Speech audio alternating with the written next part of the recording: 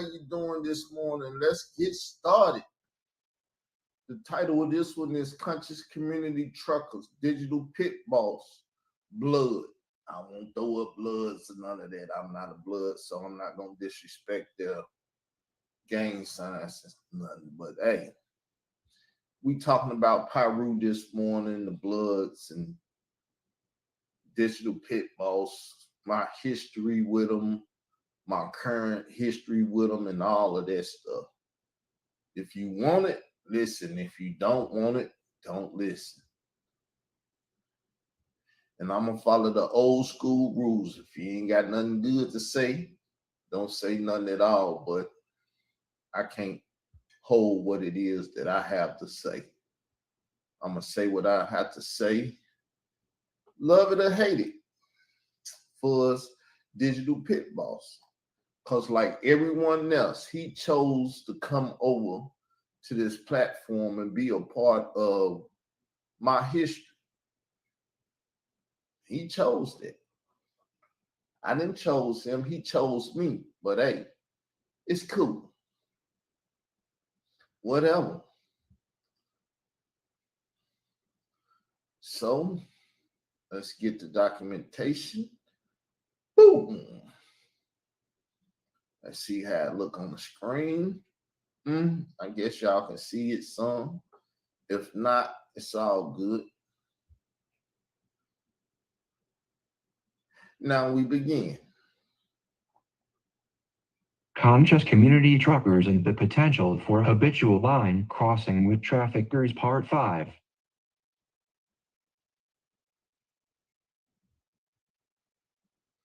Welcome to the final episode of the 5-part series titled The Conscious Community Truckers Online, with the subtitle Behind the Wheel, The Potential for Habitual Line Crossing with Illegal Traffickers.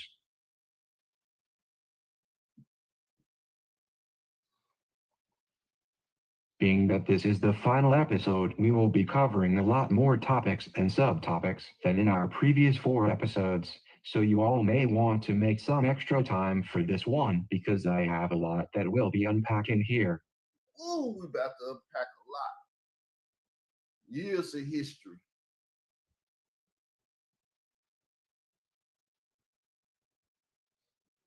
This episode will be more in-depth in this grand finale than I was in the previous 4 episodes. So everybody buckle up your seat as I drive this digital tractor trailer home in these YouTube streets. Oh, the digital tractor trailer. Before I get more in depth on my relationship to the trucker, the Digital Pit Boss, let me give you all my normal recap on the previous episode, which was episode 4.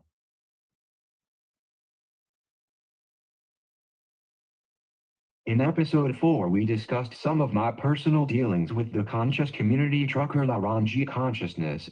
Episode 4 was to express how my interactions with Laranji consciousness involved some similarities to my interactions with the faceless YouTuber The Unseen Soldier, mainly when it involved my run-ins with YouTubers like Michael Edwards, the RBG Hebrew, and Bossin the Arab. Yes. Make sure to go watch the playlist on my channel of episodes 1, 2, 3, and 4. It's 3-1 right now. I get 4 and 5 up there this afternoon. Now I want to introduce you all to a popular term or phrase used in the digital world as a sub-theme for this episode, and so you as the viewers better understand what the plot and the significance of this episode on the Conscious Community Trucker Digital Pit Boss all is about. So the Conscious Community Trucker Digital Pit Boss, or the Conscious Community Pyru Blood Digital Pit Boss, or the content creator and the Conscious Community Digital Pit Boss.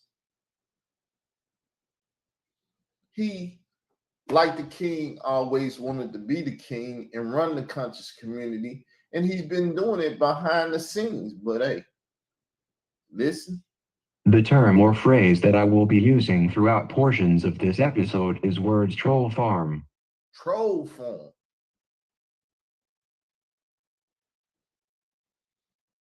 I am using troll farm in this episode as a term and sub-theme for the viewing audience to become aware of all of digital mishaps that go on in these YouTube streets with trolling and channels that are used for trolling. All digital mishaps, but we got the digital pitfalls, right? It's all digital, people. Bobby Digital. I want you all to learn how certain trolls in the cyber world and associated with a troll farm may be being used by certain individuals in the conscious community to run interference for YouTubers like Hassan Campbell, Khalil Amani, Troy Star Torain, Layla Wills, and others affiliated with the Universal Zulu Nation. Troll farm is defined as follows.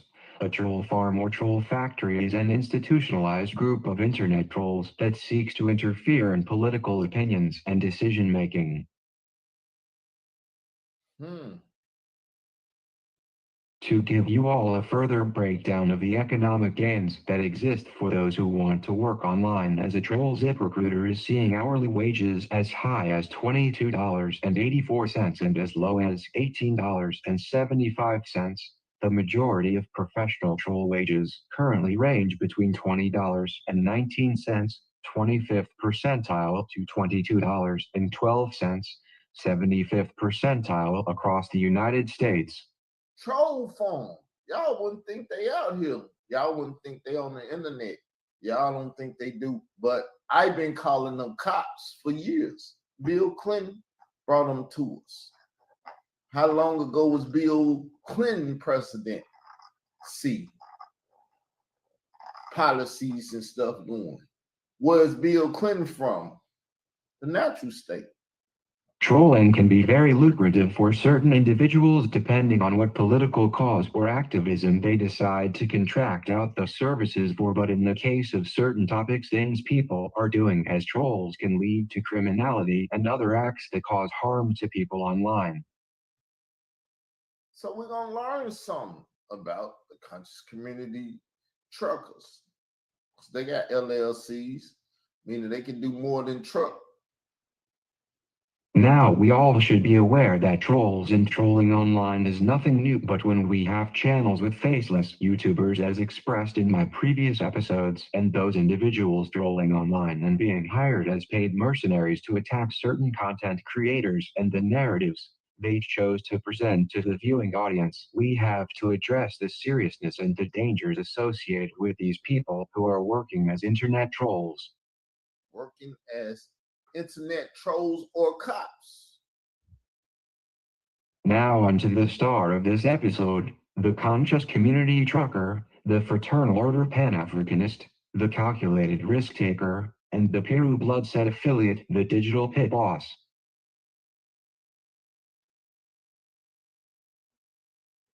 Digital Pit Boss is someone who was an affiliate of this platform very early on, and I will not lie to you all when I say that he helped me to somewhat develop the very term that my platform popularized online, as I call what takes place online in the conscious community, these YouTube streets.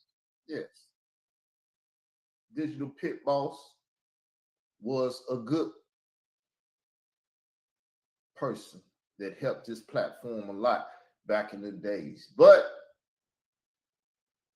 Digital Pit Boss, as I explained in episode 2, came online in these YouTube streets claiming to be the big homie of the trucker and hip-hop manager Wack 100, also of the Pacoima, California-based gang set the Peru Bloods. Like I said, I'm going to throw it up for Peru.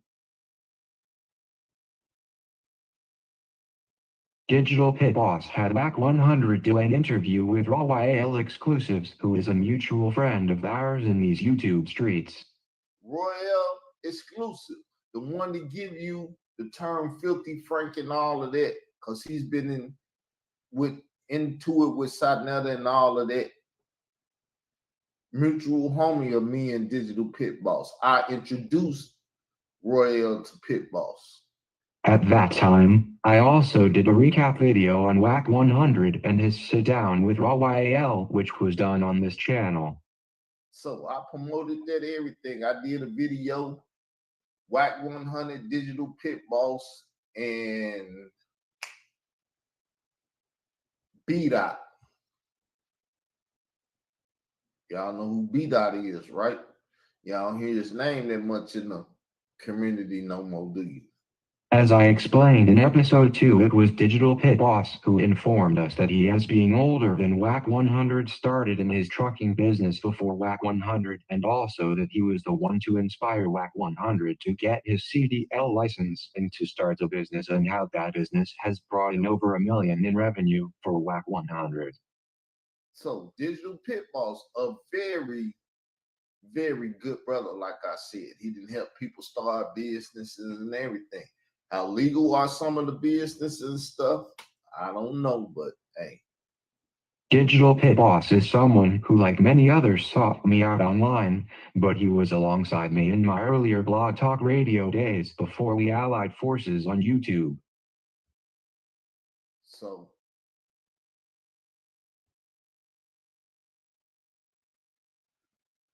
right after my Blog Talk days, I would have to say, I'm going to have to fix that. He came over to my channel. It was based off of Blog Talk though, because we met on Debate Talk for You with William Bell. With his Fraternal Order of Pan-Africanism for the Liberation of the So-Called Blacks in America, and his discussions on STEM research from people like Booker T. Washington and Harold Cruz alongside My Israel Doctrine LLC, we were no doubt the force to be reckoned with online. The force to be reckoned with. He liked Booker T. I like Booker T. He had another brother, I forget his name. We used to be online on the telephone debating and stuff about these things. The questions we will be asking in this episode about Digital Pit Boss includes: is Digital Pit Boss compromised by the Greek frats under the guise of fraternal Pan-Africanism? Are ties to the Bloods causing alliances to be formed with known sex traffickers, the likes of Hassan Campbell? Yes, we got to ask these questions, people. These are the thoughts that be running through my mind. Digital Pit Boss the trucker was also tied to doing community work with the now deceased former head of the new Black Panther Party, Hassan Nzinga. I seen Nzinga, who I talked to about this matter. Which reminds me that before his passing, I did speak to Hassan Nzinga on Facebook about Afrika Bambaataa and Hassan Campbell, and all I will tell you all is that Hassan was honest when he told me that Afrika Bambaataa and Universal Zulu Nation is a powerful organization, and ultimately, he declined to get involved with what I believe is a child trafficking or racketeering corrupt organization. See, y'all think I'm nobody, knew nobody, but I've been introduced to Hassan Nzinga by Digital Pit Boss, and we spoke on things. When I formed the alliance with Digital Pit Boss on YouTube, I would call him one of the first individual in the conscious community who brought gangbanging to these YouTube streets, as I explained that he claimed to be an affiliate of the Piru Bloods of Cocoama, California. So how can I not be YouTube king when my platform is the first one to start banging on all you hoes? Get a little explicit in my conversation. Digital Pit Boss was the first to threaten to get people touched offline on Piru Blood, like Khalil Amani threatened Kevin Gills, as I explained in episodes 1 and 2. As I explained. Go back and watch the other episodes. I myself, being born in Chicago gangland, was always a neutral growing up and never claiming or joining any actual set. I was not against Digital Pit Boss, as he affiliated with the gang formed in his home state. Never against him. Shit, who my favorite rapper? What did he claim? The hardest Piru blood from the West Coast, Tupac Shakur. The height of Digital Pit Boss banging back around 2014 or 2015 would probably be his video titled The Sonnetter Effect, where he did a multi-hour live stream that led to a confrontation with him and brother Polite, where threats of violence was made between Polite claiming Crip affiliations and Digital Pit Boss have Peru blood ties. You see that? The digital pit boss effect came off of my platform though, but he was always trying to cipher people over to his calculated risk takers.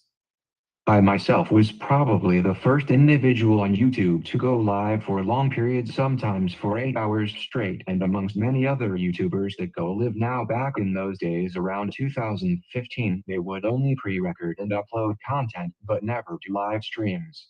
Never do live stream. Y'all give a lot of stuff to Sonnetter. I give a lot of stuff to Sonnetter, but Sonnetter never did what Israel Doctrine did into Israel Doctrine none it. Digital Pit Boss, as we collaborated, was forming a group of online participants he called the Calculated Risk Takers, or the CRT, as I was creating my user base of participants under the Israel Doctrine Veterans, or the IDV. IDV, y'all see that on my channel and stuff now, right? I changed MVP to IDV because it's about being Israel Doctrine Veterans. It's only a couple of us out here in this world. Digital Pit Boss and I also created terms like Hit the Link, where we would challenge people who had opposing viewpoints to pull up to our channels and hit the link and say to us directly how they feel without the side chat posting. Yeah. Men say what they gotta say. Bitches keep their mouth shut and stand behind the screen and just write on their walls. Digital Pit Boss, who moved to Atlanta, Georgia from California, was also claiming ties to hip-hop groups like the Dungeon Family, and also that he was into graphic designing and other technology-based skill sets like editing and other digital media. Digital.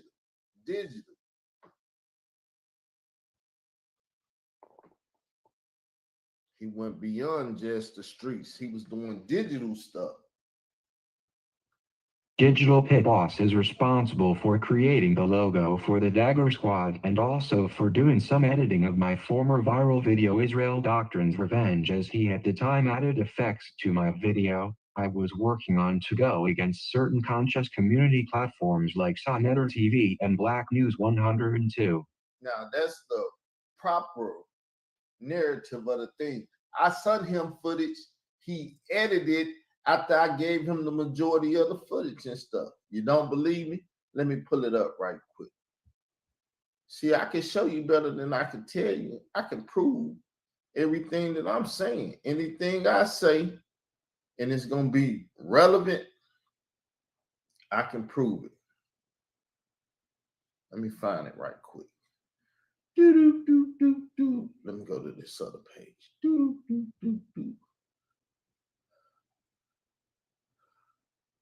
Go to folders. 1 second, people.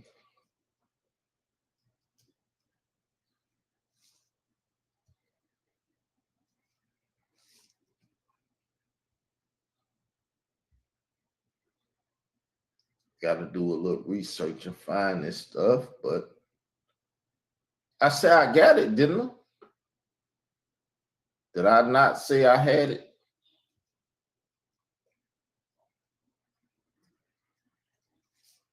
So it's going to take some stuff getting it up and everything.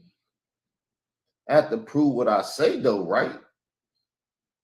I have to prove that I'm the man, and whatever I say, I say. You see that? Pit Boss Israel Doctrine. Pull the video up. I don't even require you to know. Because I sent the video to Pit Boss. He did special graphics and stuff because he's a digital content editor. One thing, and that is who the devil is. Yes, that's just to prove that I sent it to Pit Boss. He claims that he did the whole thing. because everybody want to claim my stuff, because my stuff is mine. It's not anyone else's, but people would like to claim it.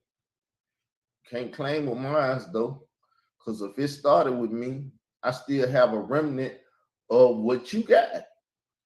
The original alliance I formed with Digital Pit Boss came to an end around 2017 or so over a dispute involving Kevin Gills, who I spoke on Kevin's role with the trucker King Kush and how King Kush informed Hassan, who called the Federal Bureau of Investigation on Hassan Campbell back in 2018 for threats Hassan made to sexually assault the children of Kevin Gills during a live stream. So I'm just showing y'all the degrees of separation between me and every online personality that's out here hating on me and doing everything else. It's small degrees of separation. For a little more background on what first put me at odds with Digital Pit Boss, it involved him telling me about Kevin Gills, who was a new California-based YouTuber back around 2016, who Digital Pit Boss was helping cultivate his new platform on YouTube, and they had a falling out that he felt I should not have gone on Kevin's platform following their fallout. Yeah, he felt that way. He felt he could tell me what to do and who to. Nah, no one tells Israel Doctrine what to do. You can ask me. Don't mean I do it. Though we had an alliance at that time, we never agreed to bang on every enemy each other had online, and we in fact had an agreement that in the event we ever had a falling out, we would not go make videos on one another, but instead we would just go our separate ways. So that's how men do it. And I thought he was a man, and obviously I'm a man. So you don't bang on me, I don't bang on you. We just separate. It was in our initial fallout over Kevin Gills back in late 2016 or early 2017 where I believe that Digital Pit Boss decided that he'd break our agreement when he began to make videos against me for my interaction with Kevin Gills. Yeah, he started smoking the Kev Gill crack pipe and all that. I'd have been everything on internet, y'all.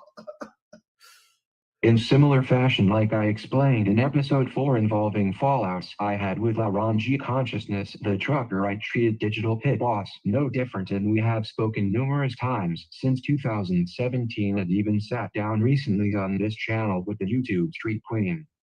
Yeah, we sat down with the Queen and everything. He told this story. I never argued with him. That's his story. I got my own story, and I'm telling it a little bit in this. I remembered in my early fallouts with Hassan Campbell over the Afrika Bambaataa molestation allegations, I spoke to Digital Pit Boss and he was claiming that he is not going to speak in the public on what he called a gay love affair and how my speaking on it made me look like I was pro-LGBTQIA+. My homeboy, Pyru Blood, Digital Pit Boss, oh nigga, you look like you LGBT and shit, and was trying to clown on me, put my address out there, all that stuff. He was one of the first to talk about Park in Arkansas. Digital Pit Boss, who spent years going at people like Shaka Amos for some reason over the years, has not one video speaking directly against the biggest scammer to ever hit YouTube and Hassan Poppy Campbell. Digital Pit Boss won't fuck with her son. For some odd reason. Digital Pit Boss has yet to speak on Khalil Amani claiming that he can have WAC 100 go check people on Pyru Blood, and knowing that Khalil Amani is a nationally known federal witness and who worked for his little homie WAC 100 and his partner DJ K-Slay as a writer for Straight Stuntin magazine. He won't speak on Khalil Amani. He won't speak on the fact that Khalil Amani worked with WAC 100. He won't speak on none of that shit. It's like a disease to him. He run away from it. Like I was running away from that gang banging shit that he was doing early. Man, I want to be a part of that shit. I don't want to be a part of that West Coast politics. I don't want to be a part of the New York. I don't want to be a part of no politics. These motherfuckers politicking in Park. And I say I don't get involved. Because niggas from out of town might come to Park and I got a reason to blow their head off. But I'm in town and y'all start some shit with me, I have to kill one of you niggas. But I stay in my house and I politic on the internet and put my life in other people's hands. I'm not fucking with y'all because I don't play this shit that y'all play.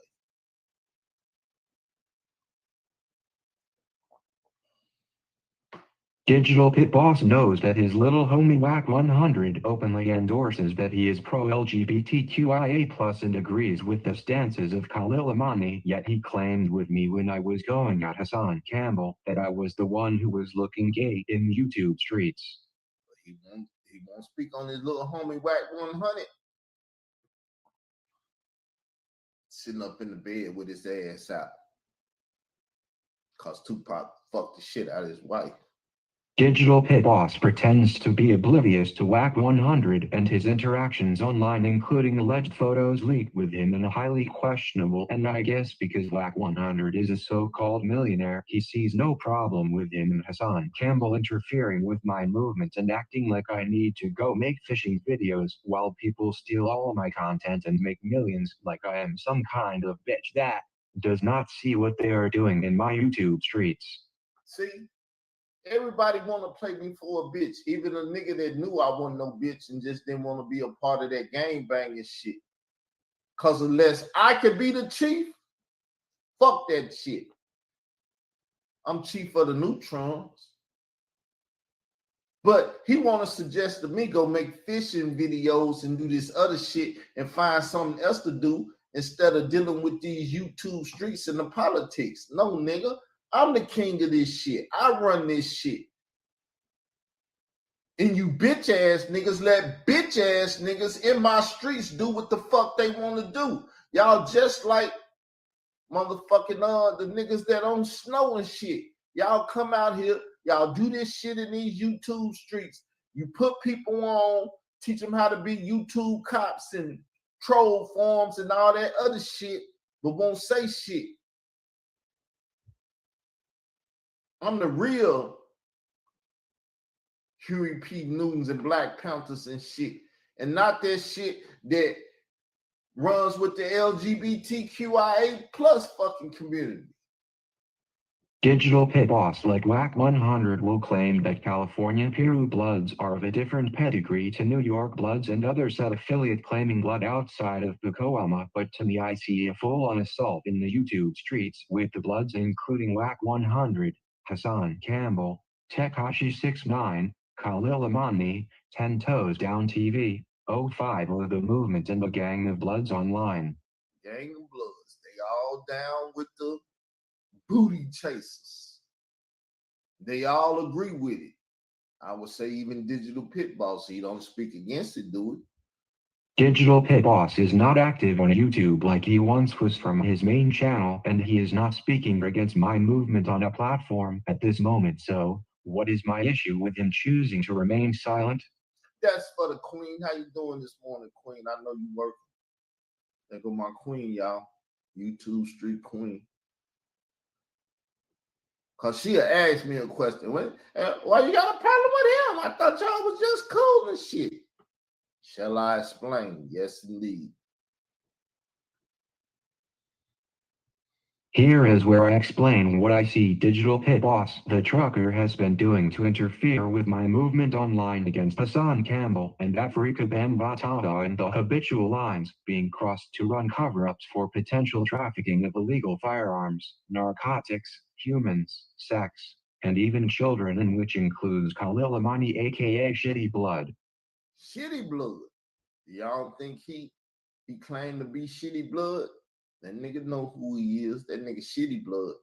When I called the Federal Bureau of Investigation live on YouTube for Hassan Campbell's threats on my chatroom moderators, Sonetter's wife, and his children, Digital Pit Boss made videos showing the audience my home state and the town of Parkin and acting like he was not aware that his little homie was running with the federal informant Khalil Amani.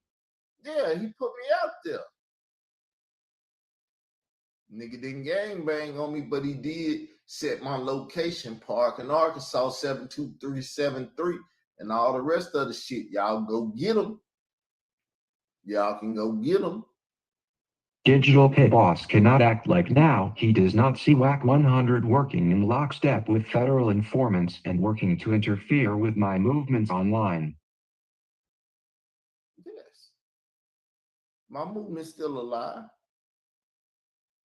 Digital Pit Boss also knows that DJ K-Slay was one of the individuals who was sent by Khalil Amani to false flag my Israel Doctrine Reloaded YouTube channel, and that WAC 100 is trapped in the Hollywood cult and running with known informants and confidential human sources. Yes. Charleston White took that position and started running with it and stuff. My position from day one. Now I want to make a quick segue and speak briefly on an incident that occurred during the live stream of episode 4 of this series that ties directly to this episode, where I had to verbally address a chat room participant who goes by the username The Messenger Jafar Blackman 5486. Yes. Who, me, and others call Digital Pit Boss. It's not the only troll page he got. The Messenger Jafar Blackman 5486 is another faceless YouTuber who has participated in my chat rooms for some years now and even leaves comments under many of my videos and has been seen in other chat rooms and comments in these YouTube streets. Very suspicious fella. But I think I know why he's so suspicious. On many occasions I have informed the Messenger Jafar Blackman that if he would like to communicate with me, that he can easily send me an email to my Israel Doctrine Reloaded at Gmail, and also on occasion I have asked him to hit shared links if he would like to join in on an open panel. I can't speak. Very convenient. As a result of the Messenger Jafar Blackman failing to properly identify who he is, declining to email me, or in the least by joining in on an open panel or call, and I told him during the live stream that I would appreciate it if he does not participate on my channel moving forward. Stop participating in that gossip shit. That California Pyru blood shit. Gossiping like hoes. With the severity of the topics that the Messenger Jafar Blackman participates in while he is inside of my side chats during my live streaming, and the certain comments he leaves on my wall, I believe that Jafar has been a provocateur of many disputes I have had online with other particular YouTubers, the likes of Khalil Amani, who I explained in previous episodes. Khalil Amani is a nationally known confidential human source for the Bureau of Investigation. Another teacher. By going to other channels and commenting and then coming to my channel and trying to steer certain conversations to have me address other YouTubers who I tend not to watch, I started to see the Messenger Jafar Blackman as an online troll.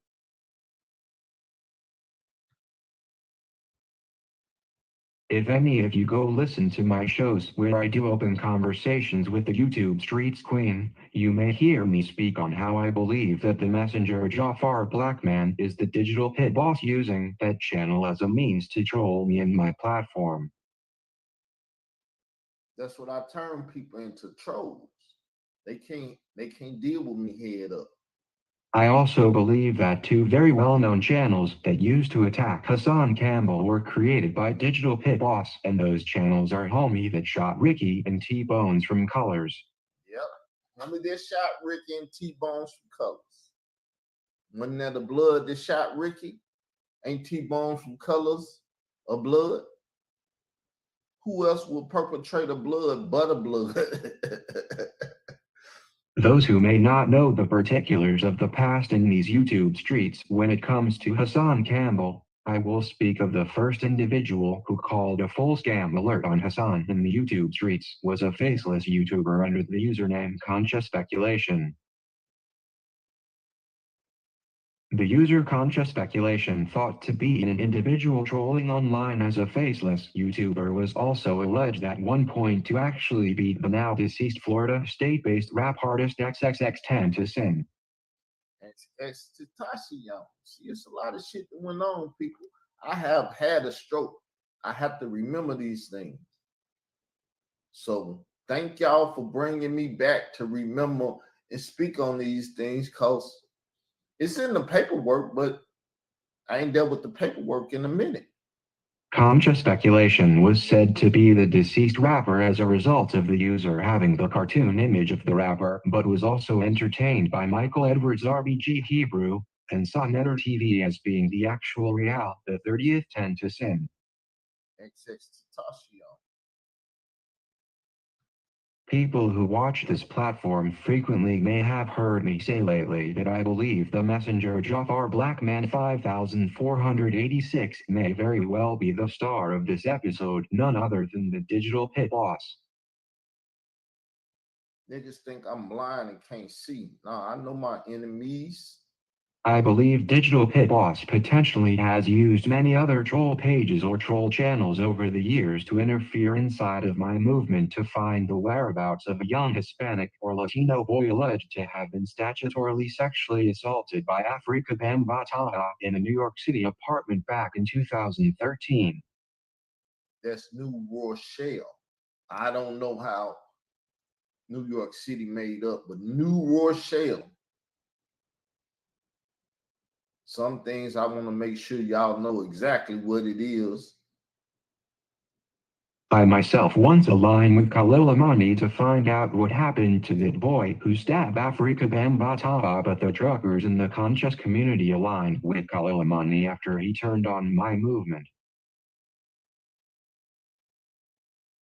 Everybody and their mama against me when they should be against the son, but to interfere with justice against Afrika Bambataha, Hassan Campbell, Layla Wills, the Snitch Network, and Khalil Amani, the conscious community truckers, habitually line cross, and that includes cover-ups for Mickey Benson and Muhammad Stanley Bell Islam of Zulu Warriors Security Company, and Ahmed Henderson, who was the manager for Afrika Bambataha and alleged to have gotten stabbed by the victim of the statutory rape on April 1st, 2013. There go the movement. The movement has never died, people, though they've been trying to kill the leader of the movement for a while. As I move forward, I see the 6 degrees of separation to DJ K-Slay, who Khalil Amani alleges was a child trafficker for the Universal Zulu Nation, and WAC 100's connection to the digital pit boss, Kevin Gills, and King Kush, the unseen soldier, and the truckers running cover-ups for Hassan Campbell, and the family ties to the Bloods with Tekashi 6ix9ine and 10 Toes Down TV. And to think about it, I think LaRon Campbell is blood too. Now that I'm thinking, I'm sitting up here listening like, and LaRon said he's a Piru blood from Pacoma. He was put on in Pacoma. Hey, it's no coincidence, people. As we close this series, I asked the viewers to get in tune with my movement and platform and see why Israel Doctrine Entertainment LLC is the cornerstone to oppose the modern conscious community online, and why I call myself the king of these YouTube streets. So listen to the suggestion and do as asked, please. Hit the like, share the video, and subscribe. Hit the notification bell so you can get a notification. That's it, y'all. How do y'all like it? Queen, you still around? Anybody willing to speak on it or talk and stuff? This is the very last episode of it. I might start another one, but this is the 5-part series. Anything to say? I guess I'll start something else. But it's time to get up off of here. If I don't do nothing but go to sleep. It's time to go, people. Peace. See y'all on Sinella's tonight if he opened up the panel. I'm out.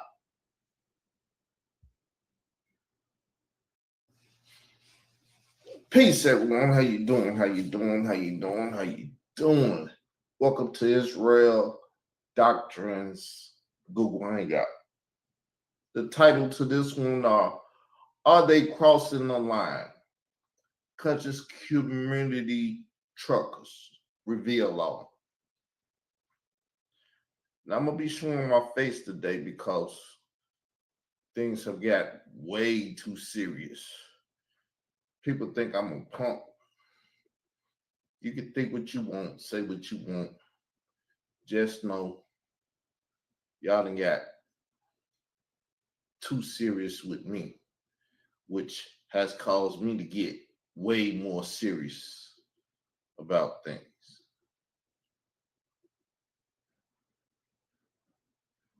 So let's take our time. This is part 4.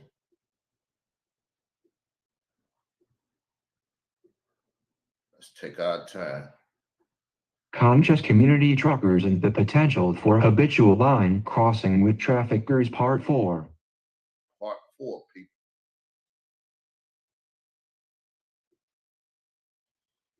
Welcome to episode 4 of my 5-part series titled The Conscious Community Truckers Online and subtitled Behind the Wheel, the potential for habitual line crossing with illegal traffickers. So the potential for habitual line cross. Unseen soldier wanted to cross the line the other day. I'm crossing on lines. It's not healthy. Think before you act. This episode we will address the conscious community trucker known as LaRon Campbell, who also goes by LaRon G Consciousness. So we're addressing LaRon Campbell today, which was a good friend of mine. I don't know where we stand today. Haven't talked to him since I had the stroke 3 years ago. Before we get started on LaRon G Consciousness, I will do our normal recap on the previous episode 3 and give the audience some new developments on the star of episode 3, the conscious community trucker, the unseen soldier. So we're going to update you about some things.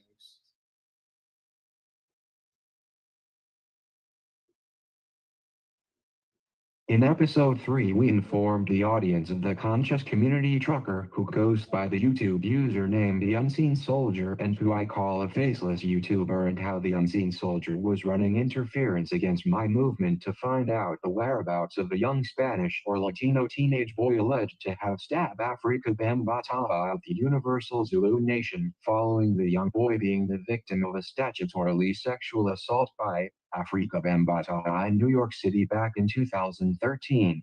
So Unseen Soldier say he want to deal with things in the community. I myself started dealing with this.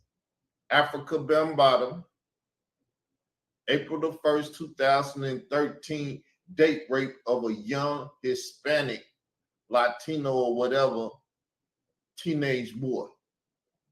He was interfering with it.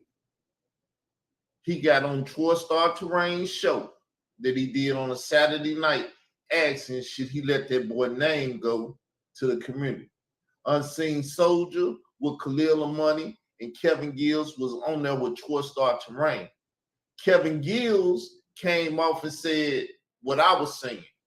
Hassan took the picture, said he was gonna murder the boy. What y'all gonna do about that? What y'all trying to do? You gonna do something? Unseen Soldier never spoke positive on my movement. He's been a hater from the beginning, been around me all this time, listening to my conversations, coming out here lying, saying and making false statements that I said something that I didn't say. I confronted him on my show, in which I made his bitch ass come over to my show just so I can tell him to his face, you a lie. Well, he could say, well, I'm gonna bring proof or whatever, but bitch ass nigga ain't got no proof. All he got is pump faking. Chicago bitch. Following the release of episode 3, I realized that the Unseen Soldier posted a video of him driving his truck on Interstate 40 by Highway 70 outside of my hometown of Parkin in the state of Arkansas, and making idle threats towards me, claiming that he was doing that due to my stating online that if anybody associated with my enemies that make threats to come to my hometown, that I would defend myself and righteously kill them. So he was out on Interstate 40, which is a national highway.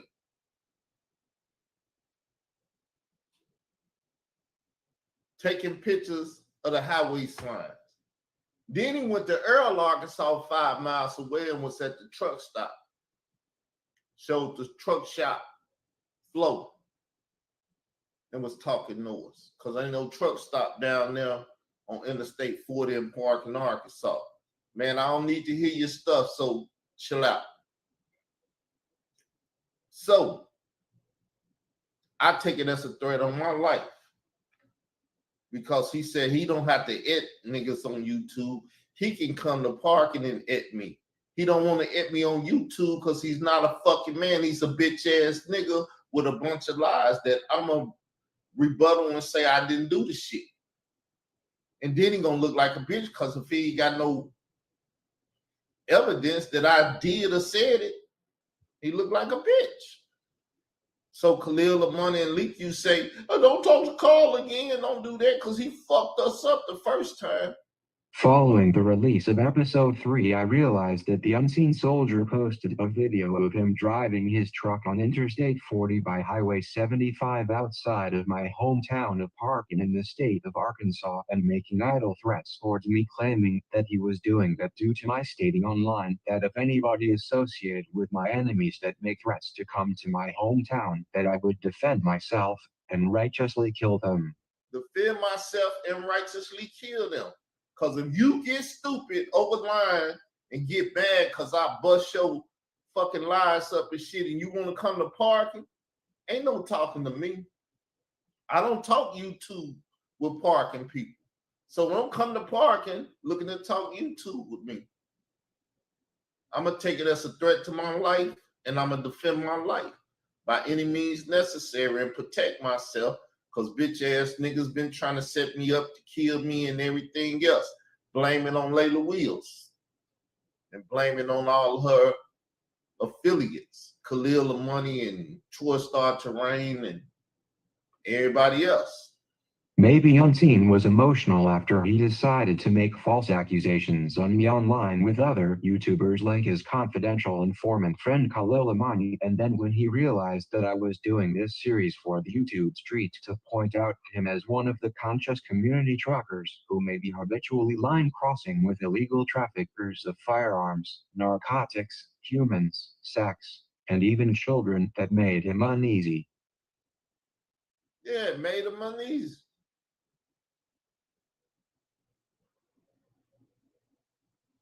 Man, why the fuck you still in my side step chat steady talking, man? Shut the fuck up. I don't want to hear that shit. Listen, once again, go to Israel Doctrine Reloaded at Gmail and tell me whatever the fuck you want to tell me in private. Okay, Digital Pit Boss, aka Jafar the Black Man. I don't give a fuck who you say you are. You the Digital Pit Boss to me, and you need to get your motherfucking ass out my side chat with this tattletale ass shit. You's a grown motherfucking man. That's for children.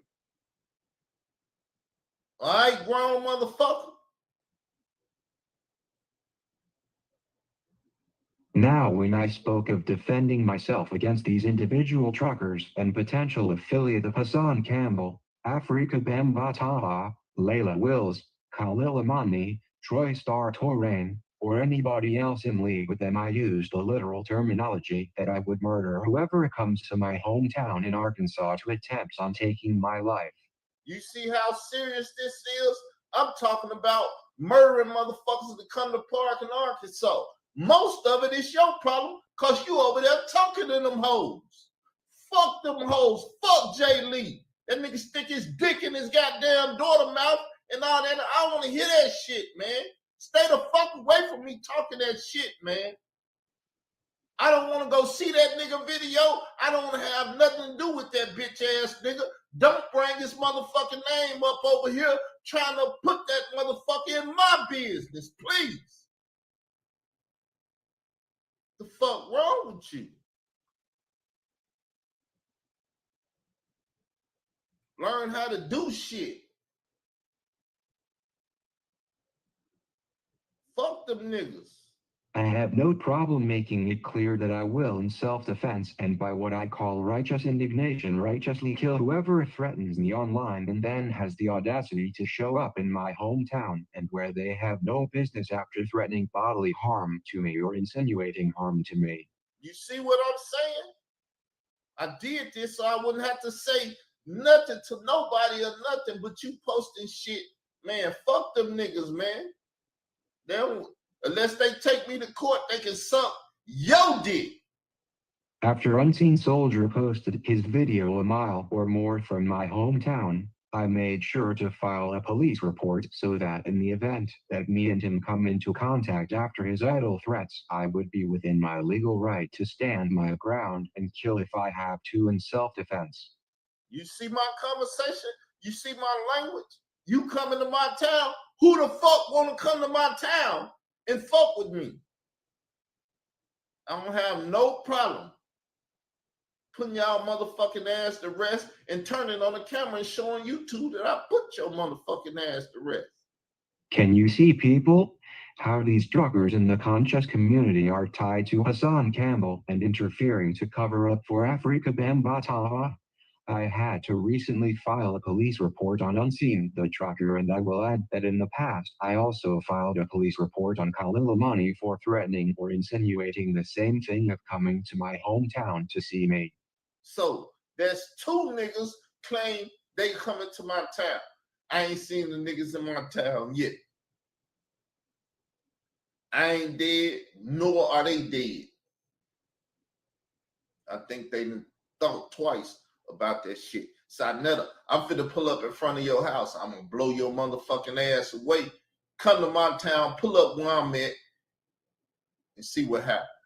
What Unseen Soldier failed to realize is I take threats on my life or my friends seriously, and where he may think this is a game, these individuals he has aligned with online and offline, like Khalil Amani, are affiliate of people who reached past the internet and had made a strategic lawsuit against public participation and on false claims against me.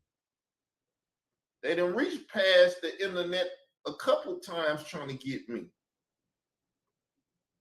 I'm unfuckwittable, says the Lord God of Israel.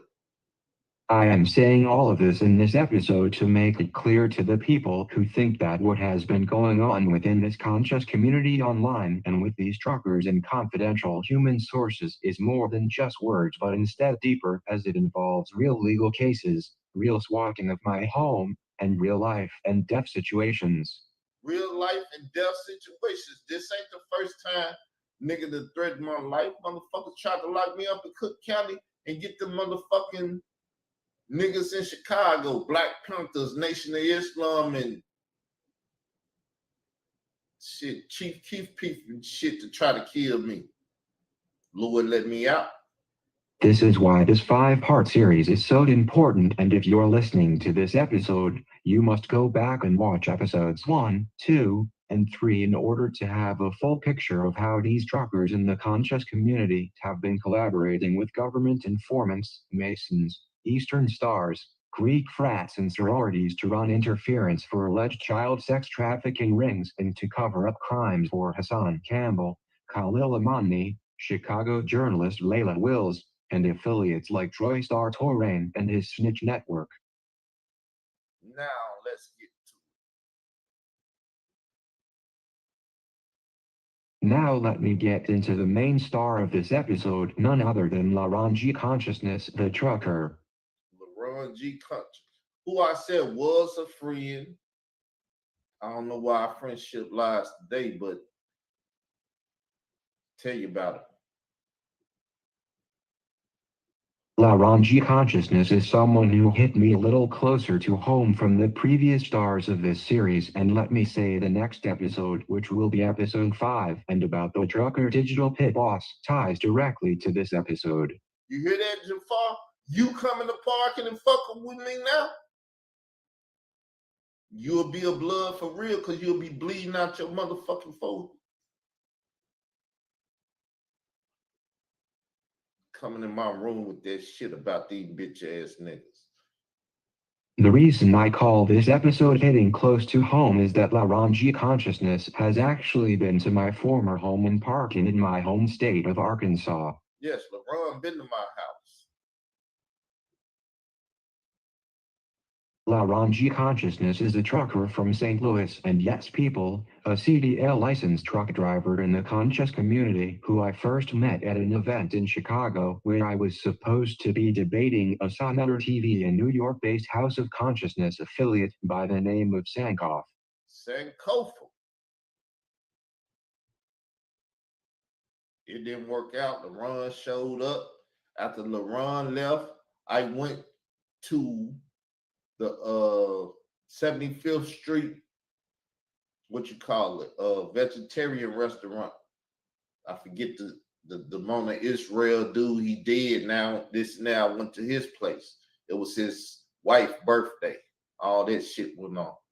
Laranji Consciousness was claiming to be a member of the Christian apologist community at the time, and much like Unseen Soldier, the trucker would also be online in the YouTube streets in his downtime making videos, sitting on panels, and in the Google Hangout back chats.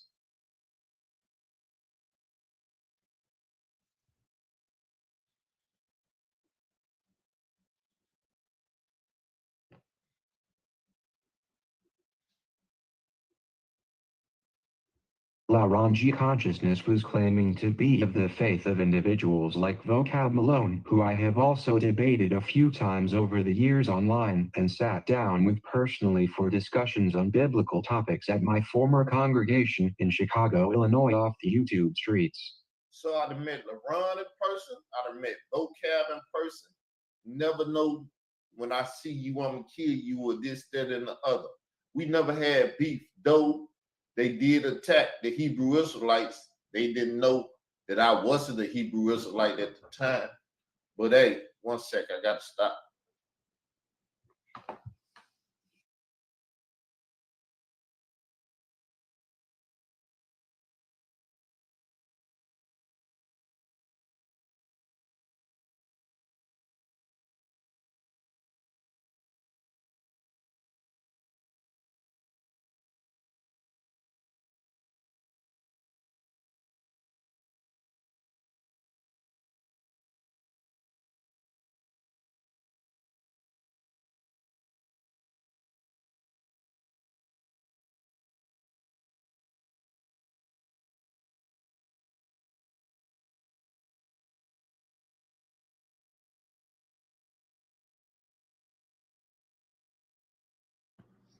Life getting so busy for a nigga.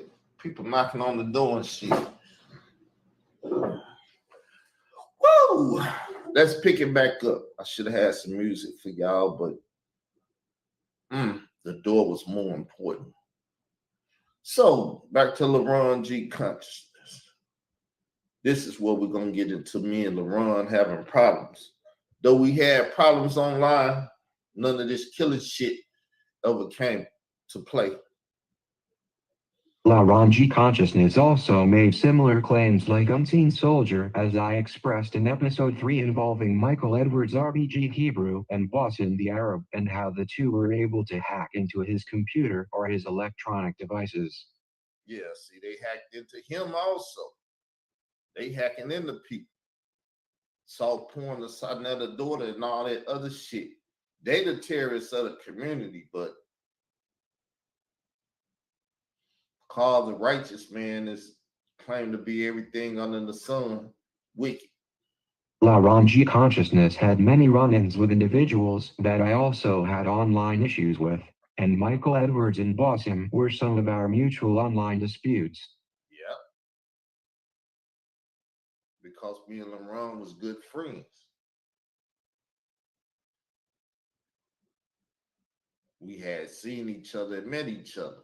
He'd been to my house. I met his family. I met his children.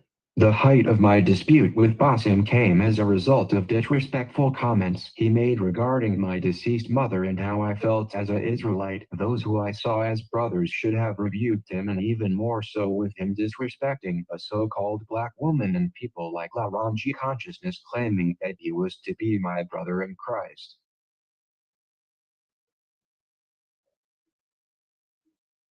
Remember, I was in the back room with my brethren. Some people weren't my brethren, never was my brethren. They was just slithering ass snakes back there catching conversation.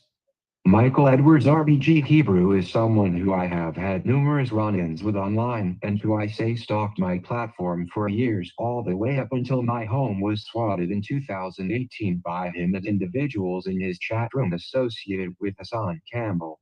Individuals in his YouTube chat room that associated with her son. Candy is from New York City, Bronx River. Michael Edwards RBG Hebrew is a segue to sex trafficking in a lot of these episodes, as I expressed what Unseen Soldier claimed about him in Louisiana involving prostitution, but also with how he and other YouTubers worked together to have my home swatted by local sheriffs tied to a child sex video being shared on Facebook back around 2018 or 2019. Yeah. That's what a first incident, because they said, well, he got plenty of incidents with child porn. Well, once again, young Pharaoh had a lecture at the DeSable Museum in Chicago. I went up there. I met a couple people. And this one woman I met and made Facebook friends with, she sucked the child porn. I made the video, told everybody. I didn't have to tell the police. I told the whole world. If the police was watching my YouTube, they would have seen it. Whoever watched my YouTube seen it, know what the hell I was doing. I told them I received a child porn. They called the Cook County, well, not the Cross County Sheriff Department, and they came to my house. Y'all see the little short on my thing of the dude saying he an activist and then whatever he said. And I told you everything else because I don't have shit to hide. Everything I do in life is in the public. Laranji Consciousness would sit on many of my open panel discussions on this channel in the earlier years around 2015 and 2016, where we would debate on biblical topics and other topics, including many involving the debauchery of the online conscious community and about its modern influencers like Sahnetter TV, Brother Polite, ISUPK, and others. Yes, the bitch ass niggas up there debated Vocab Malone and the Run. They wouldn't debate me on the whole thing. Can people get salvation and all that? That's why that shit is still going on today, because they won't allow me to shut their fucking mouth. They run from me. That I don't consider myself the greatest debater in the world, but I know everything that I know, and I know them bitch ass niggas don't know it. And if they open their mouth in a debate with me, I show it. The same way Khalil Amani, that nigga said I'd never debate him. Though he said in the beginning, I debate you before I debate anybody else. He debated two bitch ass niggas from the conscious community that couldn't stand up to that homosexual shit that he be kicking. I'd have fucked that shit up and fucked that nigga ass up. I don't play. Laranji Consciousness actually came to my former home in Arkansas to drive together to one of my debates in Memphis, Tennessee, against the pastor William Bell of the Preterist community. The Ron came to my house. He said I smelled like a dog because I had 3 dogs in the house. And anybody that ever had dogs know that I got a video with him talking about it, and he took back what he said because he was on some bullshit back then. But we met up in Earl at the truck stop, and we ate at the restaurant, and I filmed them, and I got the footage. I just showed y'all some of the footage. The debate with William Bell was actually set up by Digital Pit Boss, who will be the star of the next episode, and the debate was also featured on DVD back when that form of media was more marketable than in this new age of digital media. There go the debate right there. But I ain't worthy to debate. You ask them bitch ass niggas at the House of Conscious. See, I've never not called these niggas bitch ass niggas. Cause from where I'm from, if a bitch ass nigga act like this, we'll have to go in the back and fight. and they'll get their bitch ass drug out. See, that's how you find out who the man is in the community. You go behind the house, go to fighting, and whoever get their ass whooped, shut the fuck up, and the man walk out, do whatever the fuck he want because he kicking ass in the community.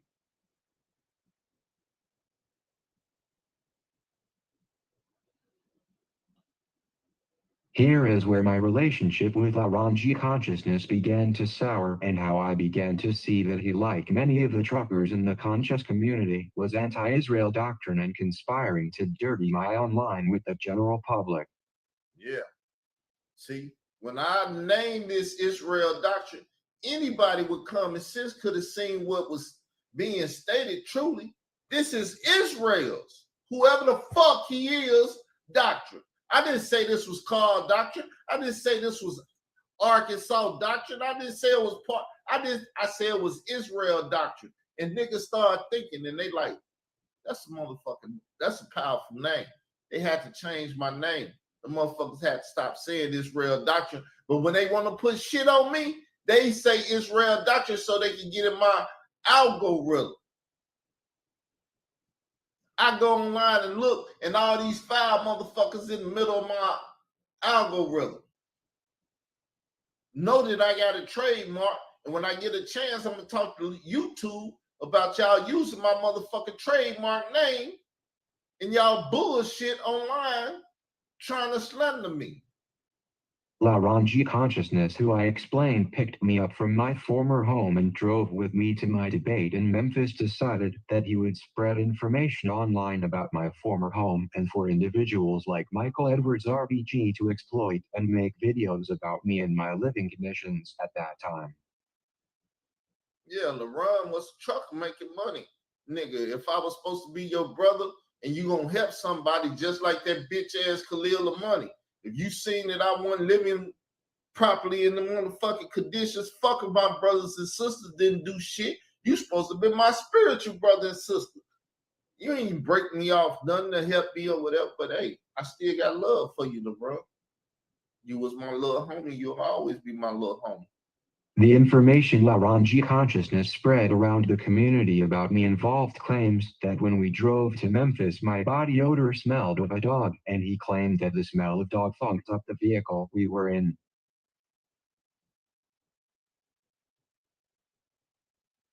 Now at my former home, which was left to me by now deceased mother, I was heavily into raising dogs, and at the time my dogs lived inside of my home.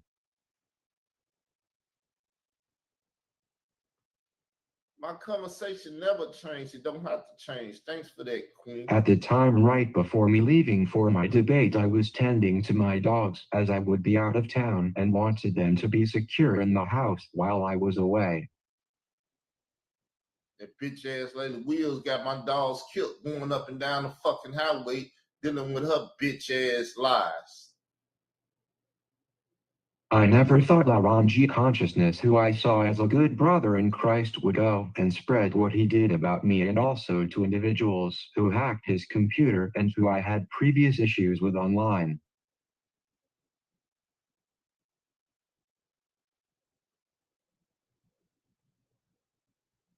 Laranji consciousness also went and spread information I told him in confidence about how a sister had helped me to purchase my Apple Mac computer I was using to create my content for this channel at the time.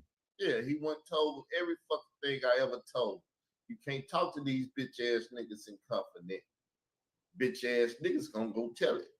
Even though I felt that what Laranji consciousness did to me as a brother in Christ was wrong, I still remained a friend, and around 2019 or so we met and sat down at a truck stop in Earl, Arkansas and did a video showing that we could still sit at a table and be cordial.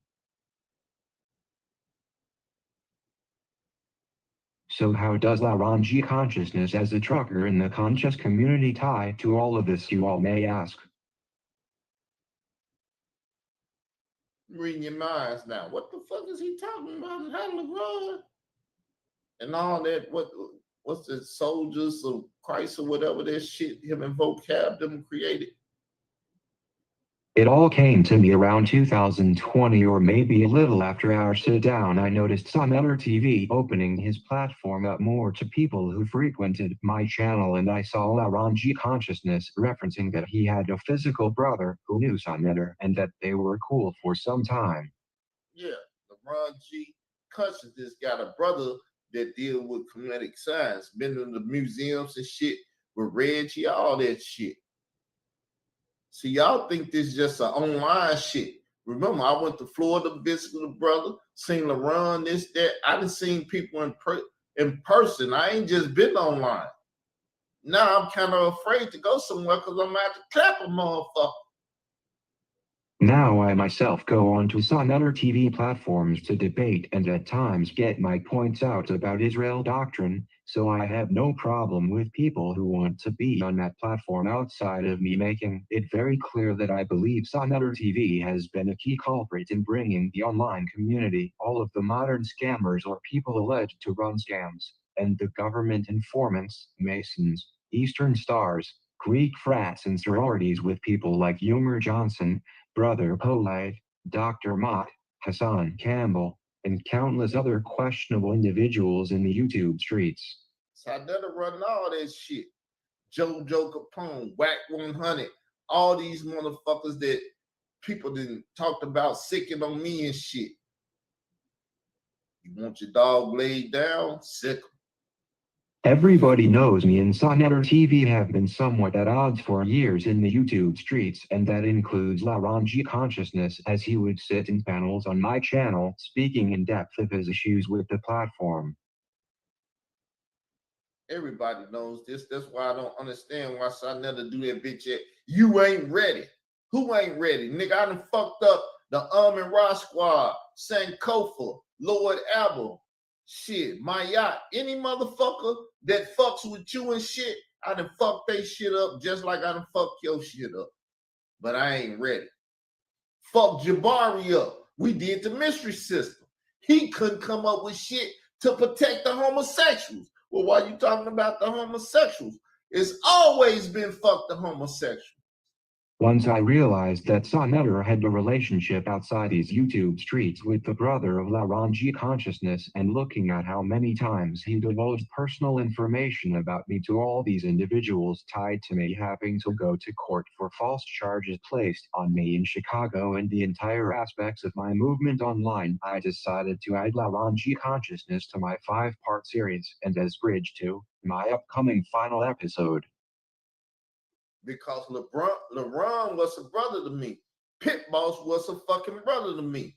But I don't hear Pit Boss getting at this little homie Whack 100 bitch ass running around here on the internet.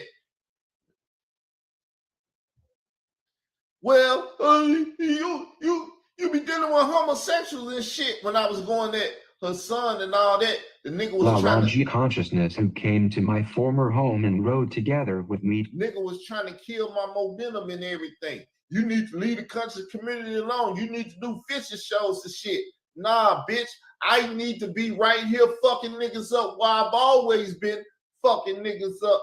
Your bitch ass ran away from the fight. I've never ran away from the fight.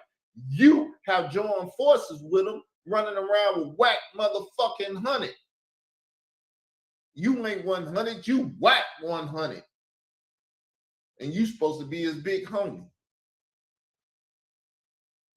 Don't worry. I won't tell nobody about the shit we done talked about. I ain't no tattletale ass bitch.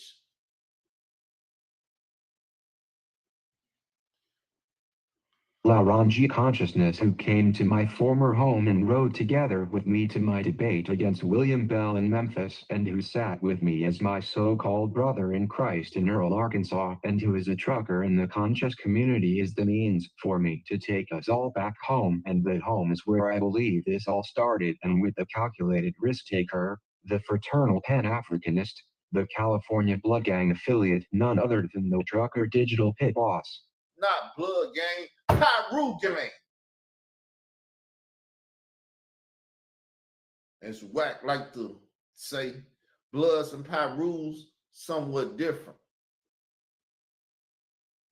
Tune in for episode 3 where we close out strong with our salute to the Lord of Israel and drive on the American highways and find out who is habitual line crossers with the potential illegal trafficking in these YouTube streets and offline. So hear the suggestion and please take note of suggestion and do as it asks you, please. I'm out, y'all. This shit is too serious for me. Hopefully don't nobody die. Hopefully don't nobody get stupid and want to run their ass up and park in Arkansas, because I'm prepared to die and defend my motherfucking life at all times. I didn't chase death. I don't run from death. Hit the like, share the video and subscribe. Hit the notification bell so you can get a notification when we get ready for episode 5. So now, let me show y'all where y'all can get the episodes as they come down. It'll be the latest episode to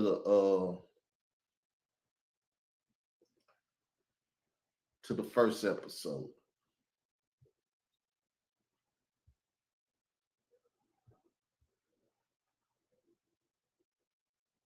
It put it up elsewhere, so let me go to the channel here. You can go to the podcast. It's in the podcast and the playlist. It's right there in the playlist. So episode 3, then you hit it. It'll be 2, then 1. Peace. After this video. So hit the playlist. It'll help out more than anything. And I will be loading this up to the playlist, so this will be video 1. Peace, everyone. How you doing? Welcome to Israel Doctrines Google Hangout. I'm your, and while you edit, it's a lot more things you can listen to and everything. And if you ain't seen this on I only require you to know one thing. This is on Digital Pit Boss thing. You see it, Digital Pit Boss 7 years ago. That changed the community. Also helped get polite ass put in jail. So people, I've been out here battling these wicked motherfuckers in.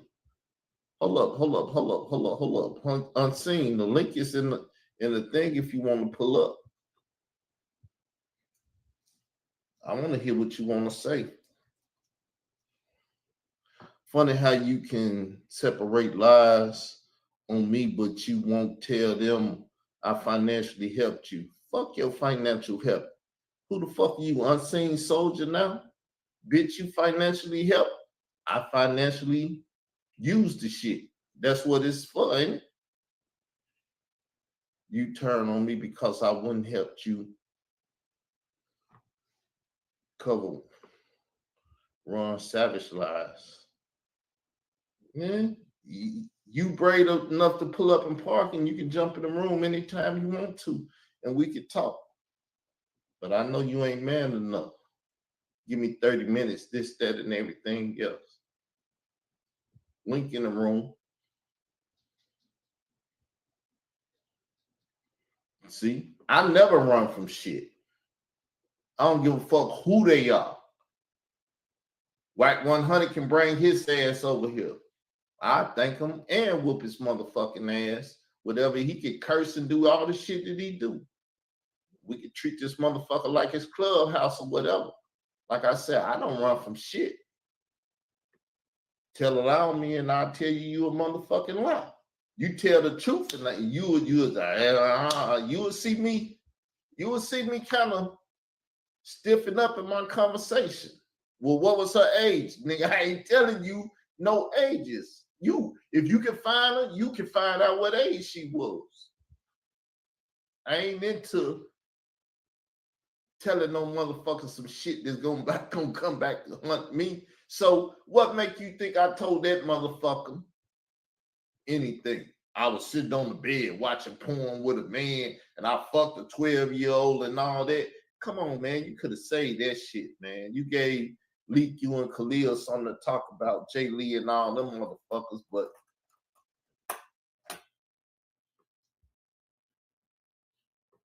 When I talked to you, what did I do? Did I say you was lying?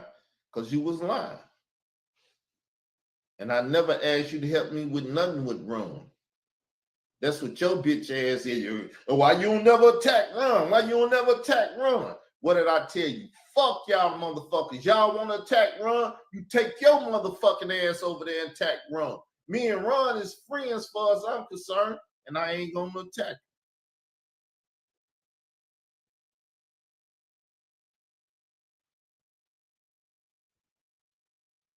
We can do it if you want to meet up face to face at the police station, parking. It's the old school. You can get the address. I believe you can drive a truck there.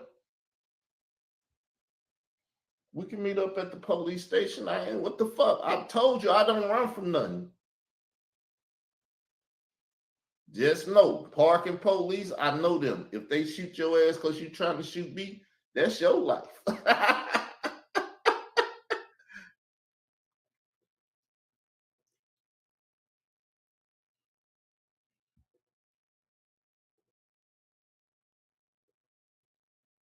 Just know that I don't trust you, and so I might agree, but at the same time, believe me, I'm military minded, my nigga. This Israel Doctrine Black Ops. So ain't no use of meeting up and your ass scared to come up here and talk. What the fuck, you scared?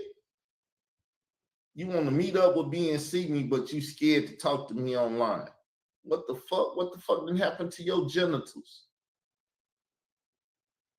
You want to sit on a bed and watch porn with a nigga now, some shit? What the fuck going on?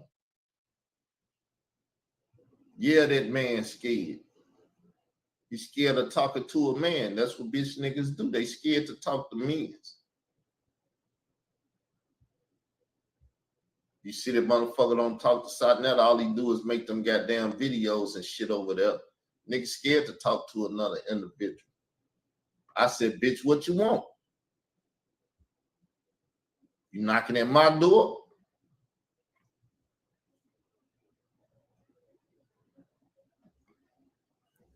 So with him being in the room and asking to show up at the police station face to face, see, the thing is, I supposed to be afraid of something. I'm not afraid of shit.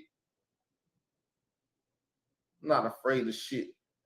Only thing can happen is he shoot me, kill me, and then he be known as a man that killed a child advocate by the name of Israel Doctrine because he was looking for that boy that Bambaataa date rape and her son took a picture of the murder. Maybe you want to go down in history as a bitch ass nigga like that.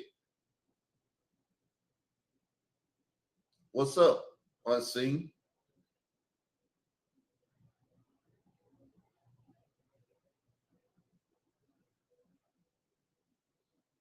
Great idea, but I don't. Now that I'm thinking about it, we don't need to meet up. You need to bring your ass in here and talk to me if you want to talk to me.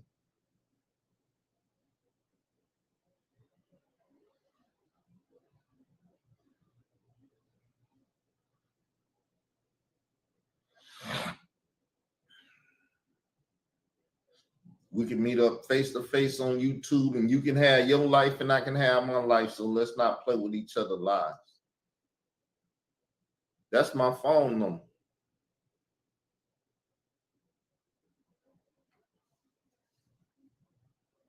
You want to call it now? You can call that motherfucker now.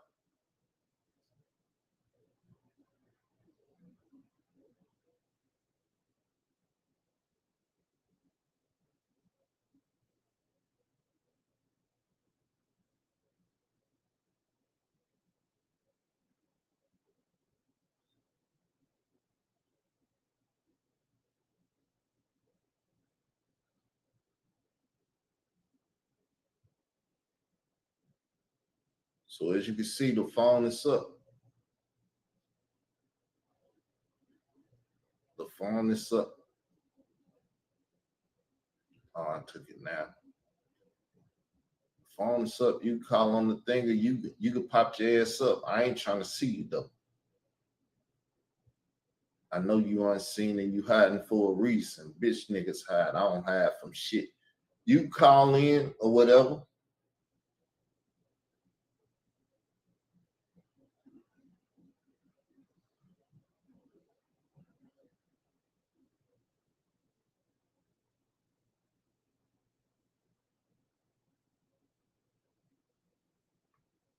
Let's see, y'all, what unseen gonna do. His manhood on the line for us, I'm concerned. I couldn't have no motherfucker calling me a bitch out here on YouTube and these YouTube streets. No, that nigga a bitch. That nigga be running from people. That nigga, nah, nigga, I never do that. Never do that. It's one of my downfalls. My brothers and sisters know it. That motherfucker crazy. He'll start playing with his life. I had to tell my lady friend that, like, I ain't no bitch. You can try me if you want to. I don't give a fuck who you are. You can test me. Just know when you test, you testing the wrong nigga.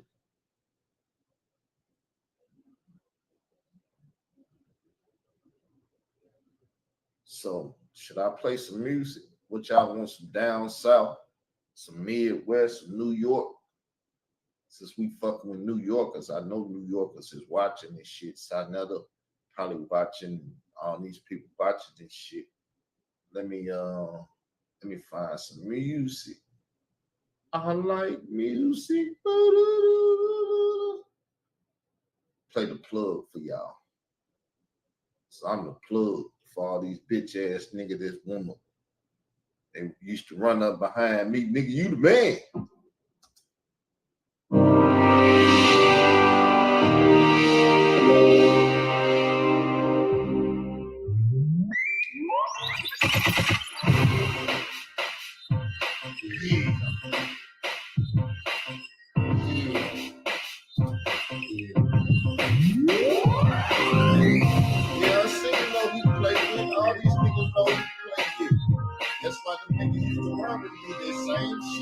I used to do other niggas. Now I do them.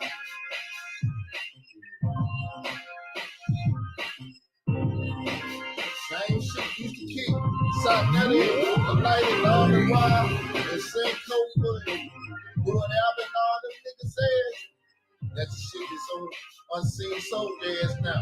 Look that nigga ass so bad. He told me was lies and shit. Nigga pull up on Interstate 40. Nigga, I'm coming to your town. No, nigga, you making a fucked up, calculated risk.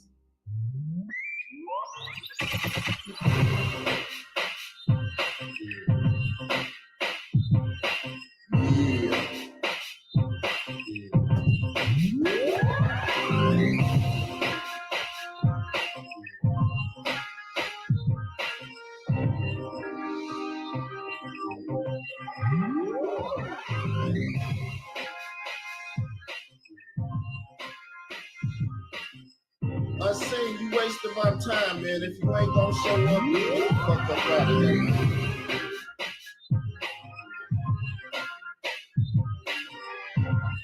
You wasting my time, man. You waste my time, come up here lying on me and shit, man. I'm up out of here. Fuck. You can get mad because I'm using profanity over the internet and come to my town if you want to.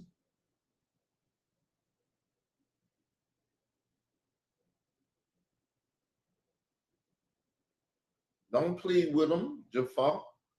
I'm up out of here, y'all. Shout out to y'all. I'm out. Peace.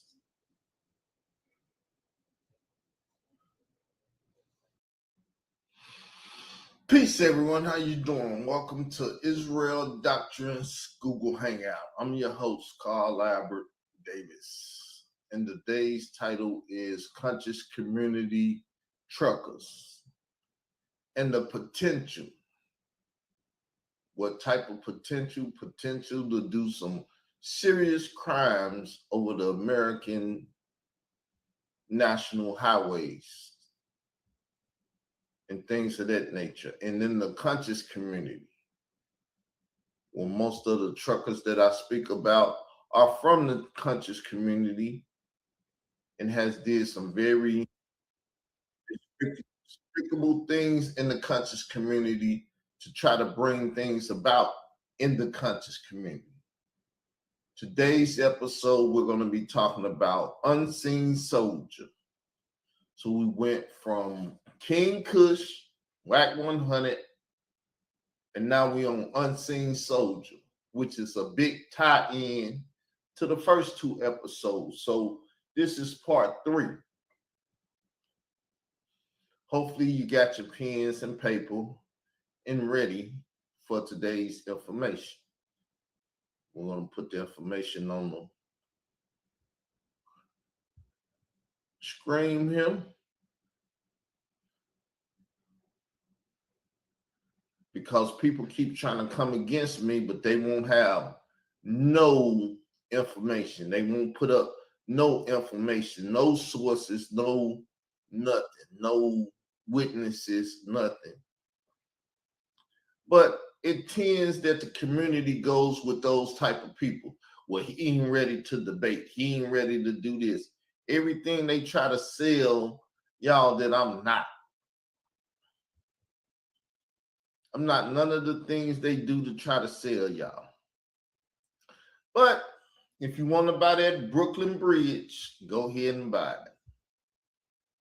Title: Conscious Community Truckers and the Potential for Habitual Line Crossing with Traffickers Part 3. Habitual Line Crossing with Traffickers Part 3.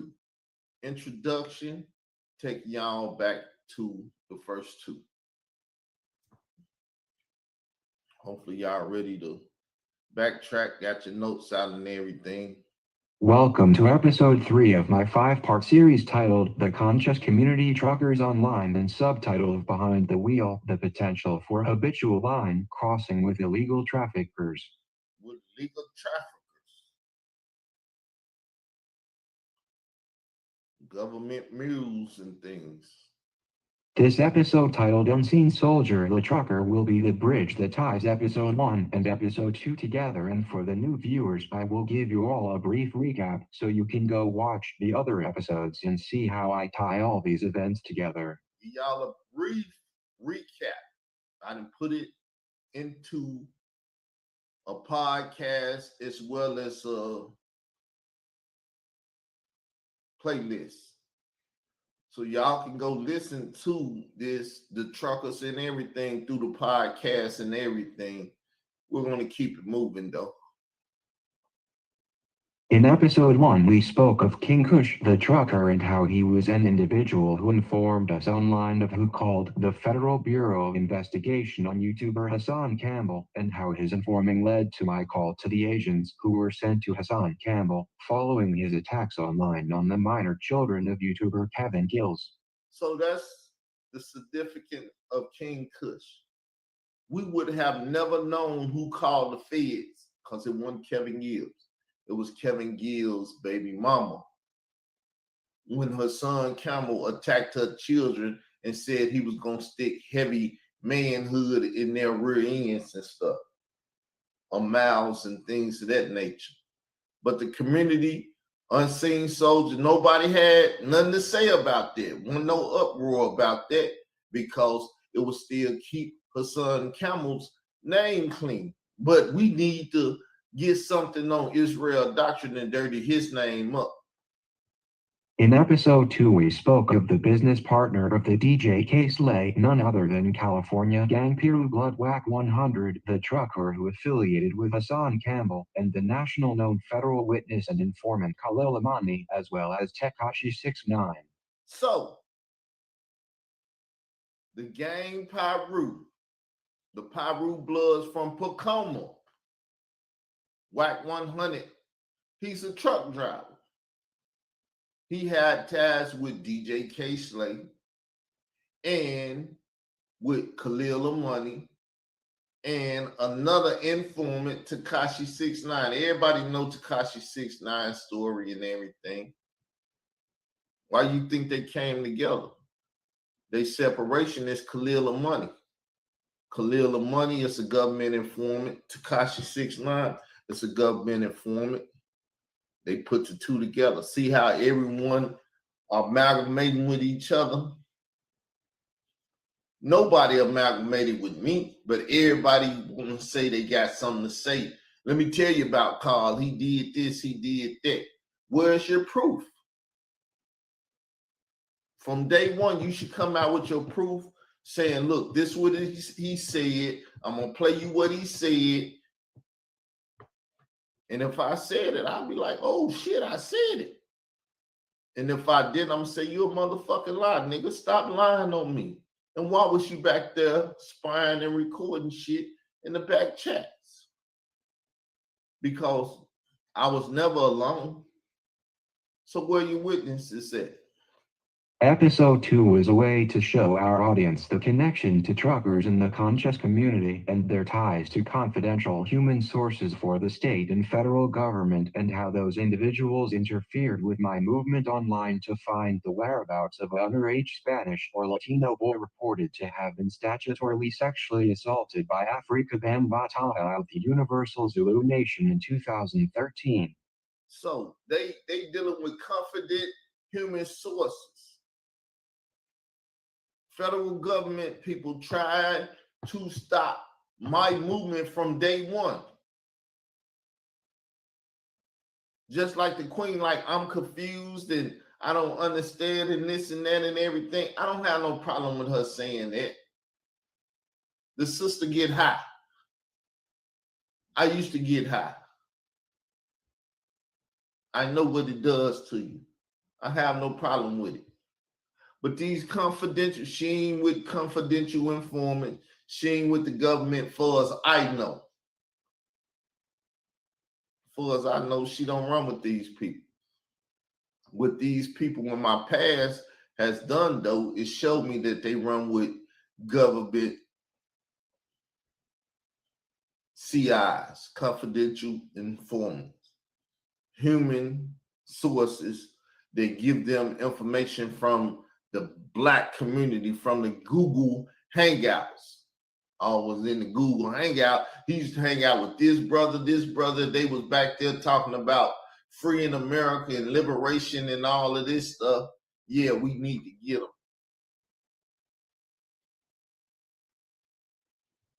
Now I am aware that many who saw episode 1 and episode 2 may have noticed that I never actually made the connection to the truckers and federal informants, and what I stated also involves Masons, Eastern Stars, Greek fraternities and sororities. This is the episode where we show the audience the unseen but heard things as we dissect our star of this episode, known online in YouTube streets as Unseen Soldier the Trucker. So now we're going to start putting stuff together. I don't mind having cliffhangers in my episodes and this and that, but we're going to start putting it together. And the culprit that ties all of it together is Unseen Soldier. So once again, thank you for attacking me in Unseen and lying on me, because bearing false witness on a man only brings the terror that you tried to do to him up on you. I see how Khalil Money loved your story and all of that. Yeah, you run with government informants. Now Unseen Soldier is an obscure character in these YouTube streets. The Unseen Soldier lives up to his name on YouTube, as he is an individual who truly speaks without ever showing who he is visually on the camera or when he enters panels on my platform or others to my knowledge. So, Unseen Soldier is truly an unseen soldier. But who is he soldiering for? Seem like he's a part of that Hebrew war machine and everything. If you ask me. So, who is Unseen Soldier?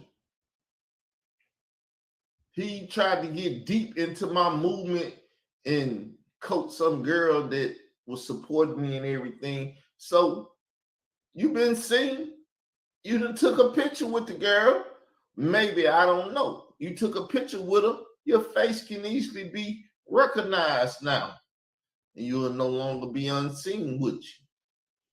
But am I going to go to those measures? Who knows? Y'all hear me as if I'm down and out crying about these lies against me? Hell no. But let's move on. My meeting Unseen Soldier online began like most of my relationships formed over the years on YouTube, and when I say that I mean I as a content creator opened my platforms to all who want to participate, and Unseen Soldier is someone who sought me out and entered into my sphere of influence on YouTube. He entered into my sphere. You might not know what that is, but it's a particular term. He entered into my circle. He entered into my cipher. I was doing what I was doing. He seen me. He sought me out. But he never helped me with what I was about. He was around, but he never helped me. And as soon as he could, he turned into an enemy. I have never recalled seeing the actual person we call the Unseen Soldier, but I will say that I over the years do believe that he is someone who can be identified as he had personal relations with a sister I know as Tiana Allen from the state of Texas. You can be identified, homeboy. I never seen his face. I don't know how he looked. I don't even know how he sound. And I know he had that Star David and all of that because he might be representing GD, some Chicago Hebrew Israelite gang. But he went and got with Tawana Allen. Tawana Allen knows how he looked. Tawana Allen never come on my show. But I'm not even trying to really speak on Tawana Allen because Unseen Soldier may go kill her ass. That's how serious this shit is, y'all. He might just go kill her ass and still remain unseen. Unseen Soldier is what we call a faceless YouTuber in these YouTube streets. A faceless YouTuber in my YouTuber streets. The most dangerous type of YouTuber, a faceless.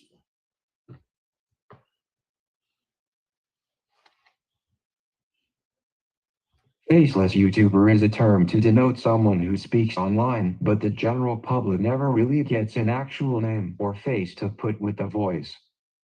Actual name or face to put with the voice. Now, as I state, I may have an opportunity to see his face, but I don't care to see his face or talk about him because I talked to him about some things. Admittedly, he came on my panel. He made some statements. I told him it was a lie. If you hear people playing audio and doing stuff on their channel, they don't play where I say you a lie. I can't recall that. Oh, you was sitting on the bed with some guy and y'all was watching porn. I had porn tapes all my life. Have I watched them with people? Did I have homosexual porn? Did I have lesbian porn? The only porn I ever watched was a man inserting his rod into a woman. White woman, black woman, whatever type of woman. Heterosexual sex tapes. Why would I have anything else? Do I gotta lie about it? Why would I lie? I come up here and told y'all every damn thing that pretty much in my life. Why would I have to lie? So if I never had if I never had homosexual porn or lesbian porn, what the hell was I watching?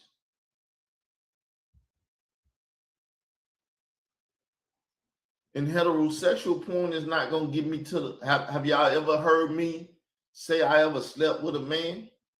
A man went in me or I went up in a man? See? They can't even come out here and try to tell those lies. They can try if they want to, but what good does it do? I'm a Bible man. I believe in the Bible. I believe you shouldn't have that type of sex. It's an abomination to the Lord God of Israel. What the hell would I have to do with any of that? But anyway.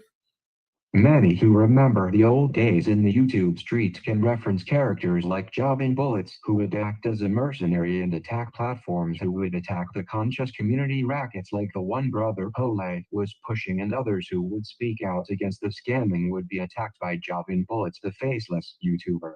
The faceless YouTube, Jovin Bullets. But the conscious community, through Brother Polite, is known for racketeering and all of this stuff, getting money so you can go to Hollywood and you can dance with the stars. The conscious community been doing that stuff. Who was coming against it? Me. That's why I've always had these people around me and trying to stop what I was doing. Anytime I tried to come up against Polite, and then Michael Edwards said, Polite gonna blow your motherfucking head off. Oh yeah, why you feel that way? He gonna kill me? Oh, y'all threaten my life and shit. I'm supposed to be a bitch and run though, huh? I'm not a bitch. I don't run.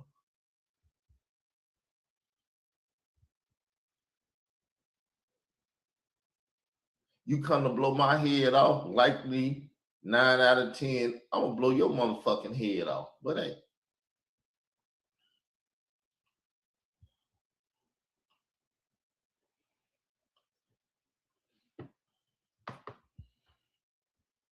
Back to the paper. Let's talk.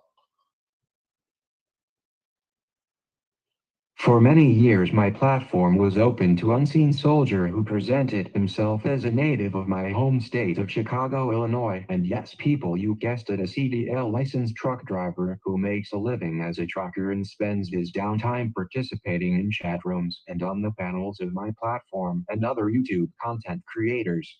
So, he was more like a hometown boy, state of Chicago, Illinois, but he had a CDL. And he had an issue with people online. He come to my platform, talk shit about him. I played the audio the other day where he was talking about the Masons and the Eastern Star and all these people that resides in the conscious community. Unseen Soldier was claiming to be a Chicago, Illinois former gangland affiliate with a CDL licensing, traveling up and down the U.S. highways and doing community activist work online as a Bible-believing individual fighting for the liberation of the so-called Black community. So he claimed to be fighting for the liberation of the Black community, but the only person that ever said anything truly about the liberation of the Black community was me. And when I spoke about the liberation of the Black community, I would say Pit Boss was around. He was about to liberate. That's what he said he was about.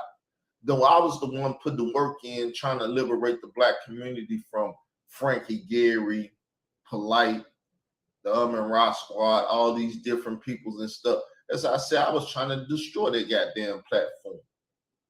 It wasn't good for the community, right? So as I was trying to liberate, I had government agents around me, of fraternity brothers and sorority sisters, and all these different individuals from all these corrupt ass things that hated me. They wouldn't dare say anything against me at that time, but they think, oh, the nigga that had a stroke, he can't remember nothing, this and that. We're gonna lie on him.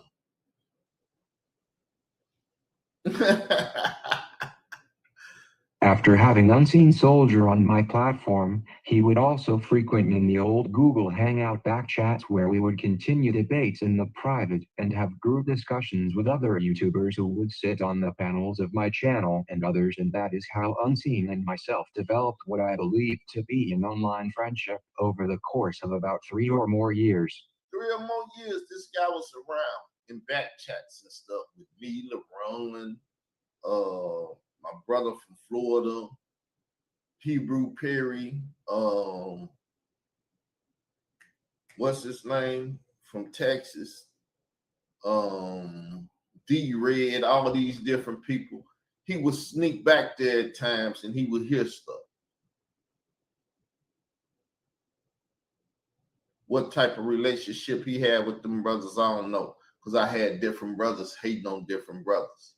Pit Boss would be hating on D-Red, and D-Red wouldn't give a fuck about Pit Boss and this and that, because everybody had dislikes towards each other. Unseen Soldier, as a panel participant, made a name for himself online in large part on my Israel Doctrine platform with his verbal commentary on the conscious community influencers, the likes of Sotnetter, Brother Polite, the Amen Ra Squad, and various other people over the early years of our interactions. So I made the brother famous because he was hating on the big time participants in the conscious community. And all of them began to learn his name and his likes and dislikes towards them.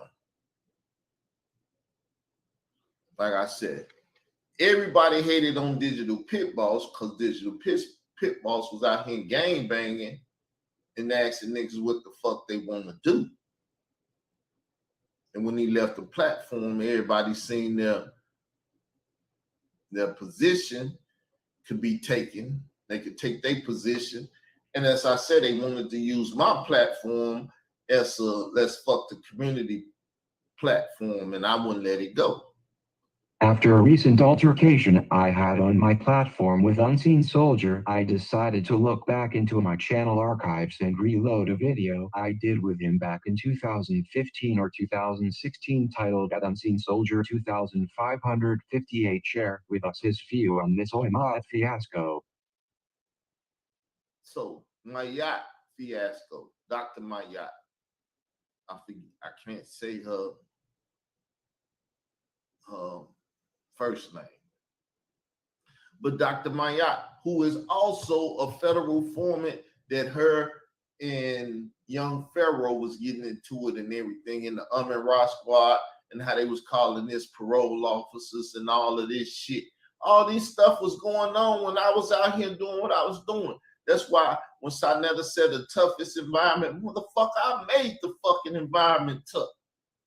I'm the reason it's tough, but you saying I ain't up to whatever you want. But he's not a capitalist. He's a socialist. They get social money together because niggas into illegal shit with each other.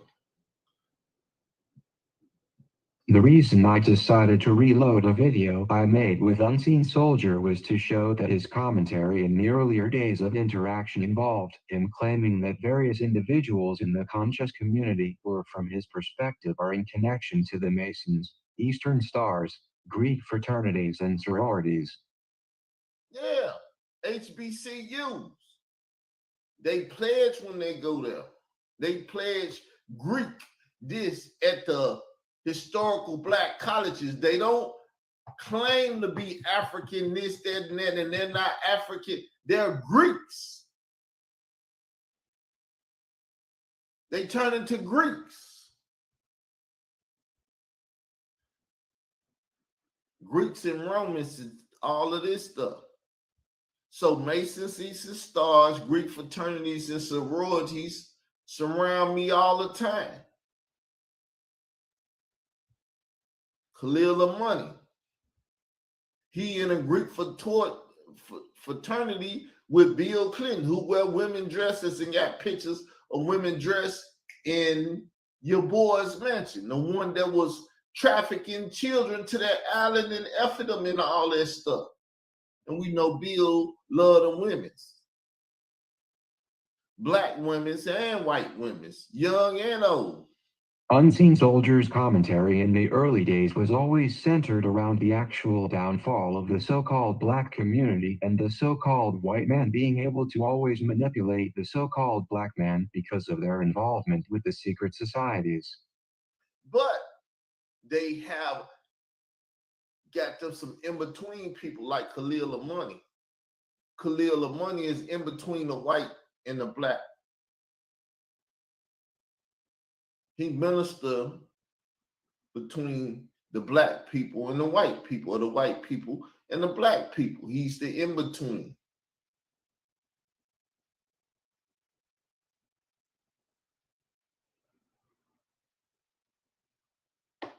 He's a national treasure for real. Unseen Soldier is our bridge to the topic of the connection to the truckers and federal informants and Masons, Eastern Stars, Greek fraternities and sororities. Yes, now you see how this stuff coming together. Yes or no? Let's go into deep dive. Unseen Soldier was an individual who constantly would sit on panels and speak on Nabul and other organizations' involvement with the debauchery going on within the conscious community, and how he was claiming to be a soldier for God, and how he was going at Michael Edwards, the RBG Hebrew, for his support of Sonetter TV and its co-founder brother Polite. So you see that Unseen Soldier was an individual who continuously would sit on panels speaking on a boule. Why? Because there's a very famous guy from Chicago who spoke on the stuff. Unseen Soldier is from Chicago. He looked up to Black Panthers, who Layla Wheels' family was Black Panthers, and she deal with that whole organization. Chairman Fred Hampton. He was mad at Michael Evans about speaking on Fred Hampton and all of that. Right? So he had a problem with Michael Evans. But let's read on. Unseen Soldier would also sit on panels on Digital Pit Boss, the Truckers panel, and speak on the conscious community in trying to add his knowledge to the fraternal order of Pan-Africanism that was formed by the Digital Pit Boss and his calculated risk takers. So Digital Pit Boss dealt with fraternal orders too. Though he was a blood, he dealt with fraternal orders.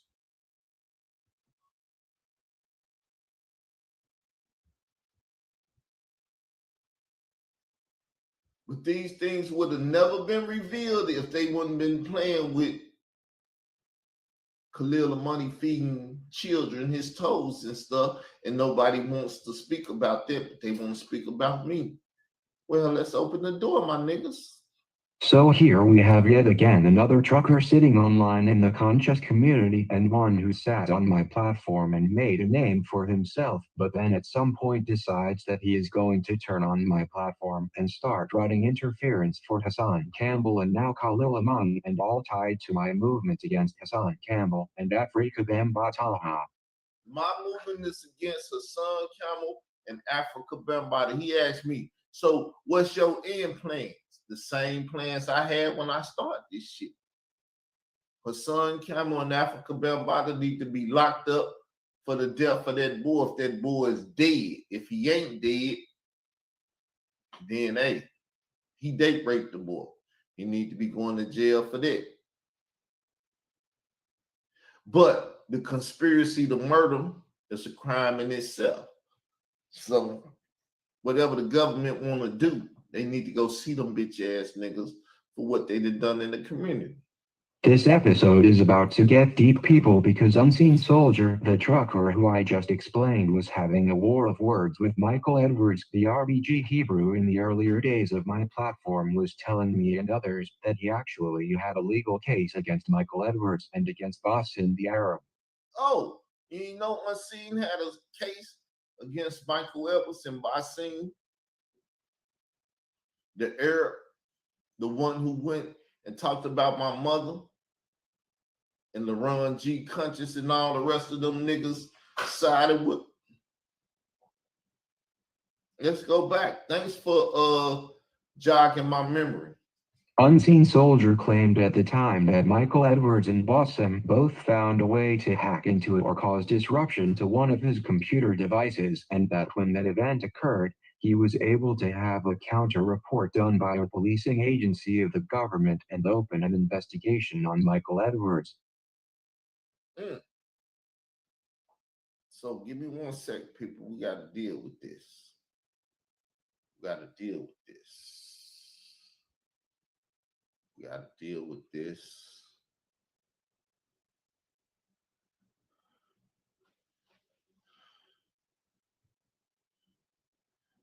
Let me, one sec.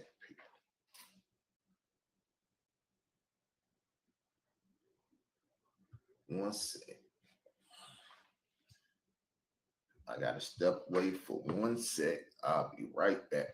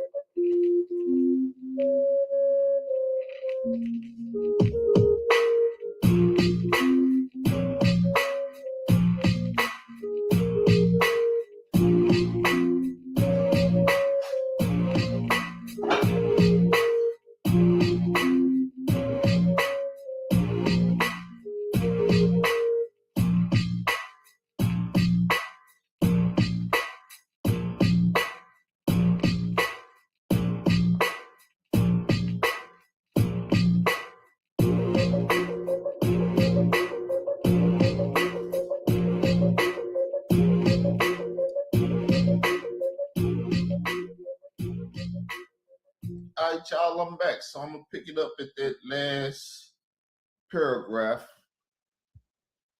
and we're going to deal with the significance of it.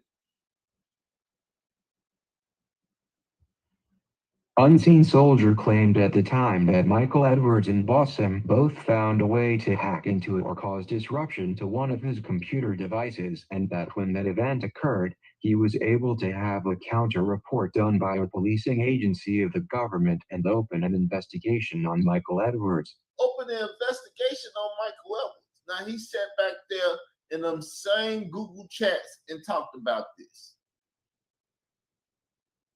He was a sworn enemy of Michael Edwards. He didn't hack my computers, LaRon. He hacked his computers. All of this stuff, right? All this stuff. Yet I'm the bad guy, and everybody want to go after me. Well, Carl said this in the back chat, and Carl did this, and Carl did that, because they was there to spy on the one that was trying to liberate the Black community. At the time, I was saying the Bible is the only tool you need to liberate the Black community. And that's all you hear them people over there on House of Conscious Coliseum hating on. They'll never call me out, though, because I'm about the liberation of the community. But nobody knows what I ever done, so they don't know what I do. They don't know who I am.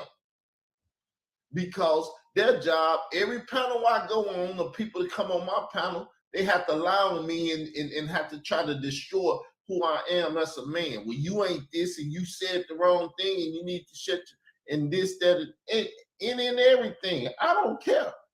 My job is to suffer persecution for being like Christ. So that's my job, and I don't run from it. So persecute me, lie on me like they lie on Christ. But he was buried. He was this and every other lie they came up with. Unseen Soldier informed me that the investigation on Michael Edwards turned up Michael's prior criminal record in the state of Louisiana, and that his criminal background involved arrest for being caught with prostitution. Being caught with prostitutes. He was saying Mike was messing with the white girl. This, that, and the other, but Unseen Soldier was informing me that he was going to have Michael Edwards, Bossem, and anyone involved with hacking his computer devices dealt with legally and with law enforcement. With legal and law enforcement. So is he beyond dealing with the legal law enforcement and all of that? Nah, he not beyond that. Though he a gangbanger from Chicago, Illinois, claiming to be a Hebrew Israelite. Whatever happened with that criminal investigation Unseen Soldier claimed was opened up for cybercrimes done to him by Michael Edwards? Maybe they came to some kind of settlement in the private cell. None of us can know how that turned out. Maybe it was an informant play for counterintelligence or for a Greek frat or maybe a Masonic play. Who knows? Well, regardless, Unseen Soldier is very questionable, and especially when it involves trafficking, at least when it pertains to his claims that Michael Edwards' police record informed him that prostitution was being solicited down in Louisiana at some point.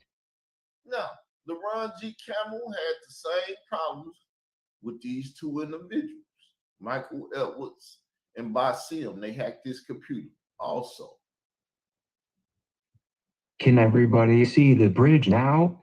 Can you see the connection to sex trafficking in these conscious community truckers directly and indirectly? Can you see the Masons, Eastern Stars, Greek fraternities and sororities connection?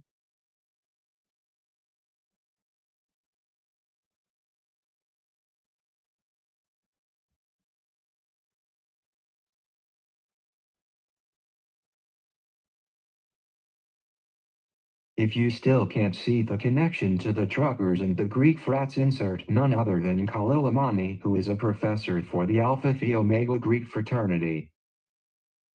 Alpha Phi Omega Greek fraternity.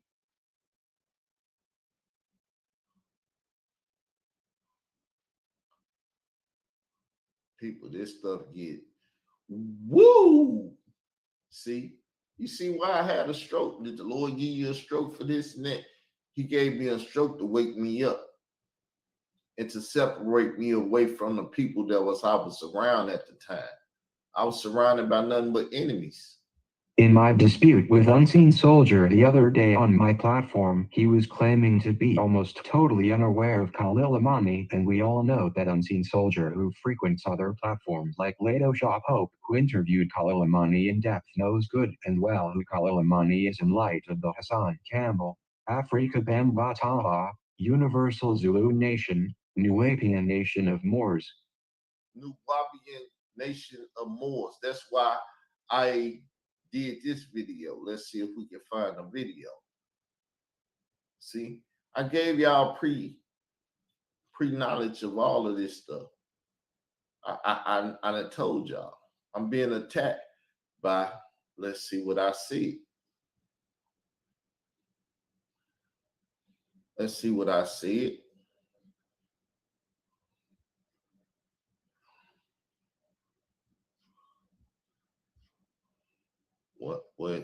Well, yeah, I put the video up, so it's over here on the videos and not the live. Let me show you what I said. I stated this, but y'all may not care anything about it, but you will see how it ties in now.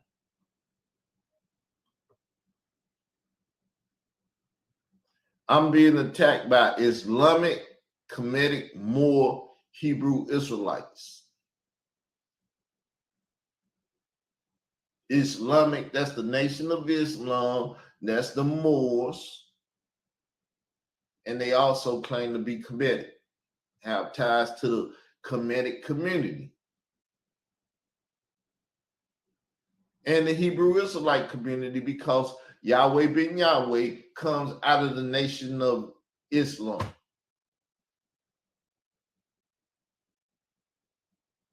And all of them, Kemetic, Moors, Hebrew Israelites, and Islam are spiritual brothers.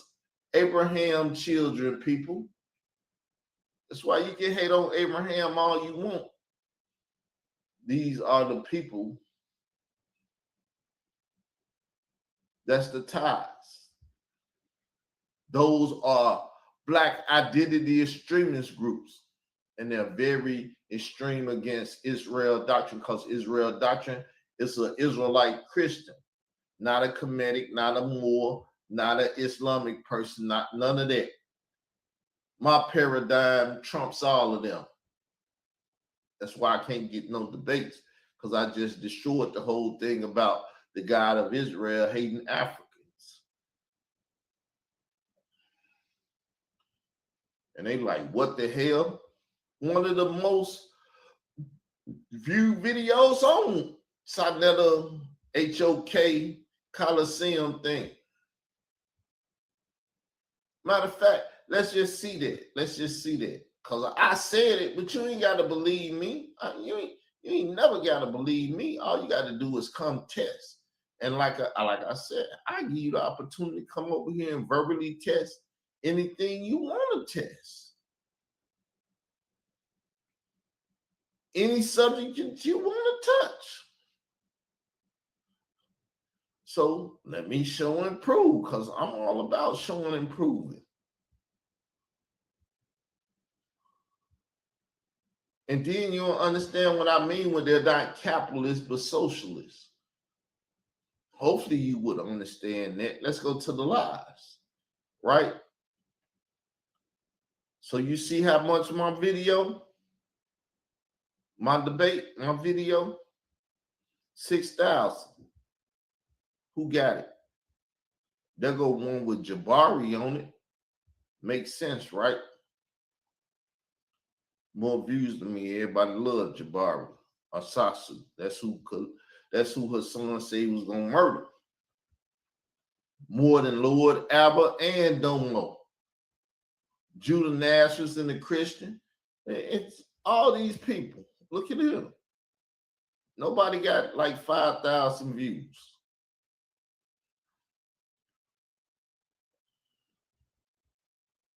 Need I say more? The most hated, the most watched, the most everything. But I can't market and promote myself and get a debate for nothing. For nothing, can I?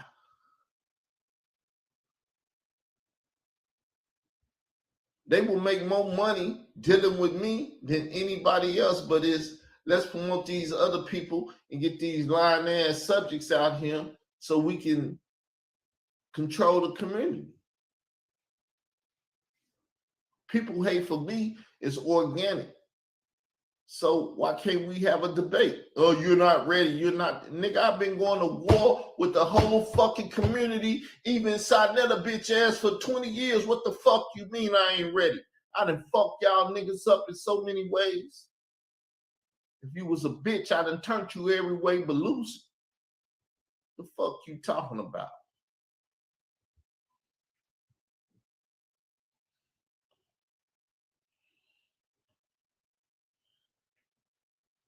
Khalil Amani does not hide that he is a member of the Alpha Phi Omega Greek fraternity, and Unseen was claiming on my platform years back that he had a problem with the Greek frats and Masons and Eastern Stars taking advantage of the so-called black community for the so-called white man. So he had a problem with that. But now he's in bed with them, showing that he either is a Mason or a Greek fraternity or something that's in bed with the same niggas that he was talking against. No liberation for the black community. Now recently Unseen decided to make the false claim against me, alleging that some years back I told him personally in the old Google Hangout back chat that when I was over the age of 18 slept with some girl who was 12 years old. He came on my platform. I said, you a fucking lie. Why would I tell anybody that I committed shit like that when I was going up against her son Camel and them having sex with underage people? I had a stroke, but I ain't never lost my mind. I ain't never been fucking crazy.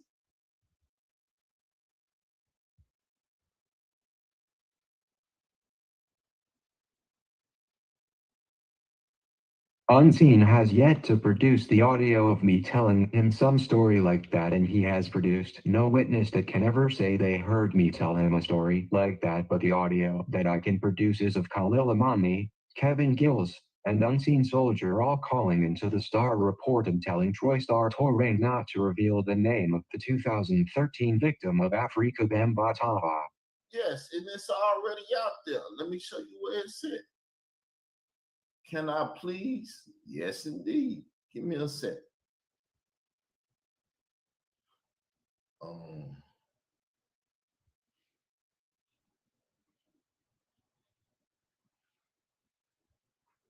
Crowd corner.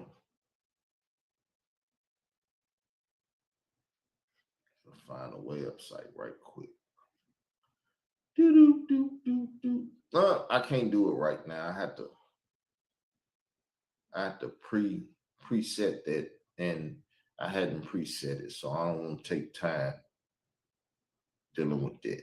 Just get back to the note. I deal with it when I bring up the LaRon Campbell conversation.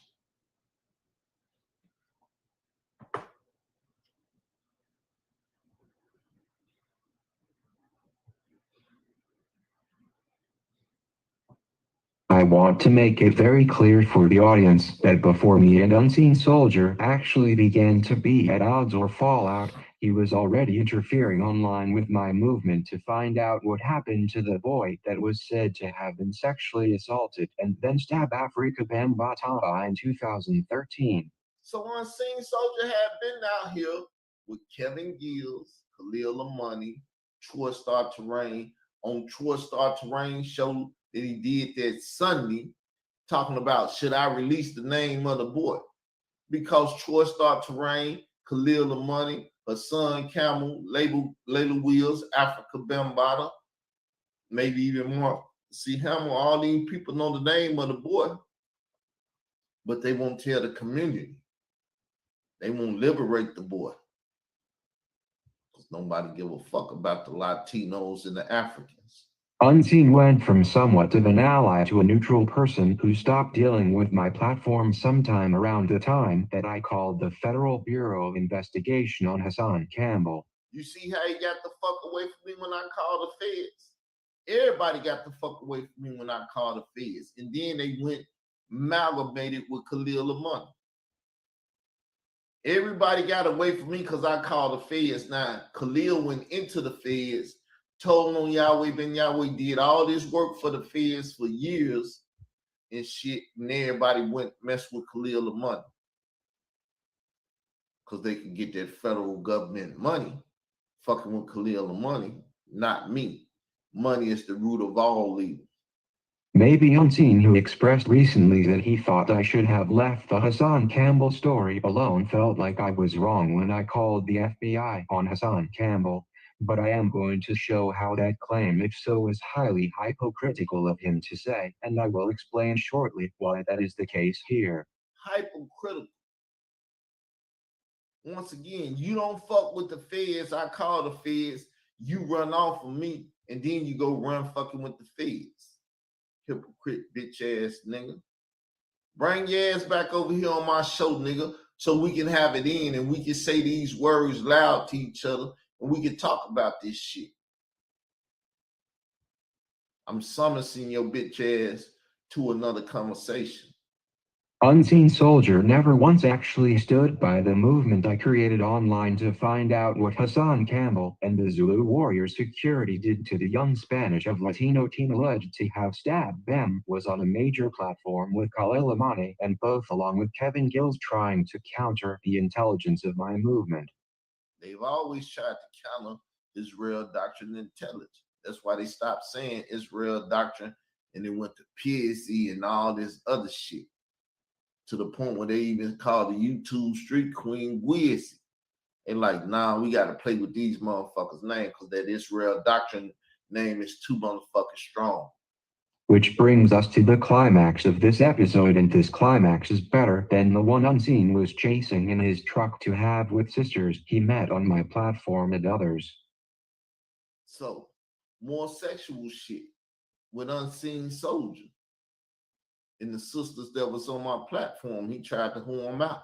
The key relationship Unseen Soldier decided he wanted to pursue that I am about to address briefly is the one he was chasing in his truck and interfering with my movement against the traffickers, and that is the relationship he formed with the sister, Tawana Allen. Tawana Allen.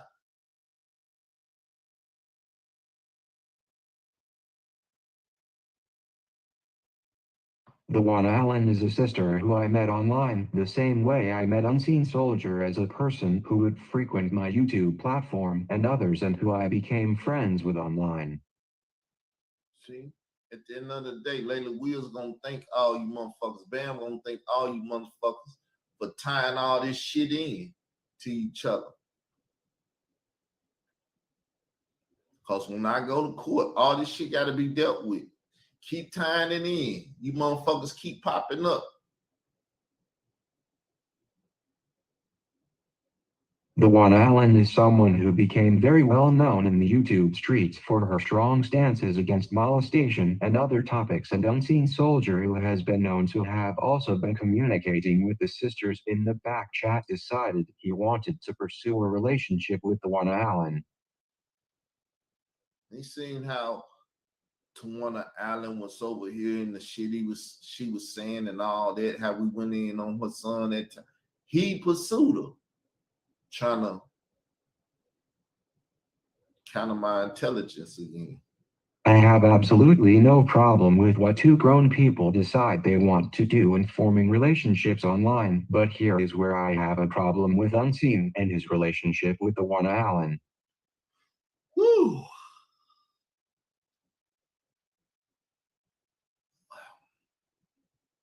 Taking my energy, boy. The One Allen joined my movement to find out what happened to the 2013 victim of Afrika Bambaataa, and she joined my movement after she had fell out with Hassan Campbell on YouTube. Fell out with her son, came over here and was like, I was fucking with that nigga, her son, and I told you I ain't gonna stop fucking with that nigga and all of that. So she came over and she collaborated with me. Unseen Soldier said, oh, I'm finna get this motherfucker. I gotta hold her out. I gotta treat her like she a bitch.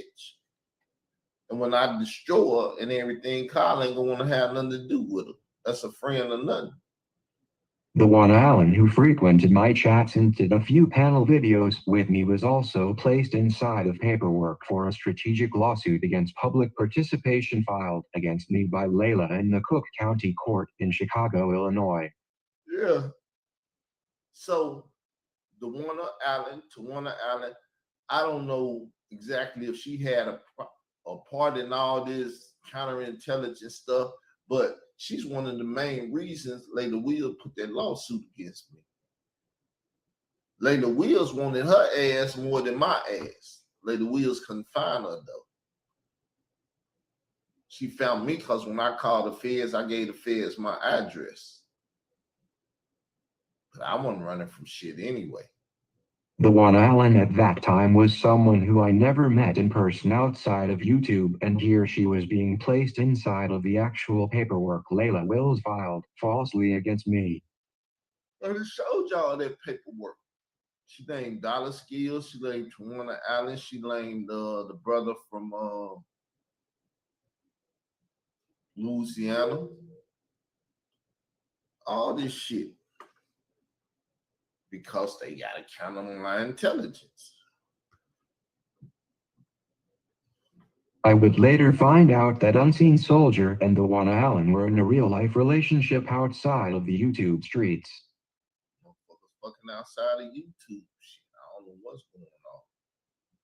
But then they started attacking me and wanted me to attack Ron Savage. The way Unseen Soldier and the One Allen relationship was exposed was in the fallout between the two, and it spilled all into these YouTube streets, and even to the tune of me having my name in the middle because of the movement I started and how Unseen Soldier was attempting to have me attack Ronald Savage.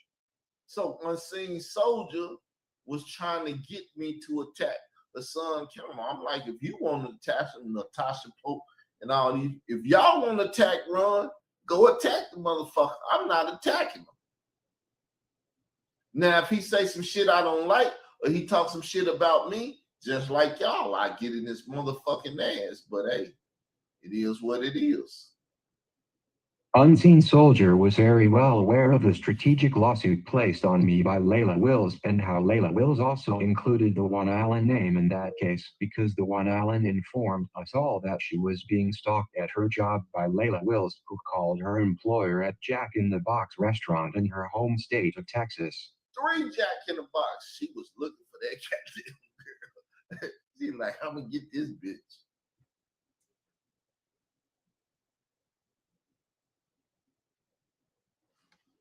All this surrounding me, people, Israel Doctrine, the strongest force on YouTube. Unseen Soldier, the trucker, was driving up and down the U.S. highways looking for sex from women he was meeting online in the back chats, and the one Allen was one that he made the mistake of interfering with my movement and acting like nobody would see the conflict of interest, or him acting like he is an innocent party that was not running direct interference for Hassan Campbell and later on for Khalil Amani. Because the Zulu Nation up in Chicago too. The Zulu Nation is on 6 or 7 of the continents of the world. And they all up and down the American highways, just like these truckers, doing shit that they ain't got no business doing. I at no point was mad at Unseen Soldier over his actually dating the sister, but I sure was onto his games when he was trying to pit the sister against me after he must have gotten in a deeper relationship, and that includes his attempts to steer my movement with her and trying to have me attacking Ronald Savage at that time. So I could drive Ron Savage crazy because he over there calling suicide hotlines and the lady and all this shit. What the fuck wrong with this dude? They drove this motherfucker crazy. But they wanted me to drive him crazy because I told them, fuck them, y'all can't tell me what to do and who to attack and when to attack because I'm not out there in the finisher of my actions. I have to speak for my actions. I can't speak for no bitch ass nigga action. Ronald Savage was a part of my movement at that time, and the fact that Hassan Campbell was the one claiming he was given a photo to kill the victim of Afrika Bambatawa was my main focus, but it seemed that Unseen was interfering by trying to question me by Fiona Allen on why I will not go at Ronald Savage. Why you won't go at it? Because I do what the fuck I want to do. My mother and father is dead and they couldn't tell me what the fuck to do. Unseen Soldier was also taking the sisters' naked photos that were claimed to be shared in the private of Fiona Allen and posting them with a meme covering her private parts. Yeah, she was naked from belt line all the way down to her feet. She wasn't wearing no fucking socks, nothing. They hid her private parts and he was putting the pictures out there. Guess he was like, fuck her, I'm finna store her bitch ass down. Unseen made numerous videos attacking the sister over their failed relationship, and that in itself is grounds to disqualify his entire premise and claims against me. Entire premise and claims against me. Well, Carl said this and Carl said that. Bitch, prove that Carl said this and Carl said that. I'm requiring you to bring your fucking evidence out ASAP, right now, before the day over with. Drop your video, your audio of you recording back chats and everything and me singing shit. Unseen Soldier is a traitor in these YouTube streets that started attacking my movement before I even knew he was in a relationship with the sister Fiona Allen, and after I found out about them, and that was directly with him somehow being able to get through on the Star Report telephone line. So, like I say, taking my energy out of him and young and stuff, right? So Unseen was on the Star Report with Khalil Amani and Kevin Gills and Troy Star Terrain saying, don't put that boy name out there. He was interfering. And while all this shit was going on, then it came out that him and Tawana Allen was going together because they was trying to force me to go at Ronald Savage. Latasha Pope and her little network and all them motherfuckers over there on that what's the dude that had the bell and shit? Ding, ding, ding from Game of Thrones and shit. That dude, all the motherfuckers was coming at me. I want the audience to ask him after watching this and then challenge Unseen Soldier to make a video and show at what point he actually thought it was cool to go interfering with my movement. Ask him why was he doing his counterintelligence work with and for people who were openly attacking me and Fiona Allen. Y'all ask him that the next time he's on a show lying about what I said. My answer to all of those questions is that I see Unseen Soldier as a conscious community trucker, most definitely sex trafficking on the highways at literal truck stops. He makes to meet women he entertains online, but also that he stood right by Khalil Imami and ran interference for Afrika Bambaataa and Hassan Campbell, and all parties tied to standing against my movement that I started to deal directly with the sex trafficking of the children associated with the Universal Zulu Nation. And that's what it's all about. Because I'm the only one to stand. Since I'm the only one to stand, I'm the only one being attacked. The only one need to be attacked is the only one that would stand. Unseen Soldier's not so humble beginnings on my platform, where he came to expose so-called Boule de Masons, Eastern Stars, Greek fraternities and sororities in the conscious community from his truck concludes with him aligning right with those individuals, and the habitual line crossing and potential for illegal trafficking is on the table, with counterintelligence running interference online to protect Hassan Campbell and all his affiliates, including Khalil Imami, Layla Wills, Hassan Campbell, and Troy Star Torain. We ain't gonna even ask if Unseen Soldier, which he what, from the Robert Taylor home, where's Layla Wills from? She from the Illinois projects too.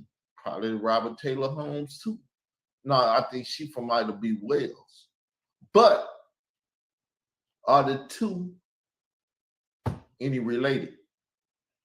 Layla Wills and Unseen Soldier, because we don't know Unseen Soldier real name. He might be a Wales too. Clifford Wales or something. I'm just coming up with a name. I don't know their relationship. But like I said, he didn't like the fact that Chairman Fred Hampton was being talked about by Michael Edwards, and he was threatening to do something about that. And Michael Edwards went in his computer, saying that he did with his son Campbell, far as I know. What are the odds that Unseen Soldier is actually either a Mason or in a Greek frat or even a confidential human source? Now, I keep saying that, but what are the chances that he is family members with the Wales? Wills. W-I-L-L, Eels, Wheels, or however you say her name.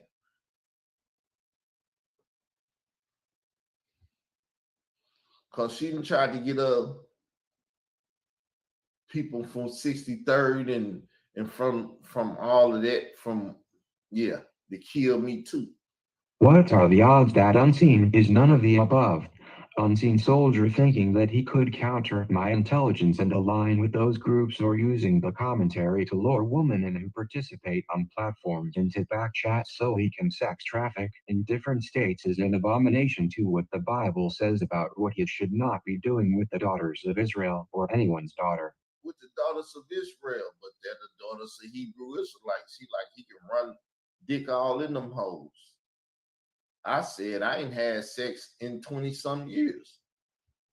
Folks gonna laugh at me, but hey, I ain't treating the daughters of Israel like they hoes.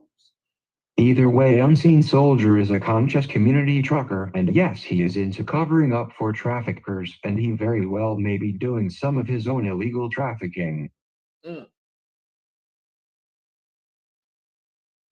In closing, I am now preparing episode 4 to address the conscious community trucker LaRon G. Consciousness. LaRon G. Conscious was one of my so-called closest friends, been to my house, but his mouth has been on me too, to dirty my name up in the conscious community and cause the community to hate me. So I have to take some time and write that. But observe the suggestions, please. Hit the like, share the video, and subscribe. Hit the notification bell so you can get a notification when we get ready for episode 4. So that's it, people.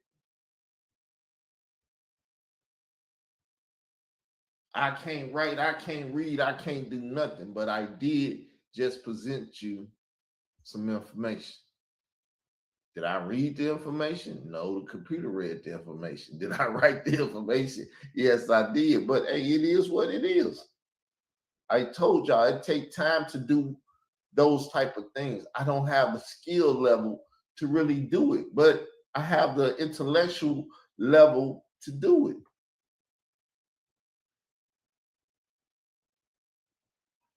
This can easily be put into a little quick book that I can sell for $1 and stuff on my online store. Watch, I'm gonna put it all together. It's already written. I'm gonna put it all together and I'm gonna put it out there because I'm gonna tell my story. I ain't no lying ass Hassan Campbell gonna tell y'all I'm gonna write a book and all of that stuff. I told y'all about the Bible book and everything that I was gonna write and stuff. I didn't weigh the cost. Too much in it. But I can easily do it now because I weighed the cost after I got involved in it and found out how much it costs to do what it takes for us, the mental capacity, everything else. So prepare for this conversation. And I'm out. Remember the suggestions to hit the like, subscribe, and do all those things. Thank y'all for listening. Have a nice day. Peace. I'm out.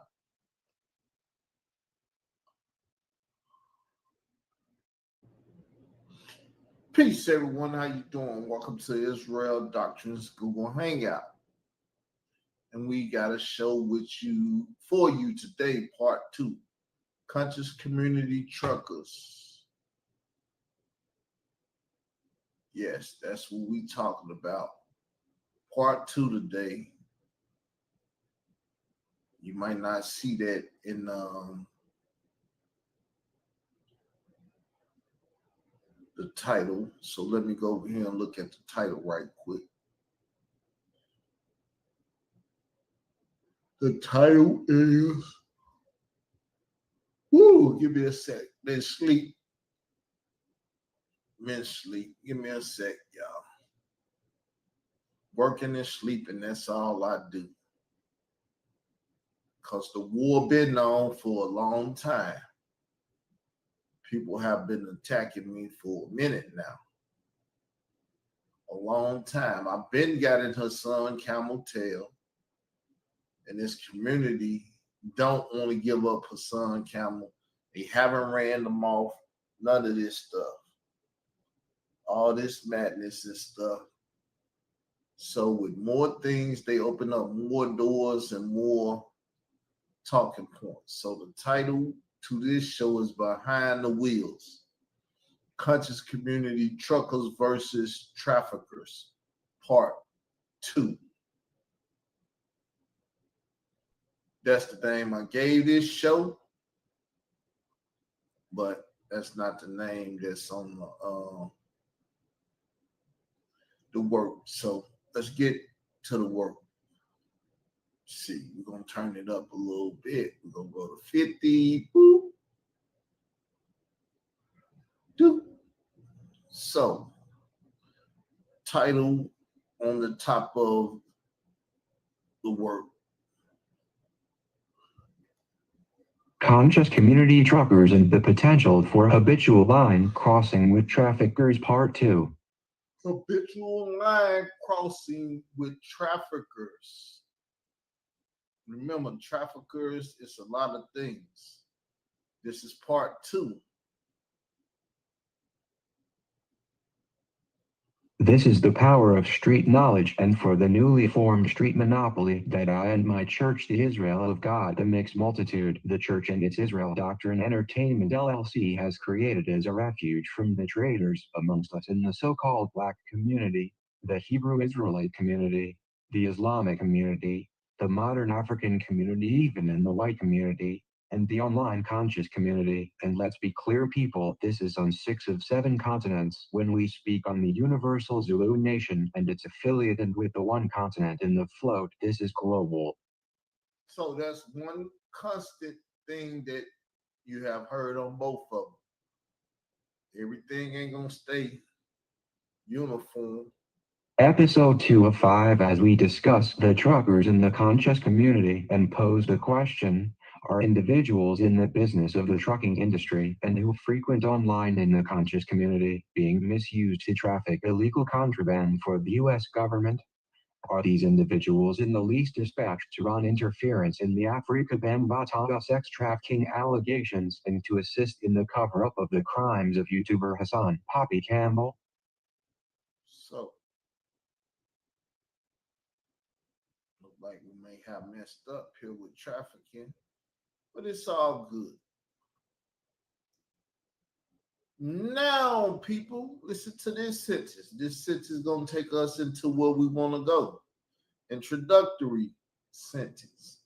Now Wack 100 is a modern American entrepreneur of sorts and claims to wear many hats in the world of business.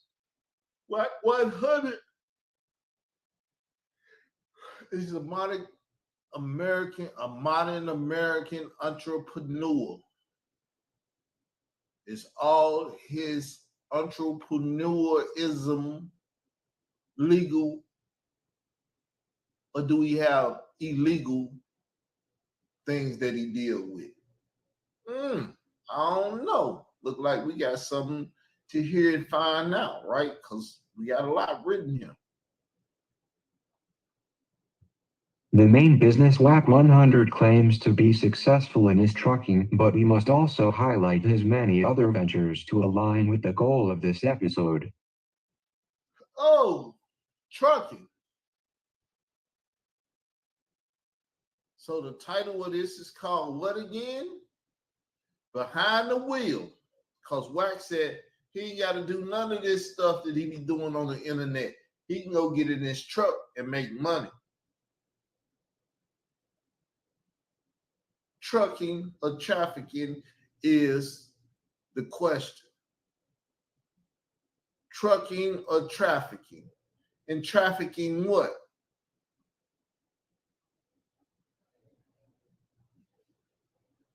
Let's keep going. The other ventures we will discuss involving Wack 100 that are key talking points that need to be addressed include his management company and his joint venture with the now deceased New York DJ Kay Slay, as Wack 100 was his business partner as the West Coast arm of Straight Stuntin magazine. Wack 100 was a business partner of DJ Kay Slay in Straight Stuntin. You know who worked for Wack 100 and Kay Slay? Khalil Amani. You know what Khalil Amani is? A CI. But it's all good. We got it written up. We'll follow the blueprint. We will also be discussing Wack 100 and his venture on the social media platform Clubhouse and his interaction with individuals on Instagram and YouTube, which includes interviews with content creators who are known informants and potential confidential human sources like Khalil Amani, Captain Taseryak, Hassan Campbell, DJ Academics, Tekashi 69, and more recently on 10 Toes Down TV. So, all them names, remember them, people. Khalil Amani, Captain Tazariak, Hassan Campbell, DJ Academics, Tekashi 69, and 10 Toes Down. Remember them names. Affiliates, business affiliates. In legal business or illegal business. Remember, this is all behind the RICO case that they have made with Trapped in the Culture and stuff. I will also add for the audience that at the close of episode 1, we explained that we would also address the topic of the potential for habitual line crossing with traffickers who may also be affiliated with federal informants, Greek frats, sororities, Masons, Eastern Stars, and all the potential for those culprits to run interference with trucks online and on the highways for Afrika Bambaataa, the Universal Zulu Nation, and Hassan Campbell. Remember, this all about stating and remembering stuff. And I call this paperwork because it's on paper and it's a work. Make sure you all go watch episode 1 where we showed the trucker King Kush to be the individual who informed us that he was made aware of who called the Federal Bureau of Investigation on Hassan Campbell after he made threats online to sexual assault the minor children of YouTuber Kevin Gills. Never forget who King Kush is to the bigger narrative. Wack 100 is an individual who seeks to freeze to my platform is also what the streets term as the little homie to the digital pit boss, someone who allied once upon a time with my platform Israel Doctrine on YouTube. Say hello to pit boss little homie, Wack 100. He come out here taking pit boss place as the social media game main person. Wack 100 as the little homie of Digital Pit Boss was said to have grown up with Pit Boss and hung out with Pit Boss' younger brother in the state of California. Yes, cause Wack 100 and Pit Boss' younger brother would be my age. Pit Boss is older than me.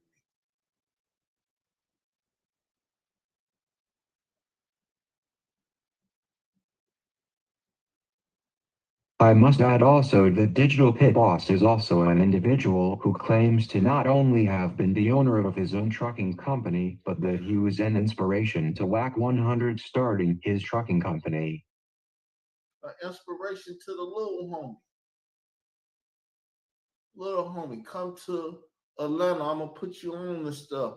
I'm gonna give you some information. I'm gonna tell you how to do what you gotta do. Cause I've been hanging with a YouTuber and we done took over the streets, but he ain't got the game bang getting him enough to truly take him over. Wack 100 is said to have $1 million trucking fleet and that after serving time in the penitentiary, he came home and was able to turn his life around as a legitimate owner of the trucks and awarded various contracts that report revenue. Revenue. Just report the revenue. It don't matter what type of revenue. Now let's get down to the nitty-gritty in this episode that involves Wack 100 affiliating with known and potentially confidential human sources and running interference for his former business partner DJ K-Slay and Khalil Amani as the writer for the Straight Stuntin magazine that Wack 100 held as a partner with his West Coast arm of the publication. Let's get into it.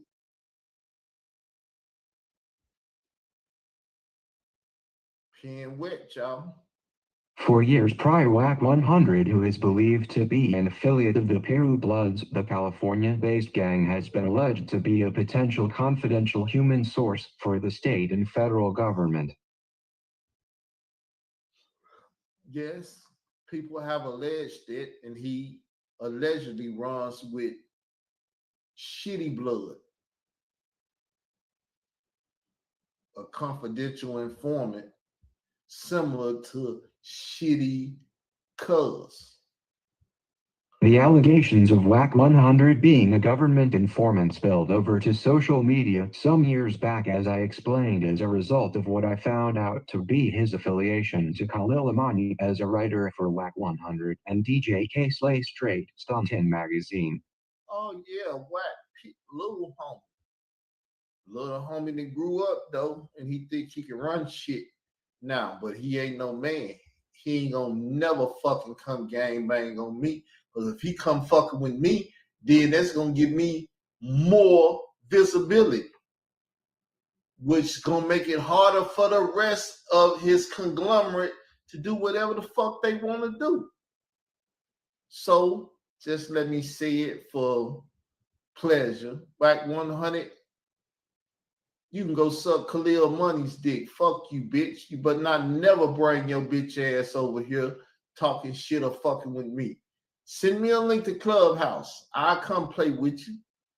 But I ain't Bullets Gotti. I ain't her son. I ain't none of them. I'm not Takashi. I'm not no bitch ass nigga that's on YouTube. I was out here when the shit was straight.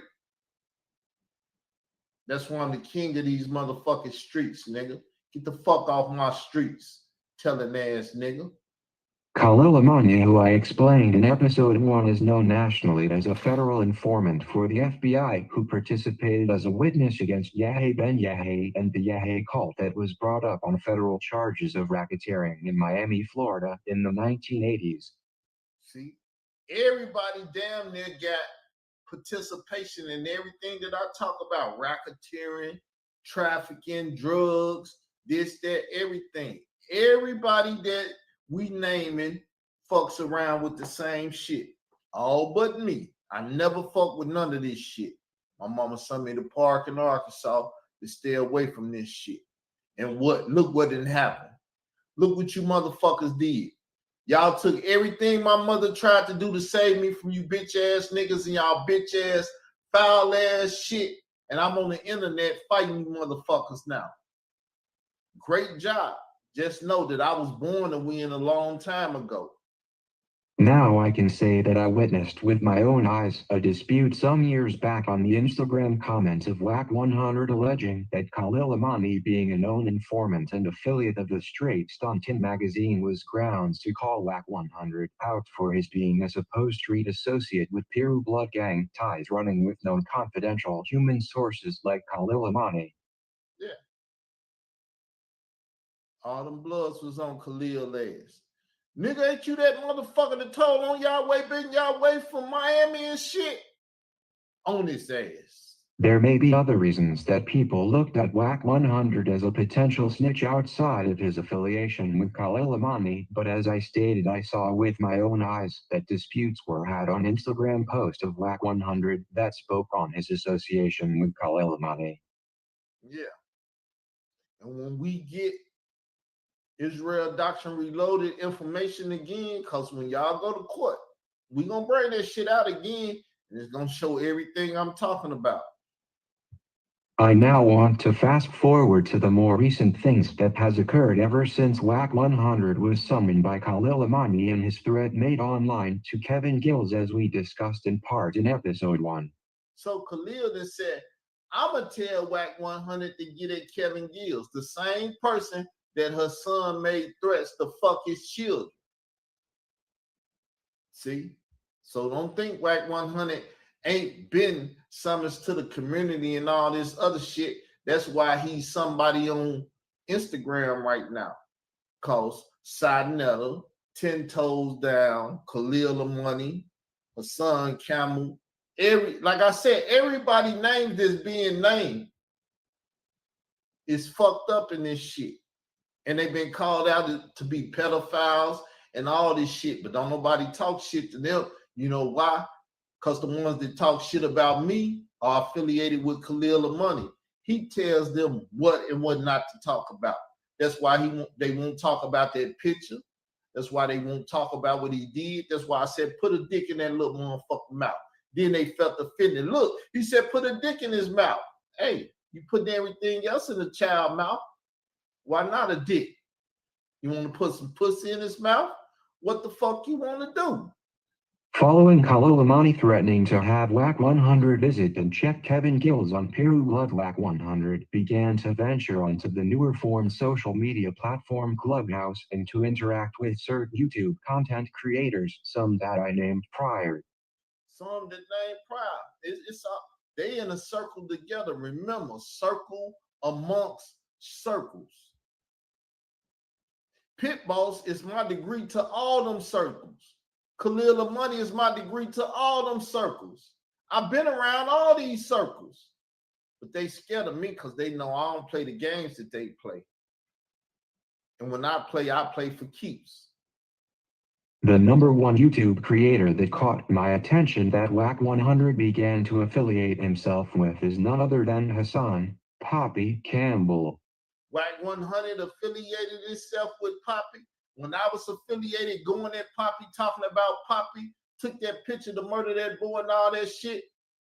Next thing you know, Digital Pit Boss put my motherfucking address out there. He was talking about parking. He was letting people know where I was. So if you wanted to touch him, he's in Parkin, Arkansas. So don't act like it's been 8 years and y'all ain't came and touched me yet. Fuck y'all afraid? I can call y'all bluff. Still undefeated.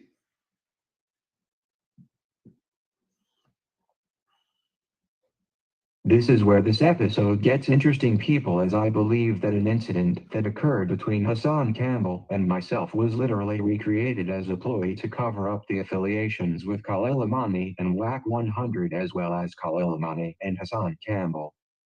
This is where it get interesting. Y'all ready for this interesting shit? This is just part 2. Remember, it's at least a 5-part series that I'm cooking up here. 1 minute right here.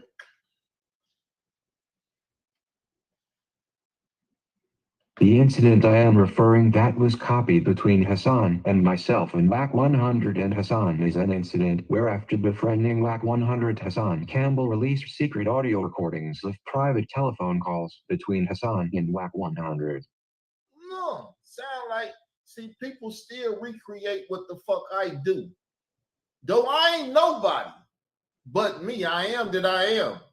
You gotta recreate what the fuck I do. But son got to do what the fuck I do. The first time I talked to that bitch nigga, I recorded him. The reason I claim that the incident created by Hassan Campbell was a copy of my play on Hassan Campbell was that I recorded Hassan Campbell in our private telephone call, first back around 2017 when I interviewed Hassan, prior to him coming on my platform to discuss his claims of childhood sexual abuse against Afrika Bambaataa and the Universal Zulu Nation. I was the first to do this shit. When I brag to y'all that I'm the first to do a lot of shit, and everything these niggas talking about and doing on YouTube is my shit. They getting paid off of what the fuck I laid down.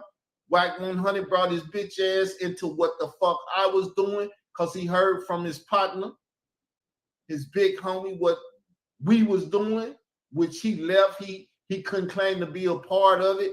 Nobody could claim to be a part of that because all the motherfuckers fled from me. The Lord separated me from these bitch ass niggas.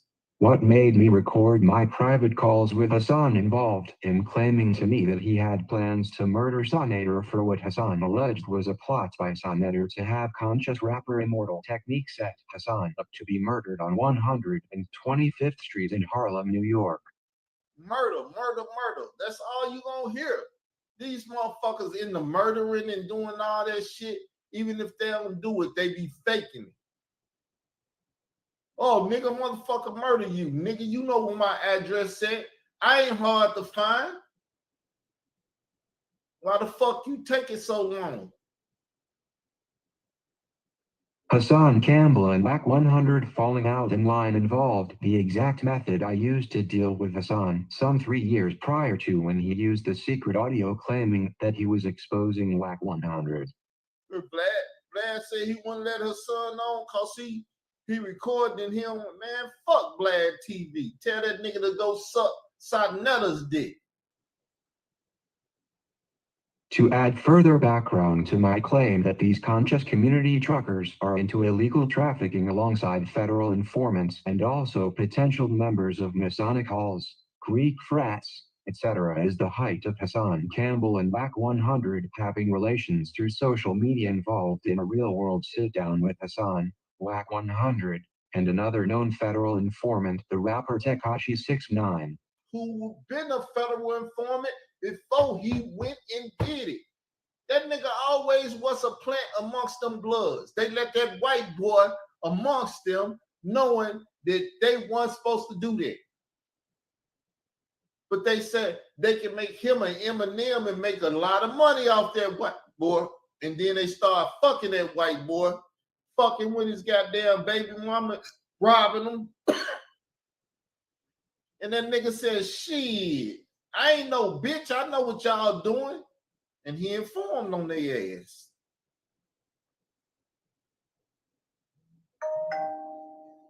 But all this shit was in play so y'all would think, oh, Tekashi 6ix9ine just became an informant. Nah, that nigga came into the game an informant already. Because he had that video fucking that little young underage girl. That's how niggas get in bed with the feds. They get in trouble in the feds, get them to work for them. Here we have Tekashi 6ix9ine, another nationally known federal informant and hip-hop artist known for being a federal witness against a New York blood set treeway, sitting at the table with Wack 100 and Hassan Campbell. And what ties all them together? All of them bloods. Hassan and X-Blood, Tekashi 6ix9ine, Wack 100 bloods, 050 the movement, Mr. 10 Toes Down, the Puppet Master, fucking bloods. What are the odds that Khalil Amani, a known supporter of Hassan Campbell, introduced Hassan to Wack 100 in the private and or was a key to their forming a relationship? What are the odds? Anybody got the odds? Shit, Pit Boss, you got the odds? I got the odds, but I ain't gonna put them out there. 10-1. What y'all want to do? 2-10. What the fuck y'all want to do? I believe I was the cause of it or reason for them to come together, as I have been asking for the victim that Hassan Campbell claimed he was going to kill for Afrika Bambaataa online for years, and the original report of Afrika Bambaataa was reported by Khalil Amani from DJ Kay Slay in 2013. Informants, all bloods, Shitty Blood, Wack 100, Kay Slay, all bloods, West Coast, Pyrus, ride for Kay Slay. Wack 100 say you bitch ass niggas up there in New York gonna ride for K. Y'all letting motherfuckers dirty up their name. You let that bitch ass nigga Hassan and all that. They won't say my name though. When I'm the first motherfucker to sit on that dead motherfucker. Fuck that nigga. West Coast, you want to ride for him? Do what you do. Hassan Campbell, an individual who openly admits that he was going to kill a victim for Afrika Bambaataa, i.e., a snitch, comes together with a known snitch in Tekashi 6ix9ine and with an alleged snitch in Wack 100 and sits with DJ Akademiks to make money off YouTube and in association with Clubhouse.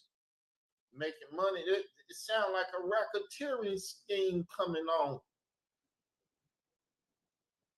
Sound like motherfuckers racketeering and making money off of YouTube with their YouTube channels. A little trafficking money on the side. I witnessed Wack 100 and Hassan Campbell fall out over audio recordings of Wack 100 claiming he had proof of the deceased rapper Nipsey Hussle involvement with homosexuality, and all of these events result in hundreds of thousands, if not millions, of monetized views online. Huh? Y'all ain't taking none of down none of your favorite YouTube influencers though, are you? I'm not your favorite YouTube influencer, but you bitches on my ass. Which brings me to the current, where Wack 100 recently sat down with 10 Toes Down TV on YouTube to discuss informants, paperwork, and government contracts being given to certain gang leaders to take down gangs and receive Crime Stopper money in the upwards of $500,000 a year. Huh? Sit down with 10 Toes, the puppet master that sucks man cop. Cause go to the Urban Dictionary and see if that's not one of the definitions for 10 toes down. Man's going down sucking cock. That nigga ain't nothing but a bunk or a jail cell away from fucking a nigga. He's a homo thug.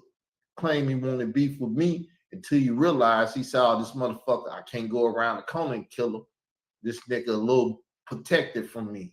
Now, so we are not off topic of the conscious community truck drivers 10 Toes Down TV, who was brought online under claims that he was the cousin in security for Sonnetter TV. We also find that Marky, who they call 10 Toes Down, was also offering people to receive their CDL trucker's license and job opportunities on his YouTube platform. Yeah. You a criminal? Don't worry. You can come work for us. We'll have you trafficking some shit around the American highways that you probably shouldn't be doing, but don't worry. It's legal business. WAC 100 also made claims that Hassan Campbell was lying on his former business partner DJ K-Slay when Hassan alleged that DJ K-Slay was also a confidential human source for the Federal Bureau of Investigation. Yeah, WAC 100 make that claim. All he did, though, he didn't bring out nothing saying that K-Slay won. He didn't argue. He just went what he normally do on Clubhouse or YouTube. Where's the paperwork? Somebody said, her son got the paperwork. Now, what, WAC 100, you gonna beef with her son again and said K-Slay won that shit? And then when her son bring the paperwork out, then what you gonna say, nigga? He fucking up Math Hoffa right now. What's his name? Yayo. 50 Cent homie was checking and shit. Like, what the fuck? How y'all letting niggas go in on K-Slay and shit?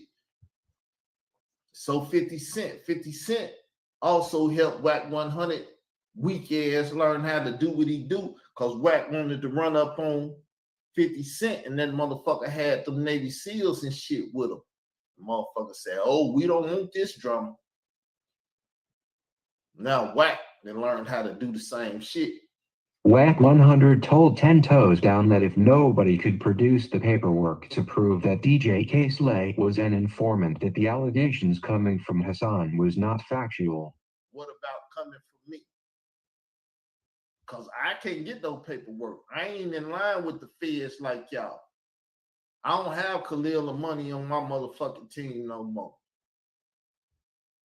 WAC 100 was also psyching 10 Toes Down up in their interview to activate New York Harlem natives to stand up for DJ K-Slay, and how the Piru Bloods of California had the back of DJ K-Slay to preserve his legacy. Preserve his legacy. Fuck that nigga legacy. Only legacy that motherfucker got in Arkansas as a motherfucking child trafficker, like the rest of you motherfucking truck drivers.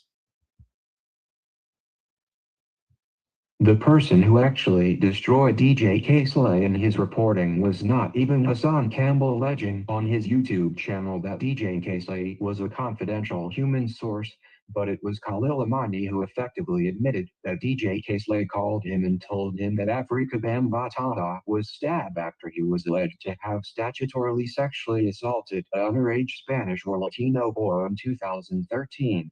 And with that, we're going to pause for one moment. Look at all of them. Let me show y'all something. You see this video right here? Hi, folks. You see that? Khalil Amani, Afrika Bambaataa allegations and getting the tea. This is the video where Khalil tell you that Bambaataa used to go get them boys. Where DJ K-Slay used to go get them boys so Bambaataa can fuck. Now y'all go listen to the whole motherfucking thing your goddamn self. Ain't nobody lied on that bitch ass nigga. I'm just one ignorant the fuck enough, like y'all ignorant motherfucker ass, to sit up and hear the nigga say, we used to go get the boys for Bam to fuck. And soon I heard it. I said, that's trafficking. That nigga used to traffic motherfuckers to Bam to get them fucked. But see, don't nobody know what they homeboy done said.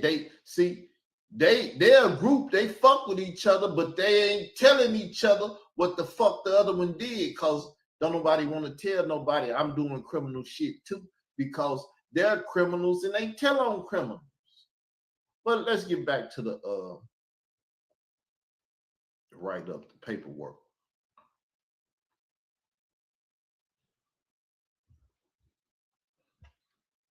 How y'all liking it so far? Episode 2.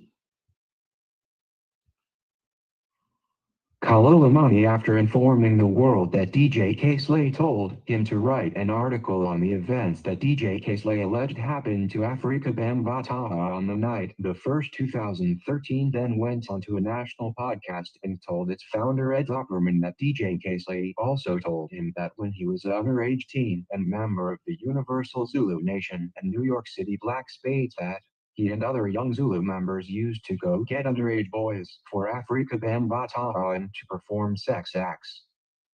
So, you see all these names? They are involved with sexual acts and shit. And because I bring this out, they sick the white woman on me and say, listen to his conversation. I don't see nothing wrong with my conversation. I was very detailed in all my conversation because I know motherfuckers is listening and trying to always put shit on me. I'm very detailed. She didn't cut out the details. Wack 100 also recently did a sit-down interview on Clubhouse with Khalil Amani where he admitted that he was in support of same-sex relationships and to my knowledge never spoke of DJ K Slay or Afrika Bambaataa.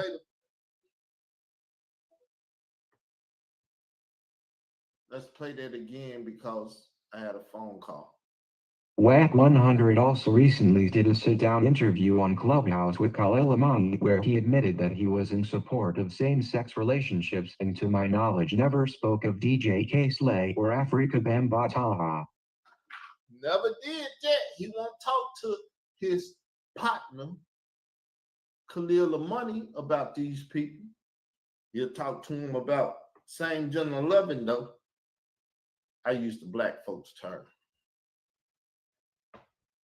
To my knowledge, at no point did Wack 100 check Khalil Amani about telling on DJ K Slay and that he was a rap against the Zulu Nation who called a man who was all the way in Colorado at the time to report on the business mishaps or crimes of Universal Zulu Nation, nor do I believe Wack 100 addressed the argument Khalil Amani was having in his comment section years before on his Instagram. Nah, he won't address that bitch ass, man. Show about to be over, people.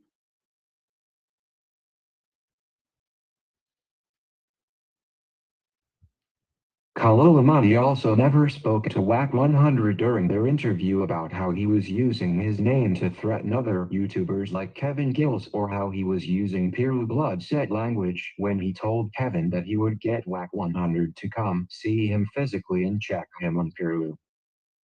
Check him on Piru. Anybody can say Piru this and Piru that, throw it down, spit on it, wipe your feet on it and shit and everything, but he want to take up for K Slay. He won't take up for Piru and all that, but that's his family, that's his set, that's his this, that, and the other. They'll kill that motherfucker if he come back to his community. But he Piru. All right. Let me play y'all something right quick. One sec. I'm gonna play y'all something right quick.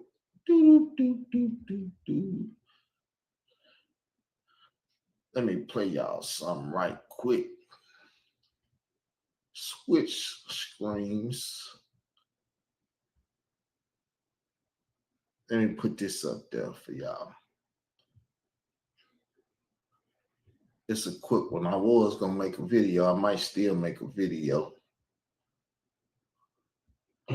So let's just jump right into this. I've been quiet. You know, I've been writing a few things on my community wall, but other than that, I've been quiet.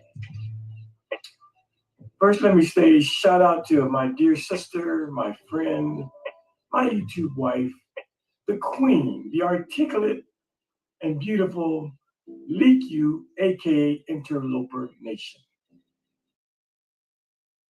That's it, y'all.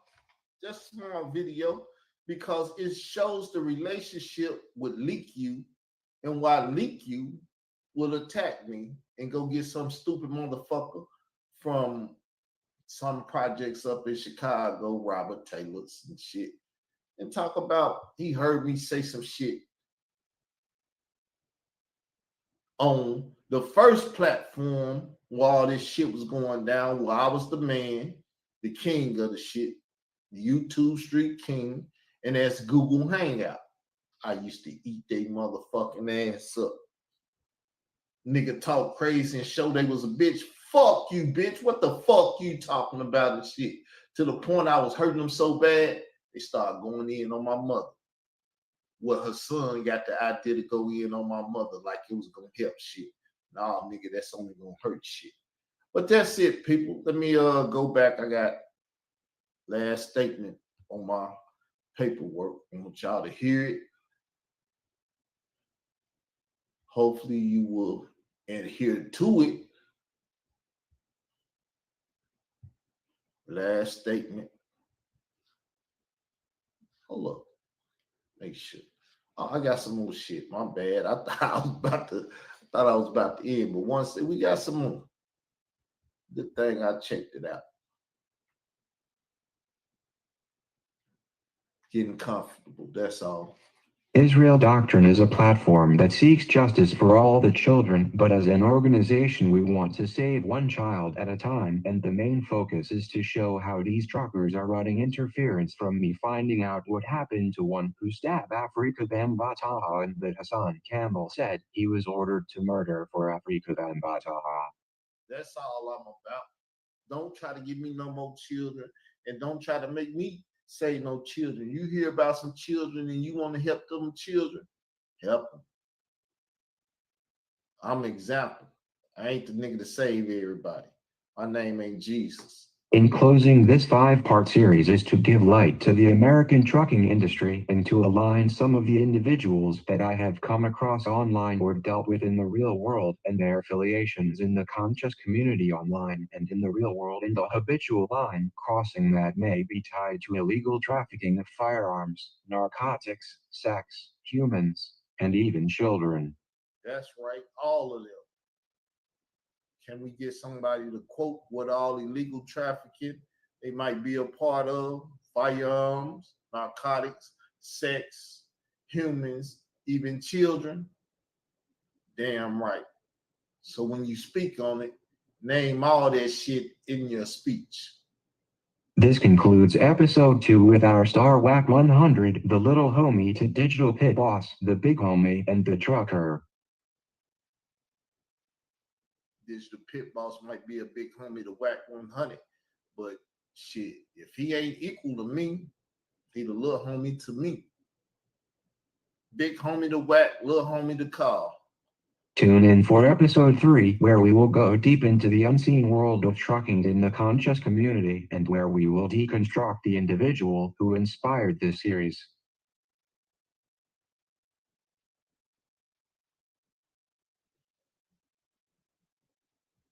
I will close with a Bible verse that will get the audience ready for some of the next episode.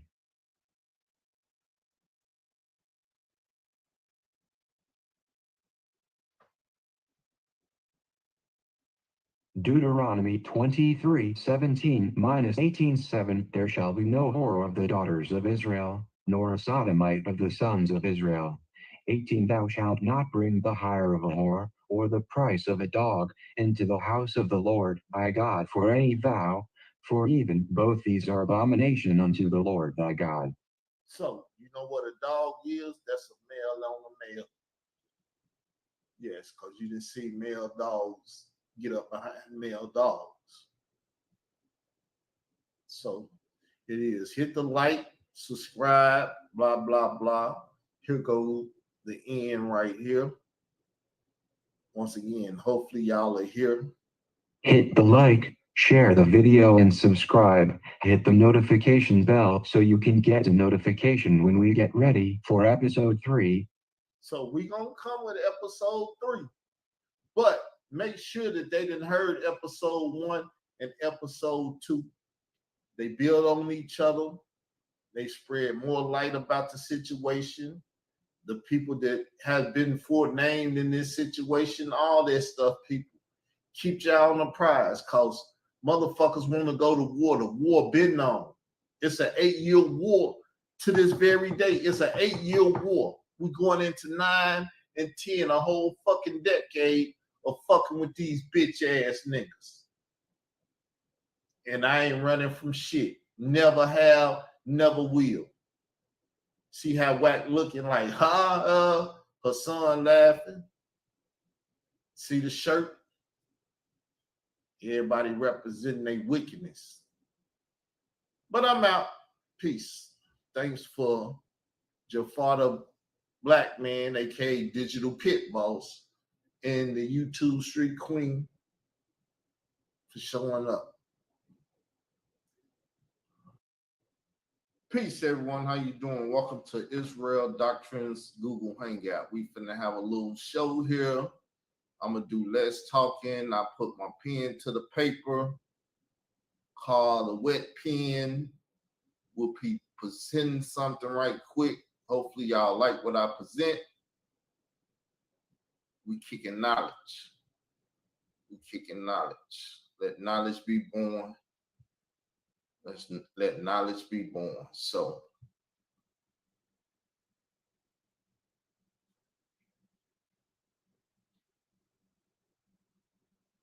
speak, computer.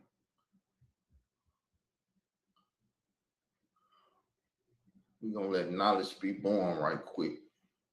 Conscious community truckers and the potential for habitual line crossing with traffickers. So conscious community truckers in the conscious community, habitual line crossing with trafficking, base words. Then we get into particulars soon. 5 or 6 episodes of this, people. This is the power of street knowledge, and for the newly formed street monopoly that I and my church, the Israel of God, the mixed multitude, the church and its Israel Doctrine Entertainment LLC has created as a refuge from the traitors amongst us in the so-called Black community, the Hebrew Israelite community, the Islamic community, the modern African community, even in the white community, and the online conscious community. And let's be clear, people, this is on 6 of 7 continents when we speak on the Universal Zulu Nation and its affiliated with the one continent in the float. This is global. This is global, people. Street knowledge. Street King. Episode 1 of 5 starring King Kush the trucker. And so everybody is clear this about the potential of things, and so we do not get into slander. There is no malice in these episodes. These episodes, in my belief, are a response to the political socialist agenda being ran in these YouTube streets. So I'm not teaching hate. I'm not mad or nothing. We're going to talk about what people doing, and we're going to talk about the potential of things that's going on. The audience needs to understand that Israel Doctrine is a platform that seeks justice for the children of Israel, but also sees all children of all races and national origins as God's children, and with the potential to become kings and queens and priests and servants in the coming kingdom of God. All children, all nationalities. We're not racist. We don't teach hate Ham. We don't teach hate Edomites. We don't teach hate no one. We are authors and finishers on our love and hate. Just like God is the author and finisher on who he would love and who he was hate. And based on people's activities and their MOs, do I bring my love and hate to them. Before we get this fully started, make a point that in this online community I call the YouTube streets, we have many individuals who have business in the American trucking industry, and to name a few we will be doing future episodes. We have a short list of some notable people and others who sit in the shadows being unseen but heard. Unseen but heard. Little pun there, but we got some names here now.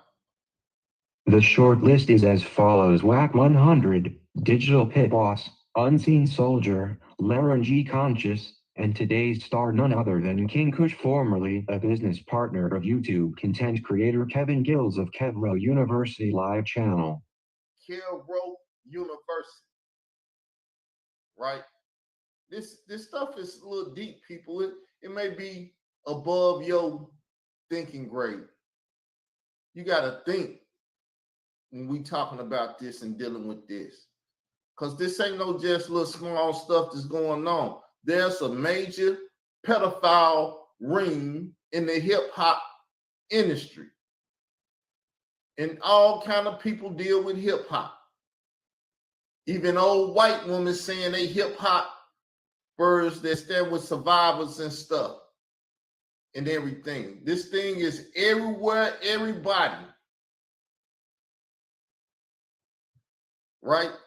So now we're going to dig deep because they want to make me what they are. They want to call me what they are. We're going to bring the truckers in this. We bringing everybody into this. Nobody get held out. Y'all want to play games? I told you I'm a fighter. I ain't going out without a fight. This episode involves the potential for trafficking of illegal contraband up and down the U.S. highways, and to make it click for the viewing audience, I must also add to the list none other than Lloyd Rodney Clark, or as the Federal Bureau of Investigation calls him, Khalil Amani, formerly Khalil Ashanti, and as I call him due to his street affiliation, Shitty Blood. Shitty Blood. Ringleader of these people. I just played an episode where he lied, tried to say I had an STD. Never had an STD in my life. Never told him that. He never heard that from me. I don't know where he get that from, something he made up.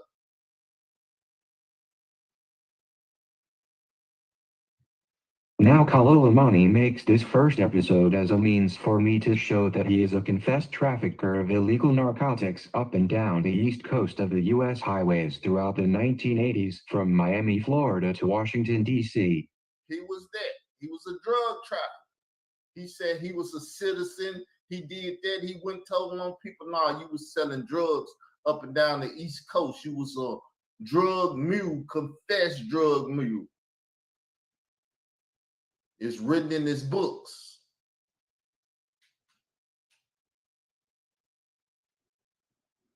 Khalil Amani is a national treasure of sorts as a known federal witness and government informant who, after he trafficked illegal narcotics, as I explained from his own commentary in books and public interviews, snitched on his cult leader Yahya Ben Yahya. That's what he did. That guy has been a criminal, still a criminal, and the American government protects him, and ignorant Eastern stars on YouTube do it. Masonic stuff. Khalil Amani is a bridge to these truckers and the potential for many of them to be in the illegal business of trafficking illegal contraband on the U.S. highways and at certain truck stops where prostitution and all manner of abominations occur. All manner of abominations. You see, he eat anything. He said they even got human beings over there on Khalil pork bellies because he deal with abominations, sexual and otherwise. But he got the community fooled because he got ignorant influencers making him the new Hassan Campbell. You see how he said him and Hassan lifestyle run hand in hand? When I say trafficking of illegal contraband, that includes narcotics, forearms, sex, humans, alcohol, tobacco, and even the potential for child trafficking. So you see what we're talking about with trafficking now, right? Let's read that again so y'all can get it.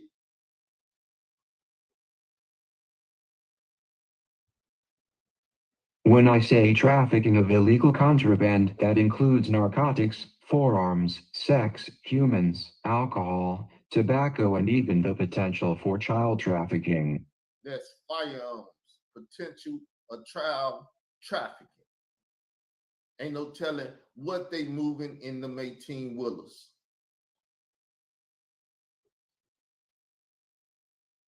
What are the odds that federal informants are being used to traffic illegal contraband? What are the odds? I ain't got to ask. You make the odds. 1 out of 10, 2 out of 10, 9 out of 10. What's the odds? What are the odds that many truckers on the highways are also affiliated with Masonic lodges, Greek fraternities, and state and federal informants who drive the big rigs on the public roadways? Huh? You heard the names that was called Pit Boss, Whack 100, Unseen Soldier, LaRon G Consciousness. All these people have been or are in the conscious community, affiliated with numerous of people that state do this child stuff and everything. The potential for truck drivers and those with a CDL license to commit criminal activity up and down the U.S. highways and even with ties to federal agencies like the Department of Transportation and Safety and Homeland Security and the Federal Bureau of Investigation and various other agencies under the federal government and to be trafficking illegal contraband is not a conspiracy theory either. It's not a conspiracy theory. Go out there and say he's bringing out conspiracy theories. No, I'm putting y'all wicked ASSs on notice that I told you I'm not the nigga to F with, but you want to F around. We have all heard the tales of the 1980s and the exchange for firearms and narcotics and the war on drugs and how many have whistle-blown of the government's involvement with the distribution of crack cocaine in the so-called black community with the intent to wage war on us all.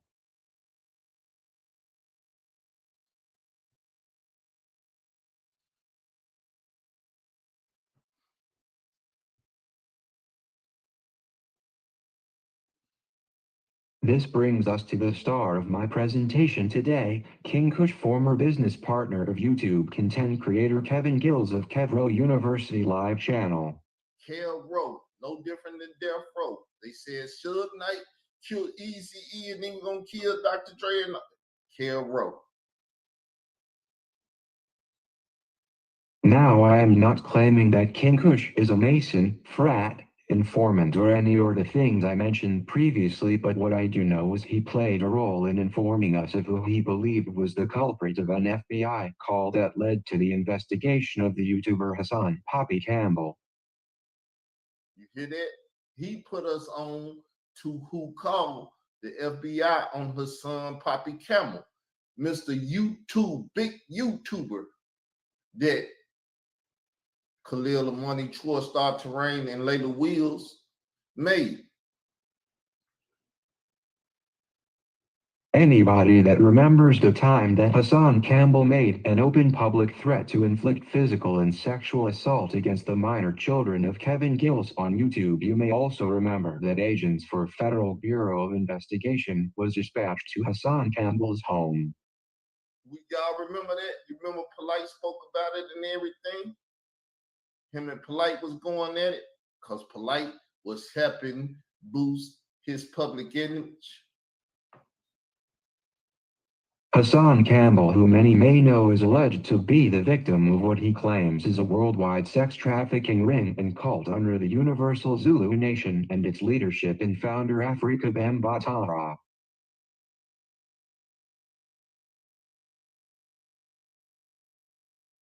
See, sometimes you gotta pop out and show niggas. Hassan Campbell is a public influencer following claiming to be the victim of childhood sexual abuse attacked the children of Kev Gills, as he claimed it was justified for the public comments made by Kev Gills associated with the disbelief that Hassan Campbell was a mere victim.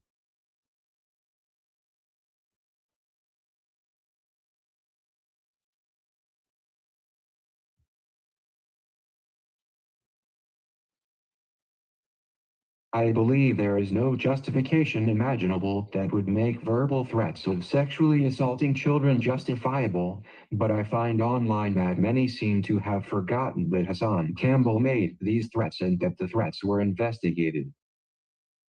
He made threats of harming children and killing people. That's why Star Terrain came and flagged my channel when I called the FBI. It ain't even up no more. King Kush is the one who decided, after falling out with his former business partner Kevin Gills, that the call made to the agents of the Federal Bureau of Investigation was in fact made by the mother of Kevin Gills' children. That's who made the call.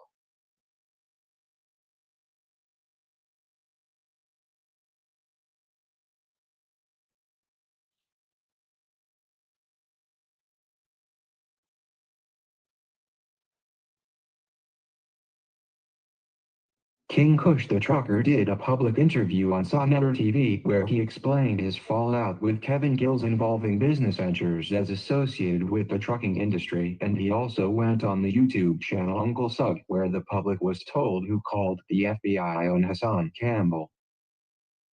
That's how I got the FBI cards to call the FBI. I called the people that went to Hassan's house. What y'all heard is I got an operator and not the people. But I got another video where I'm talking to one of the officers, and he said, taking a picture of the murder of boy is a crime. Now y'all keep helping that criminal and see what happens. I know the audience is probably hearing this be read and saying, well, what does this all mean and how does the intro tie to this and what is the climax and whether this is just me rambling? You can ask. Everybody can ask whatever question they want to ask. They F with the wrong one. Now I got to pop out and show niggas wop, wop, wop. Well, so you don't fall off the edge of your seats, the point I am making with King Kush the trucker is that he was pivotal in informing us of the call made against Hassan Campbell, and that information is what later led to my call to the agents that was sent to Hassan Campbell. Wop, wop, wop. Fuck him up. Yes, people, I too had to call the FBI on Hassan Campbell, as in my dealings with him involved my asking the whereabouts of what was reported to be a young Spanish or Latino teenager who stabbed Afrika Bambaataa in 2013. That's what all this about. That's why they hating on me and want to make me what they are. As the Queen like to say, vice versa. He slandered us. Let's slander him. No, I didn't slander you. I told the truth on you. Y'all are criminal running a hip hop stand with survival criminal organization. I am an Israelite that's running an Israelite church, not a Hebrew Israelite church, an Israelite church, which y'all keep lying and keep trying to tell people I'm a Hebrew Israelite to make me a criminal in America, make me a black identity extremist and stuff. It won't work. It's been too many years of me fighting against Hebrew Israelite, the term and everything, for y'all to sit up here and make it what it is. The stabbing said to have been a retaliation for the statutory sexual assault of the young man was also claimed to have been followed with a conspiracy to murder the young man and admitted by Hassan Campbell that it was he and other Zulu Nation members that was tasked with the execution of the hit, so the young man could not tell his story of him being raped by Afrika Bambaataa.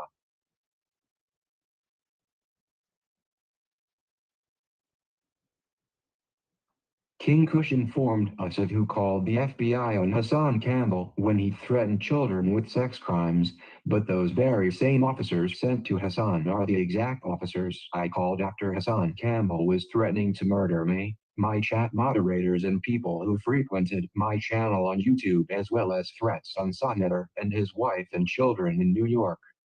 Yeah, he threatened to kill Jabari, Sonnetta, wives, children.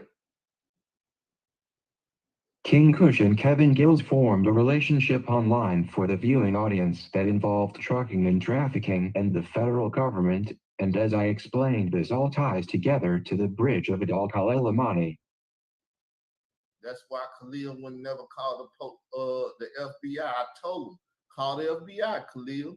I ain't gonna call him, and if I do call him, I ain't gonna tell you. Okay, bad guy.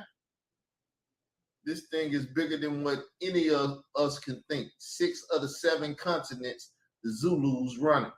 Khalil Amani threatened to have Kevin Gills approached and dealt with by none other than WAC 100 of the Piru Bloods of California, and for what Khalil Amani claimed was disrespect to him VT Kevin Gills on the Afrika Bambaataa sex trafficking reports. So Khalil threatened Kevin Gillespie with WAC 100. I get WAC 100 to come see you same way Hassan Campbell said he was going to get JoJo Capone from Global Gangsters to come see me and kill me.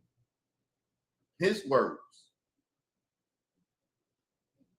So don't think that I get frustrated in this and that and I make up lies on people. No, I'm just telling you about the incidents that didn't happen, and you wouldn't believe that they didn't happen to me because you figure I'm a nobody. I am a nobody, but this nobody, because he stood for something, because he believed in Malcolm X, a man that don't stand for nothing to fall for anything.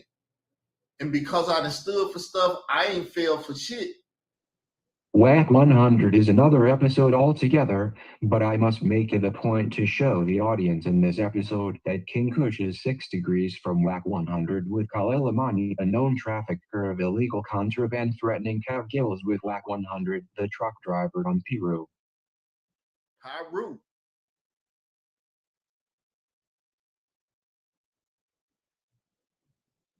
Known gangster, known knocker out and everything. WAC 100, yeah. Hassan Campbell being the actual alleged victim of Afrika Bambaataa and Khalil Amani's affiliation to WAC 100, and let's not forget the street sweeper himself, none other than DKK Slay, is where we call this climax of episode 1. Why is this the climax, people? Because DJ K. Slay let you know that he was trafficking children by the mouth of Khalil Amani on the Ed Opperman show, which I got him that interview where he can run his mouth and tell us about K. Slay trafficking children. It's the climax because we know Khalil Amani was a trafficker of illegal contraband and who told us that DJ K. Slay was a child trafficker for Zulu Nation, and that includes Afrika Bambaataa, and that WAC 100 was the West Coast partner of DJ K. Slay, who Khalil Amani threatened Kev Gills with, and even Hassan Campbell, who threatened the children and who Khalil Amani claims he supports now. He said WAC 100 came on this show and said, well, I'm with you with what Cleo Monago calls same gender loving. We don't want to call that LGBTQIA stuff. But yeah, same gender loving and stuff. WAC 100 is down with it. When we look at King Kush, the trucker, and WAC 100, the trucker, we see the sameness in occupation and the connection to Hassan Campbell in WAC 100. Wop, wop, wop.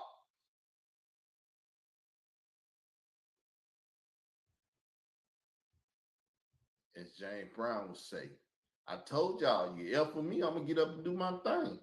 I want everybody to take this episode 1 and think about what I am showing you all in the YouTube streets and get your minds right as you anticipate episode 2, where I begin to bridge WAC 100 to the truckers I named in the intro.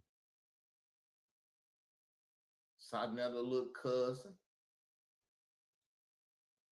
Mr. 10 Toes Down. I like to sodomize men in their private parts.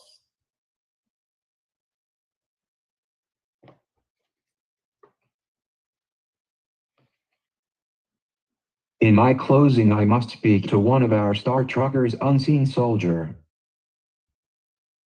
One of our stars, one of the stars. The guy that attacked me used to sit in the back room, chats with me, and come out here trying to tell lies on me and say I said something. No, it's not gonna work, my nigga. You gotta have proof that I said it. You ain't got no source. I need to see it as soon as possible. Now, Unseen Soldier is a person I had on my Israel Doctrine platform for years and who made some false allegations against me recently, even on my platform on YouTube. Yep.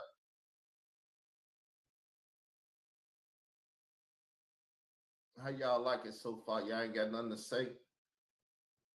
My message to Unseen Soldier is when we get to his episode, I am going to show how him, Khalil Amani, and Kevin Gills was all on the Star Report with Star Troy Torain and running interference for Hassan Campbell and to help cover up the stabbing victim of Afrika Bambaataa.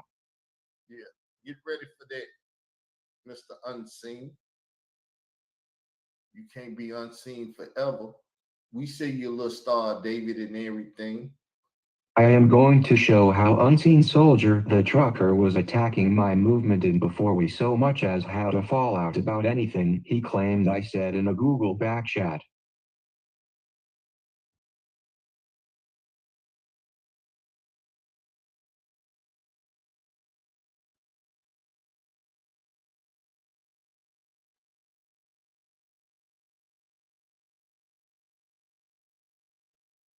Unseen soldier aligned with the narcotics trafficker Khalil, who is running interference for the sex trafficker DJ K-Slay and using a trucker WAC 100 to attack people on Peru, and how all of this ties to digital pit boss the trucker.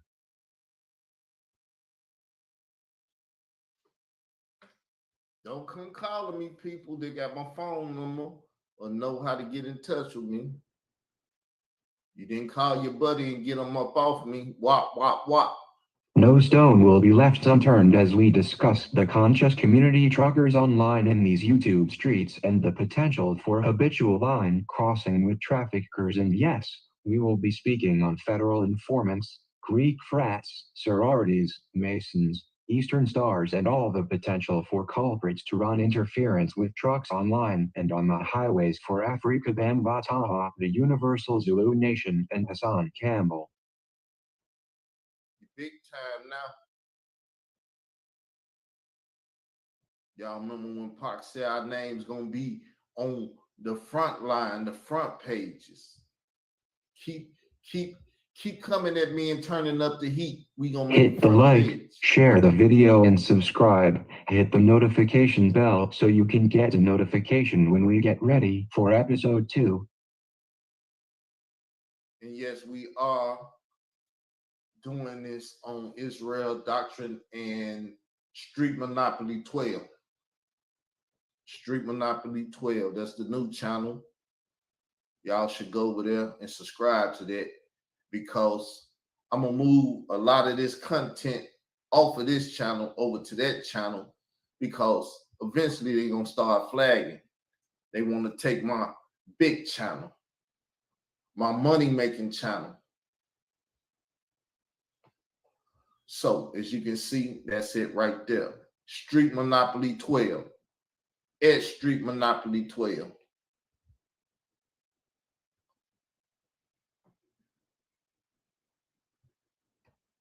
So, for any of y'all that wants to stay up with that, we trying to make that channel there another money-making channel.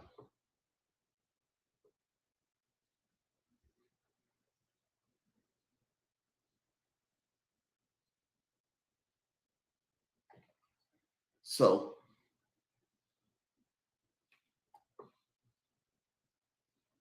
to the people that's not dropping down in the chat saying hello,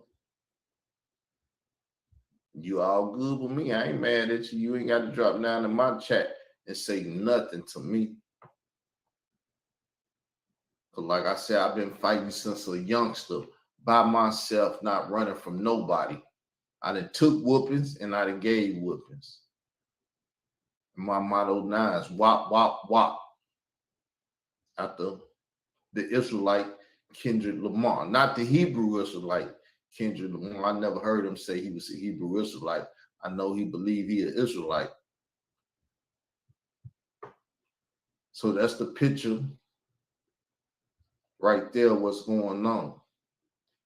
If none of those truckers have joined that union and joined them people, then they questionable. See, don't go join it now and try to say, I'm a part of this truckers against trafficking org. No. You supposed to been there. This trafficking and all this conversation been going on for 8 years. Y'all haven't created no institutions or nothing. I got straight Israelite pride institution over here. It's a part of my church. Always been a part of my church, and my church has been out here for a minute now. And I told y'all, I said, watch what you doing. You coming up against the church. You don't want to believe that you're coming up against the church. And my church is just like the Vatican. It's just like the Vatican, just like Pope and all of that. Watch what you're doing. Wop, wop, wop, wop, wop. Adam 12, you might want to see me and talk to me and try to save your conglomerate.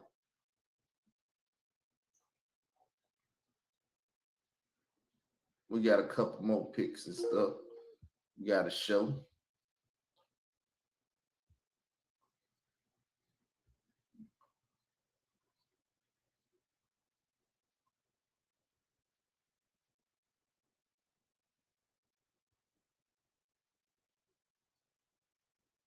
Let me see. I got one particular picture I'm trying to show y'all. When I find it, I'm going to bring it up.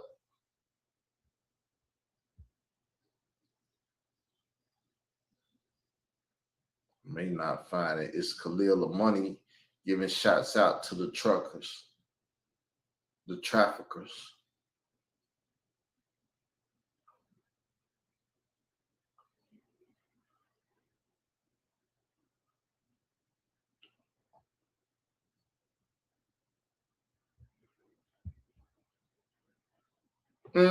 Seem to can't find the picture. But we'll keep looking to see if we can find it. So we can put it up here and y'all can see it.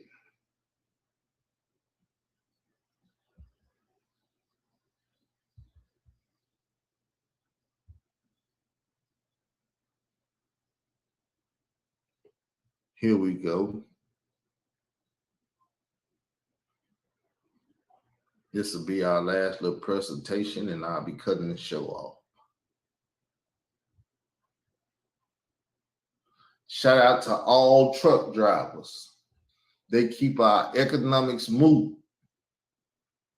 They keep who economics moving? Hip hop stands with Survivors Economics, Zulu Nation Economics. Who are our? I know he's not talking about me and his economics, because I don't get no economics. They're not capitalists. They're socialists. Those that they socialize with, they move money with.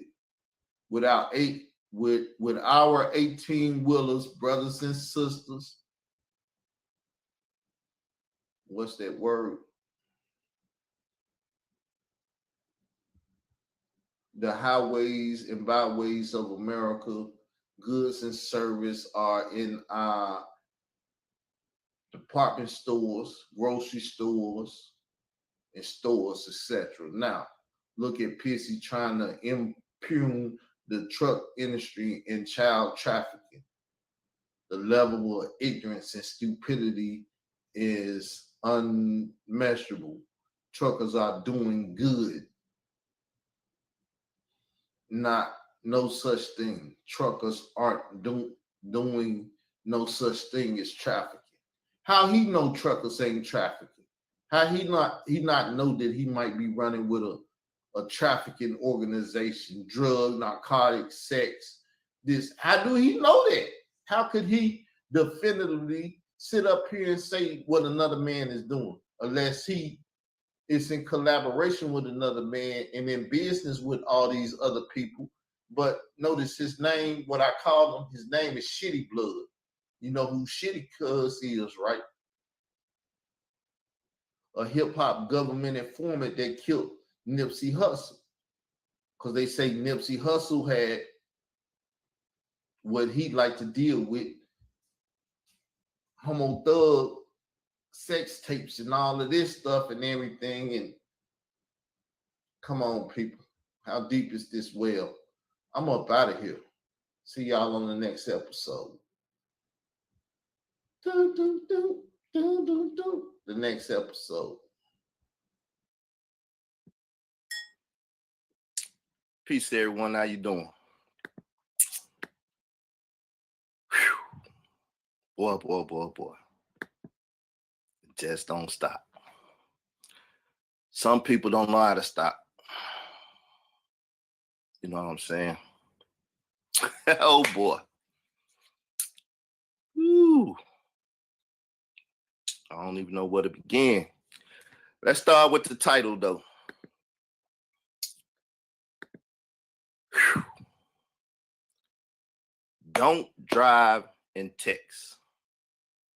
STL truck driver driving and texting and doing Google Hangouts and Blog Talk radio shows I need to put that shows in there.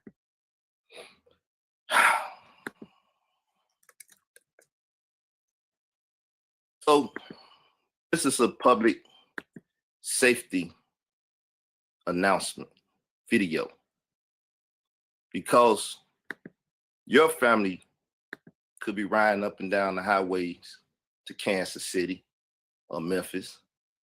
And this St. Louis driver by the name of LaRon Campbell, that's to whom it may concern, is driving, texting, doing Google Hangouts and Blog Talk radio shows.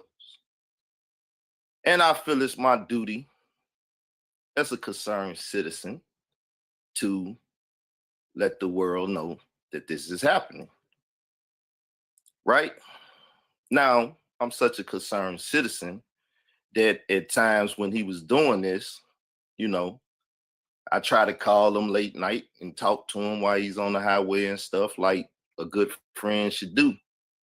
You know, pulling overtime and doing stuff that, you know, drivers not supposed to do, back-to-back hours and stuff. Check his log books. You know what I'm saying?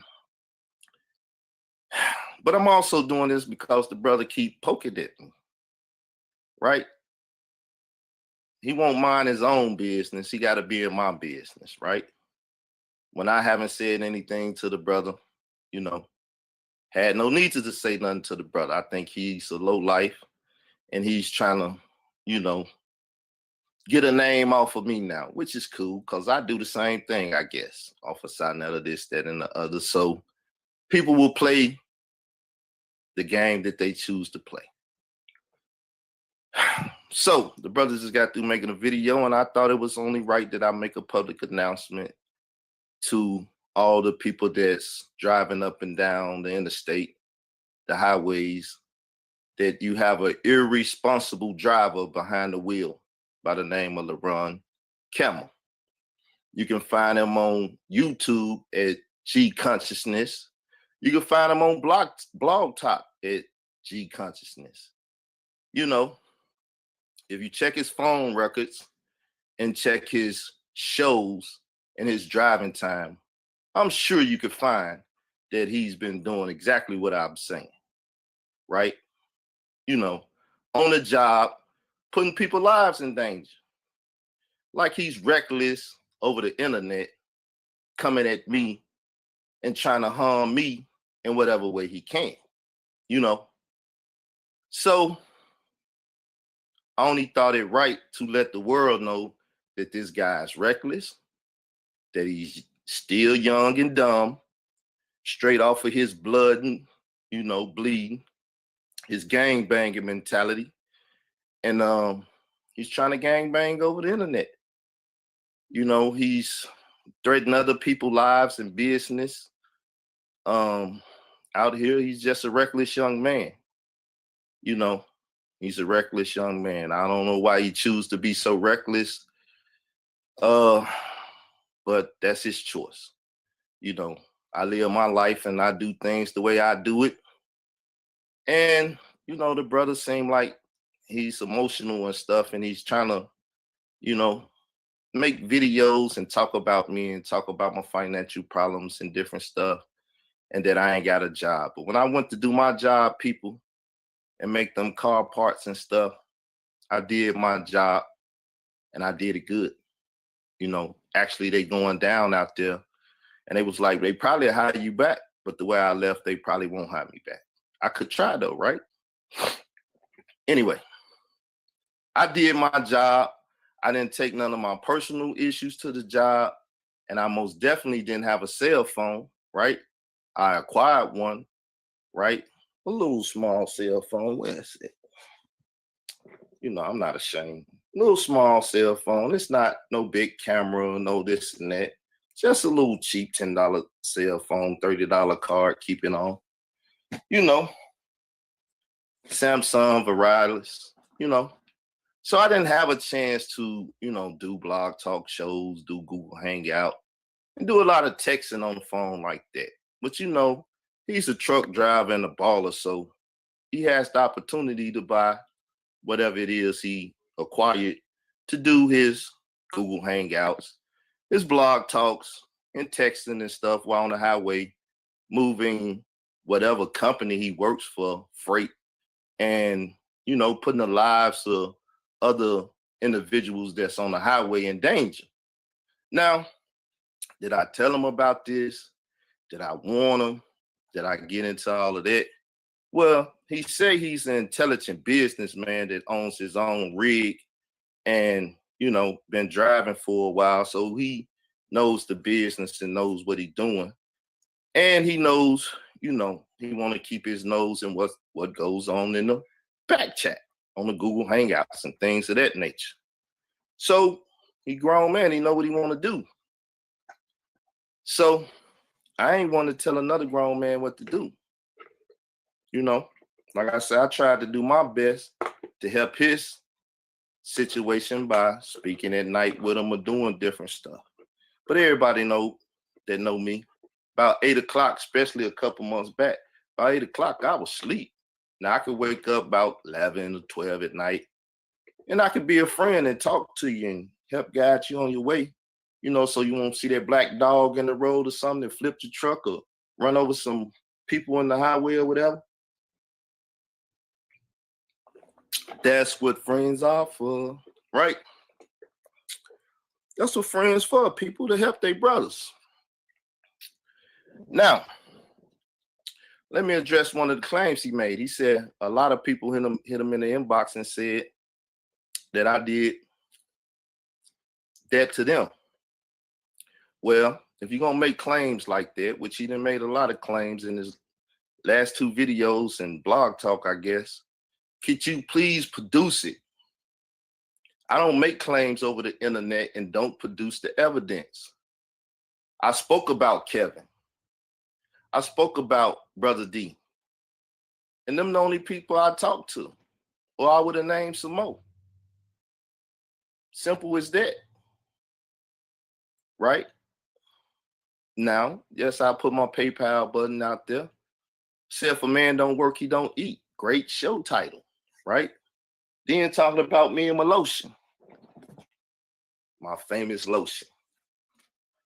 My famous lotion, right? Boy, it seemed like he took some notes, but like I told you before, you don't take notes and you don't think about how you gonna strike people. That's your downfall. Because if you did take notes and think about how you was gonna do it, you will see that it's unprofitable. Now, as I just told Sonetta and Polite about Michael Edwards, he can't do the job, you know? So now maybe he's trying to ease down with what he's doing, or maybe he's going hard. I thought he called a truce last night. It's cool if he did or he didn't. And now today, you on the internet making a video, right? But you say you try to stop other people from doing this and doing that. Yet you go tell people that when you was going at Kansu and trying to hurt his business and other people and, you know, hurt other people's finances that got a job and stuff. You know what I'm saying? When you was doing that, you know what I'm saying? Who told you you was out of line to a degree and that you should calm down and this and that? Your friend, right? Well, I guess we really weren't never friends. You know, you saying I was trying to use you and you know I've been trying to use you. So I guess you was around trying to use me, thinking I'm using you and seeing what you could get out of it. It's cool. I don't take it personal. The friendship relation, leeching is done with. But it seems that you harboring feelings and you steady worried about my situation. Well, I suggest to you that you keep your eye on the road, out there on the highway, and do as the law say. Stop texting. Stop being in the Google Hangouts. Stop doing blog talk radio shows and stuff while you are driving a big rig with these people merchandise on the back and with these people on the side of your truck and in front of you and behind you, lives in danger. Become a more responsible adult and become a more responsible truck driver, worker, if you're gonna worry about other people and if they got a job or don't or whatever, you become more responsible. Now, I ain't gonna make this long because I ain't gotta drag it on. LaRon Campbell, right? Now, you want to talk about you giving me $40. It's like $40, and I ask you to move your blog talk over on my thing, or let me do your blog talk, because you said you was gonna start giving people the access so they could go over there and do it or whatever, right? So you mad, what, because I didn't do the blog talk or whatever happened? I don't know what the situation is and why you irate and why you making videos and stuff about me still and trying to make little sly jokes about my mother and make little statements and stuff and try to dig in that wound. But like I told y'all, it don't hurt no more. It just shows that people think they heartless and they can come at me like that. It's cool. You know what I'm saying? But now let's get into who you should have been helping with some money, right? Now, I talk to you, I say, the brother made a video talking about your god sister, right? You should say something about it and at least try to enlighten the world about who the sister was, even her downfalls and stuff, and try to help any other young sister that's on the internet selling her body, right? I say, you who want to be the media now and want to inform people about me and what I'm doing. I asked you, I said, why don't you go online and speak about the sister and try to put some positive light on it and stuff, because other people are making these videos and talking bad about your god sister. Now, was that sister in need of money to the point where she was on the internet selling her body to the point where it cost her her life? Well, the question would be, why weren't you helping her? Why didn't you know that she needed some help? Could it be that you was doing your blog talk shows and you was on Google Hangouts and texting and fighting in Hangouts and chats with Team Osiris and other people and stuff, that you didn't have time to check on your god sister? You know what I'm saying? Could that have been it? Or could she have done something to you in the past where you were so mad and angry and stuff that she felt like she couldn't come to you for $1 or $2 because you would put her on blast in the family or around other places? Why she couldn't turn to her god brother, LaRon Campbell? Answer that for me. Get on the internet and speak about that to the people, right? Because see, what you fail to inform the people about and you keep talking, I don't have a job now. I've been out of job since November, December, January, February, and this is March. 5 months, right? You say I don't have no license or no car. So I'm in a country town with no license, no car, meaning I have to depend on someone to get me to a job. Ain't no shame in my game, right? So that means being in this town and jobs being at least 15 miles away, that I really don't have a way to get to a job. You know, I got to put applications in over the line, so on and so forth, but I got to inform them that I'm incapable of really making it to work. I got to do that for unemployment, right? So if you want to know and you want to tell the world, please explain to them right. You know, so you're telling the people this, but you're not telling it to them. Once again, you're not taking a pen and pad and explaining it to the people, my situation. You're doing it in fragment. You're fragmenting it, right? You're telling them a portion here and a portion now, and you're not giving it to them in a proper manner. So I'm going to clear it up for you. You know, I really don't want to address you no more. I really don't want to make no videos, but I got to address allegations and lies and things of that nature. So you're telling the people these things, right? You want to talk about my house? Cool. The house is ran down. The house is old. This house here is very old. Yes, my mother and father bought it, but they didn't put no money into it. Will I keep this house? It's my business. Will I let it run down? It's my business. It's mine. So I can do whatever I want to. You know, I can't set it on fire. They'll get me for arson or whatever, but I can do whatever I want to do with the house. You know what I'm saying? I can lock it up and leave, or I can sit here and let it rot away. So what are you trying to tell the people about that for? I mean, what are they going to gain, or what are you going to gain about the condition of my house? You know, you was cool enough at the time for me to even let you come to my house, which you didn't come into it, drive up on the outside of my house and look at my house. Other people asking to come to my house and I ain't even told them where it's at or whatever, and they want to come. But you was cool enough for me to let you drive up to my house and even try to have whatever little friendship it was, which you called me using you and saying I'm begging you for money. You're a lie. You can't find a text. You can't find nothing where I beg you for money. And I did ask you over the phone, so you can't even prove the one time I did ask you without me clarifying it. You have no witness. So I'm going to clarify. I did ask you for $40. You sent me $40. I believe so. I could go to my PayPal. You may have did it twice. You may have hit me off with something twice.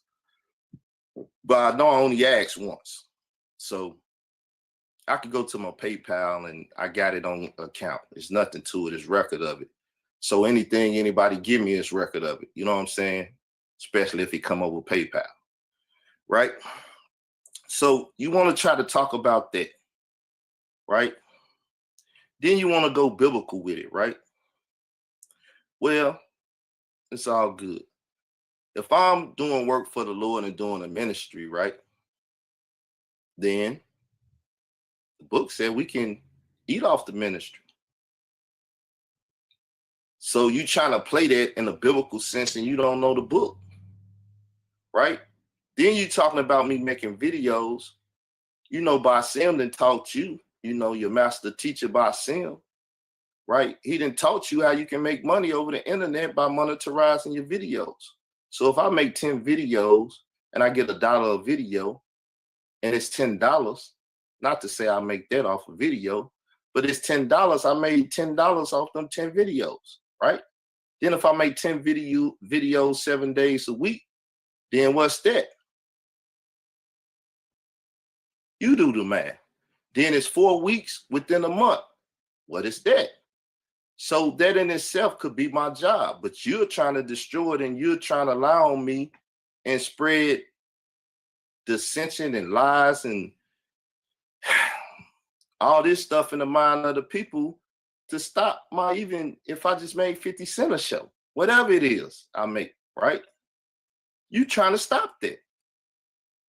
But you claim I need a job and stop making videos when that may be my only income, but you're so hateful and mad and feminine right now that you making videos trying to harm my little 50 cent a video or whatever and trying to stop my income, right? I'm surprised you didn't get in your truck and while you was going down the highway, do a blog talk or something.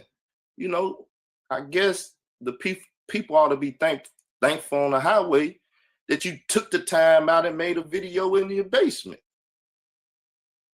instead of doing it on the highway. Irresponsible truck driver, worker, employee, and you got people merchandise and stuff that may not make it on time if you have an accident, how many lives you might take if you have an accident and things of that nature. But you got your mind on my business. You sitting up thinking about me. You blocked me on Facebook. I ain't called you. You ain't called me. We ain't talked. But I guess you watching my 10 videos to try to have something to speak about or see who's on it so you can speak about it. And your mind is, you fixated with me. I wouldn't have knew nothing about your video if you wouldn't have invited me and sent it to me. I don't care what you do, LaRon. You could go up and down the highway and kill everybody, kill yourself, or do whatever. You can do whatever. It don't matter to me no more what you do. It don't matter to me. I'm not trying to watch your videos. Don't send me no invites and tell me you making a video about me. I don't care.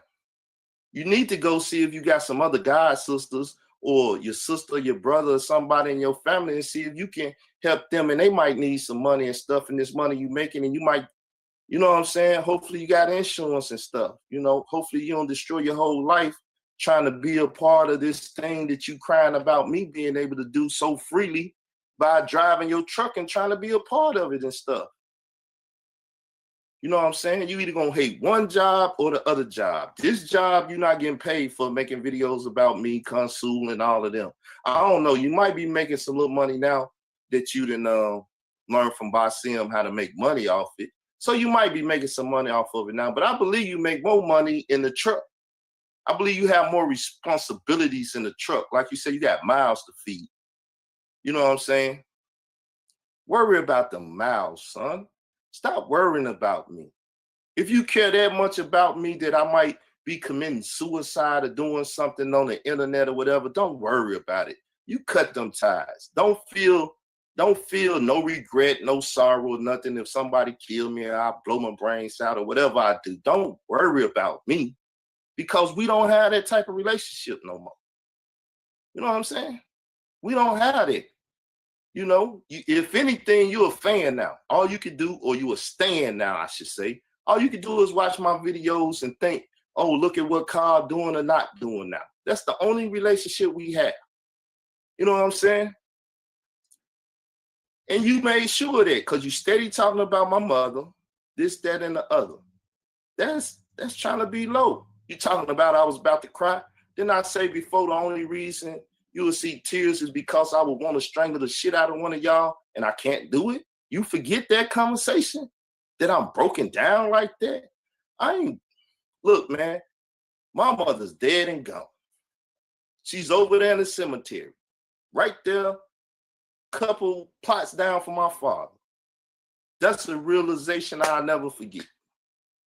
I did what I could do for my mother. What could you do for your god sister? You bought a pool table. You doing this and that. Yeah, you taking trips down here, messing with me and everything.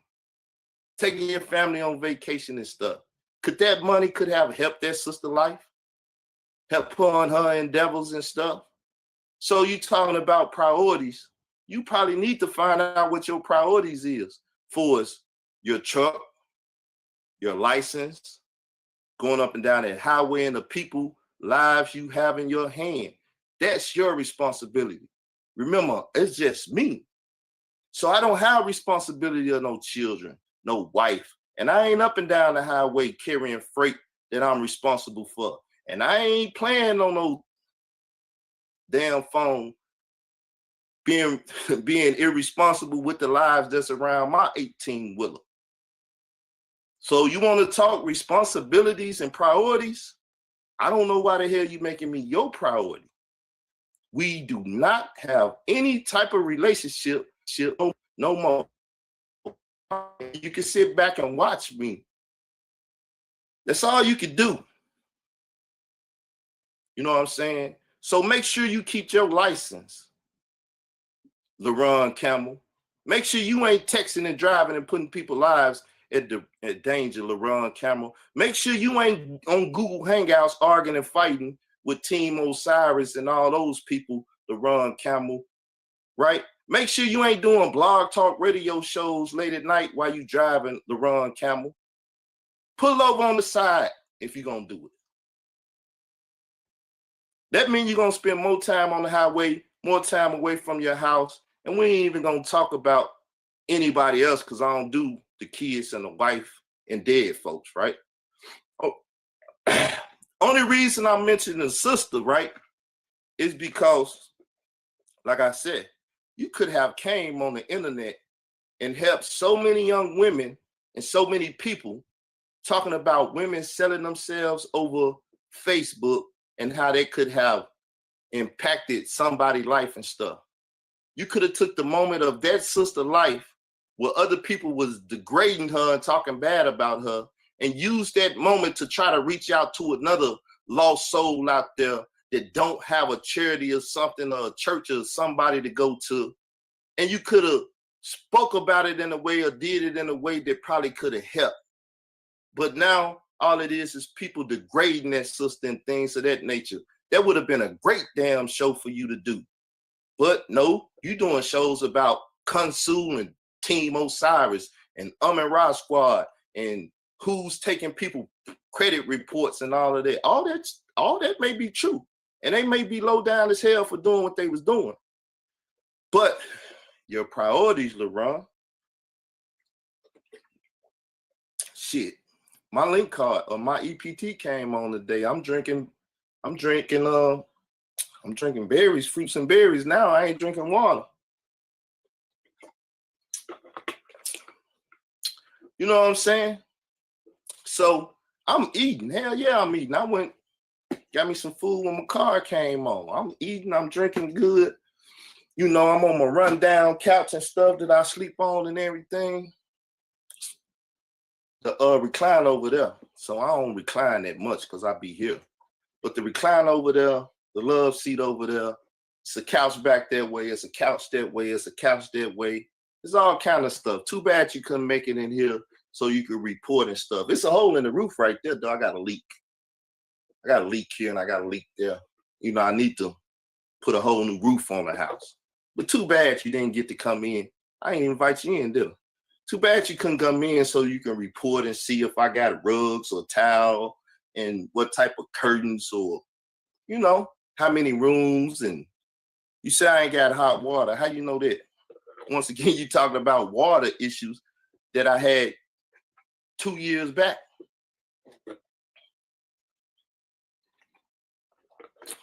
Did you know me when my buddy was staying here with me? Some people was watching and listening to my shows when I had a buddy here stay with me. He stayed a whole year. You probably that new of a friend that you don't know about that friend and that situation. I probably didn't never tell you about it. Well, it's a good thing I didn't. You probably would have omitted it to make me sound bad or whatever. But it's all good. I'm finna leave off, LaRon, and hopefully you can find it in your hearts of heart to prioritize your life and keep me out of it. I'm no longer in your life, man. And remember, I'm Sarnetta to you. So when you go make a video, 2 or 3, or you sitting up thinking about me, think about what you telling me about Sarnetta. I ain't taking your advice, but maybe you'll take your own advice and don't make a video about me.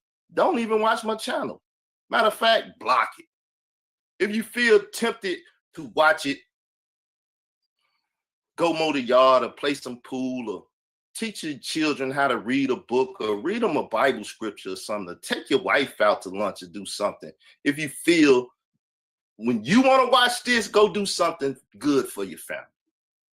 When you want to watch my videos, that'll help you be a greater daddy. If you see yourself want to punch something and watch this channel or something, do something nice for your family. They will love you to death for that. Because I know you're going to feel tempted to at least 10 times a day or them 10 videos that I make to watch it. You can do something for your family, man. So hopefully, you know, I can't wish you no Godspeed or nothing like that, but you know, salute to you, brother. You know, you was a cool friend for a while. You know what I'm saying? Shit comes and goes, though.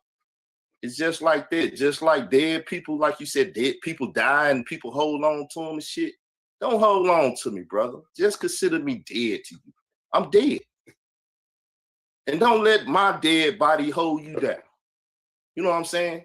Move on with your life. Like I said, if you see me and you want to make a video or you want to say something or you watching me or you turn in and I'm on somebody's channel and shit, just turn it out and go hug your wife and kiss and tell her you love her and hug your children, tell them you love them.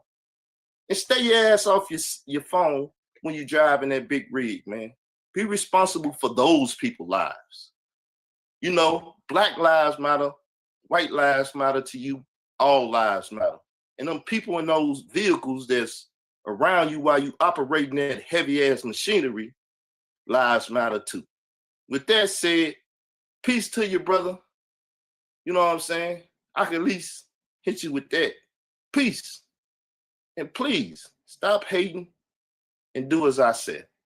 Love your family more. Put your priorities together. And leave me out your mind. Peace.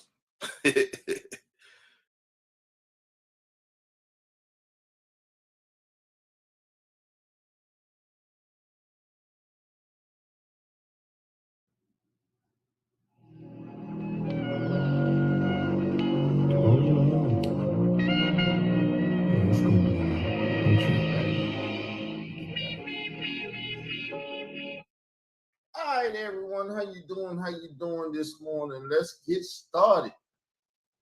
The title of this one is Conscious Community Truckers, Digital Pit Boss, Blood.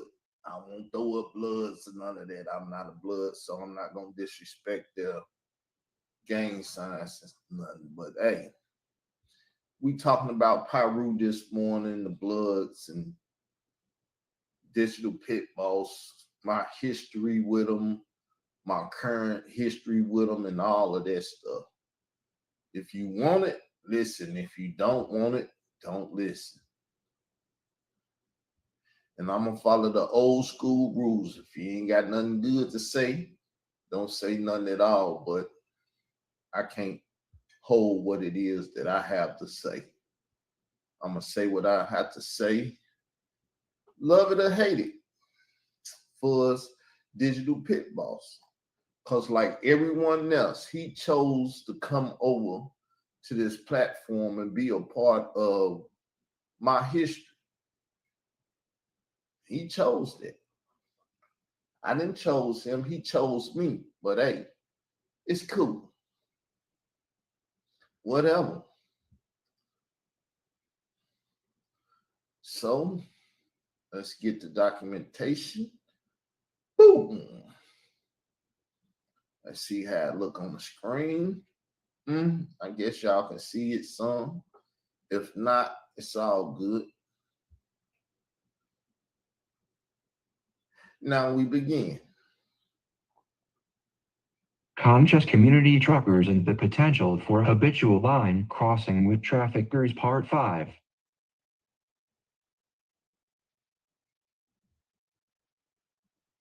Welcome to the final episode of the 5-part series titled The Conscious Community Truckers Online with the subtitle Behind the Wheel, The Potential for Habitual Line Crossing with Illegal Traffickers.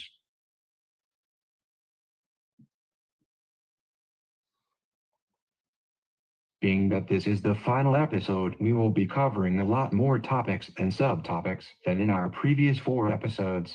So you all may want to make some extra time for this one because I have a lot that we'll be unpacking here. Ooh, we're about to unpack a lot. Years of history.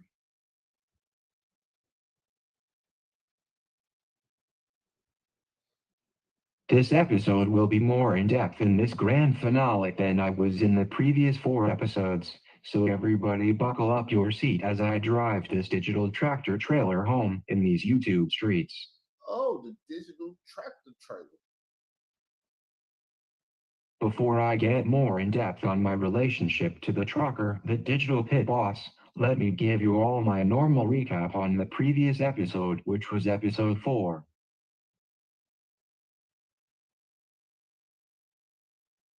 In episode 4, we discussed some of my personal dealings with the conscious community trucker Laranji consciousness. Episode 4 was to express how my interactions with Laranji consciousness involved some similarities to my interactions with the faceless YouTuber The Unseen Soldier, mainly when it involved my run-ins with YouTubers like Michael Edwards, the RBG Hebrew, and Bossin the Arab. Yes. Make sure to go watch the playlist on my channel of episodes 1, 2, 3, and 4. It's 3-1 right now. I get 4 and 5 up there this afternoon. Now I want to introduce you all to a popular term or phrase used in the digital world as a sub-theme for this episode, and so you as the viewers better understand what the plot and the significance of this episode on the Conscious Community Trucker Digital Pit Boss all is about. So the Conscious Community Trucker Digital Pit Boss, or the Conscious Community Pyru Blood Digital Pit Boss, or the content creator and the Conscious Community Digital Pit Boss. He, like the king, always wanted to be the king and run the conscious community, and he's been doing it behind the scenes. But hey, listen. The term or phrase that I will be using throughout portions of this episode is words troll farm. Troll farm.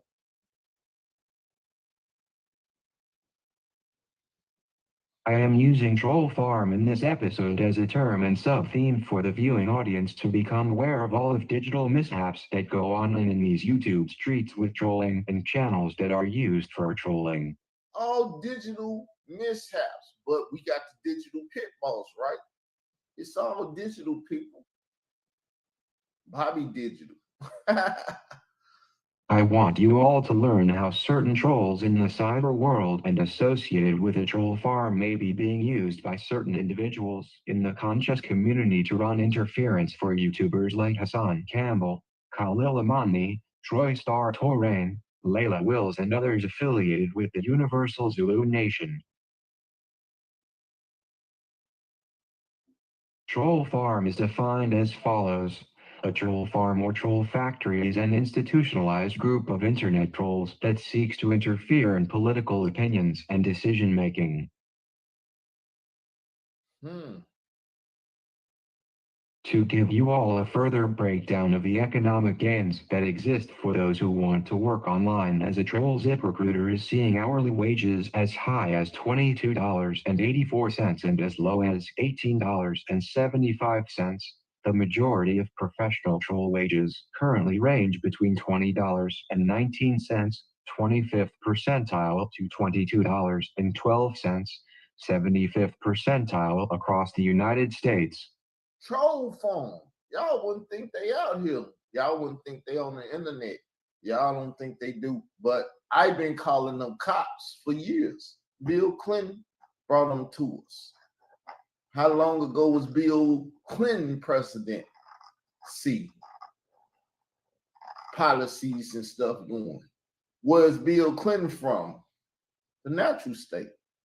Trolling can be very lucrative for certain individuals depending on what political cause or activism they decide to contract out the services for, but in the case of certain topics, things people are doing as trolls can lead to criminality and other acts that cause harm to people online.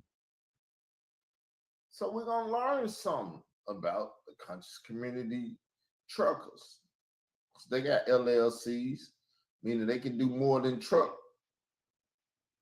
Now we all should be aware that trolls and trolling online is nothing new, but when we have channels with faceless YouTubers as expressed in my previous episodes, and those individuals trolling online and being hired as paid mercenaries to attack certain content creators and the narratives they chose to present to the viewing audience, we have to address the seriousness and the dangers associated with these people who are working as internet trolls. Working as internet trolls or cops. Now onto the star of this episode, the conscious community trucker, the fraternal order Pan-Africanist, the calculated risk taker, and the Pyru blood set affiliate, the digital pit boss.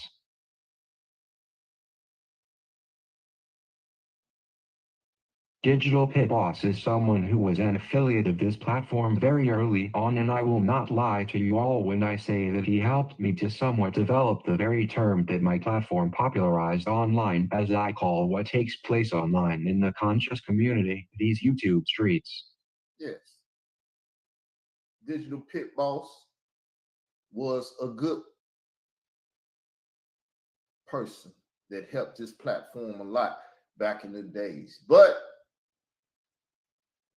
Digital Pit Boss, as I explained in episode 2, came online in these YouTube streets claiming to be the big homie of the trucker and hip-hop manager Wack 100, also of the Pacoima, California-based gang set the Piru Bloods. Like I said, I'm gonna throw it up for Piru. Digital Pit Boss had Wack 100 do an interview with Raw YAL Exclusives, who is a mutual friend of ours in these YouTube streets. Royale Exclusive, the one to give you the term Filthy Frank and all of that, because he's been into it with Satnetta and all of that. Mutual homie of me and Digital Pit Boss. I introduced Royale to Pit Boss. At that time, I also did a recap video on Wack 100 and his sit down with Raw YAL, which was done on this channel. So I promoted that everything. I did a video, Wack 100, Digital Pit Boss, and B-Dot. Y'all know who B-Dot is, right? Y'all don't hear his name that much in the community no more, do you?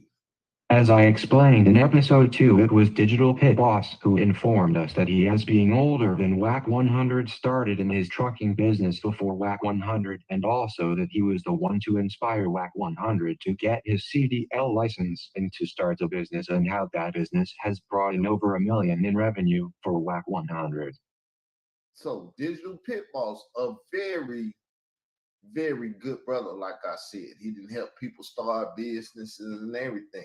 How legal are some of the businesses and stuff? I don't know, but hey. Digital Pit Boss is someone who, like many others, sought me out online, but he was alongside me in my earlier Blog Talk Radio days before we allied forces on YouTube. So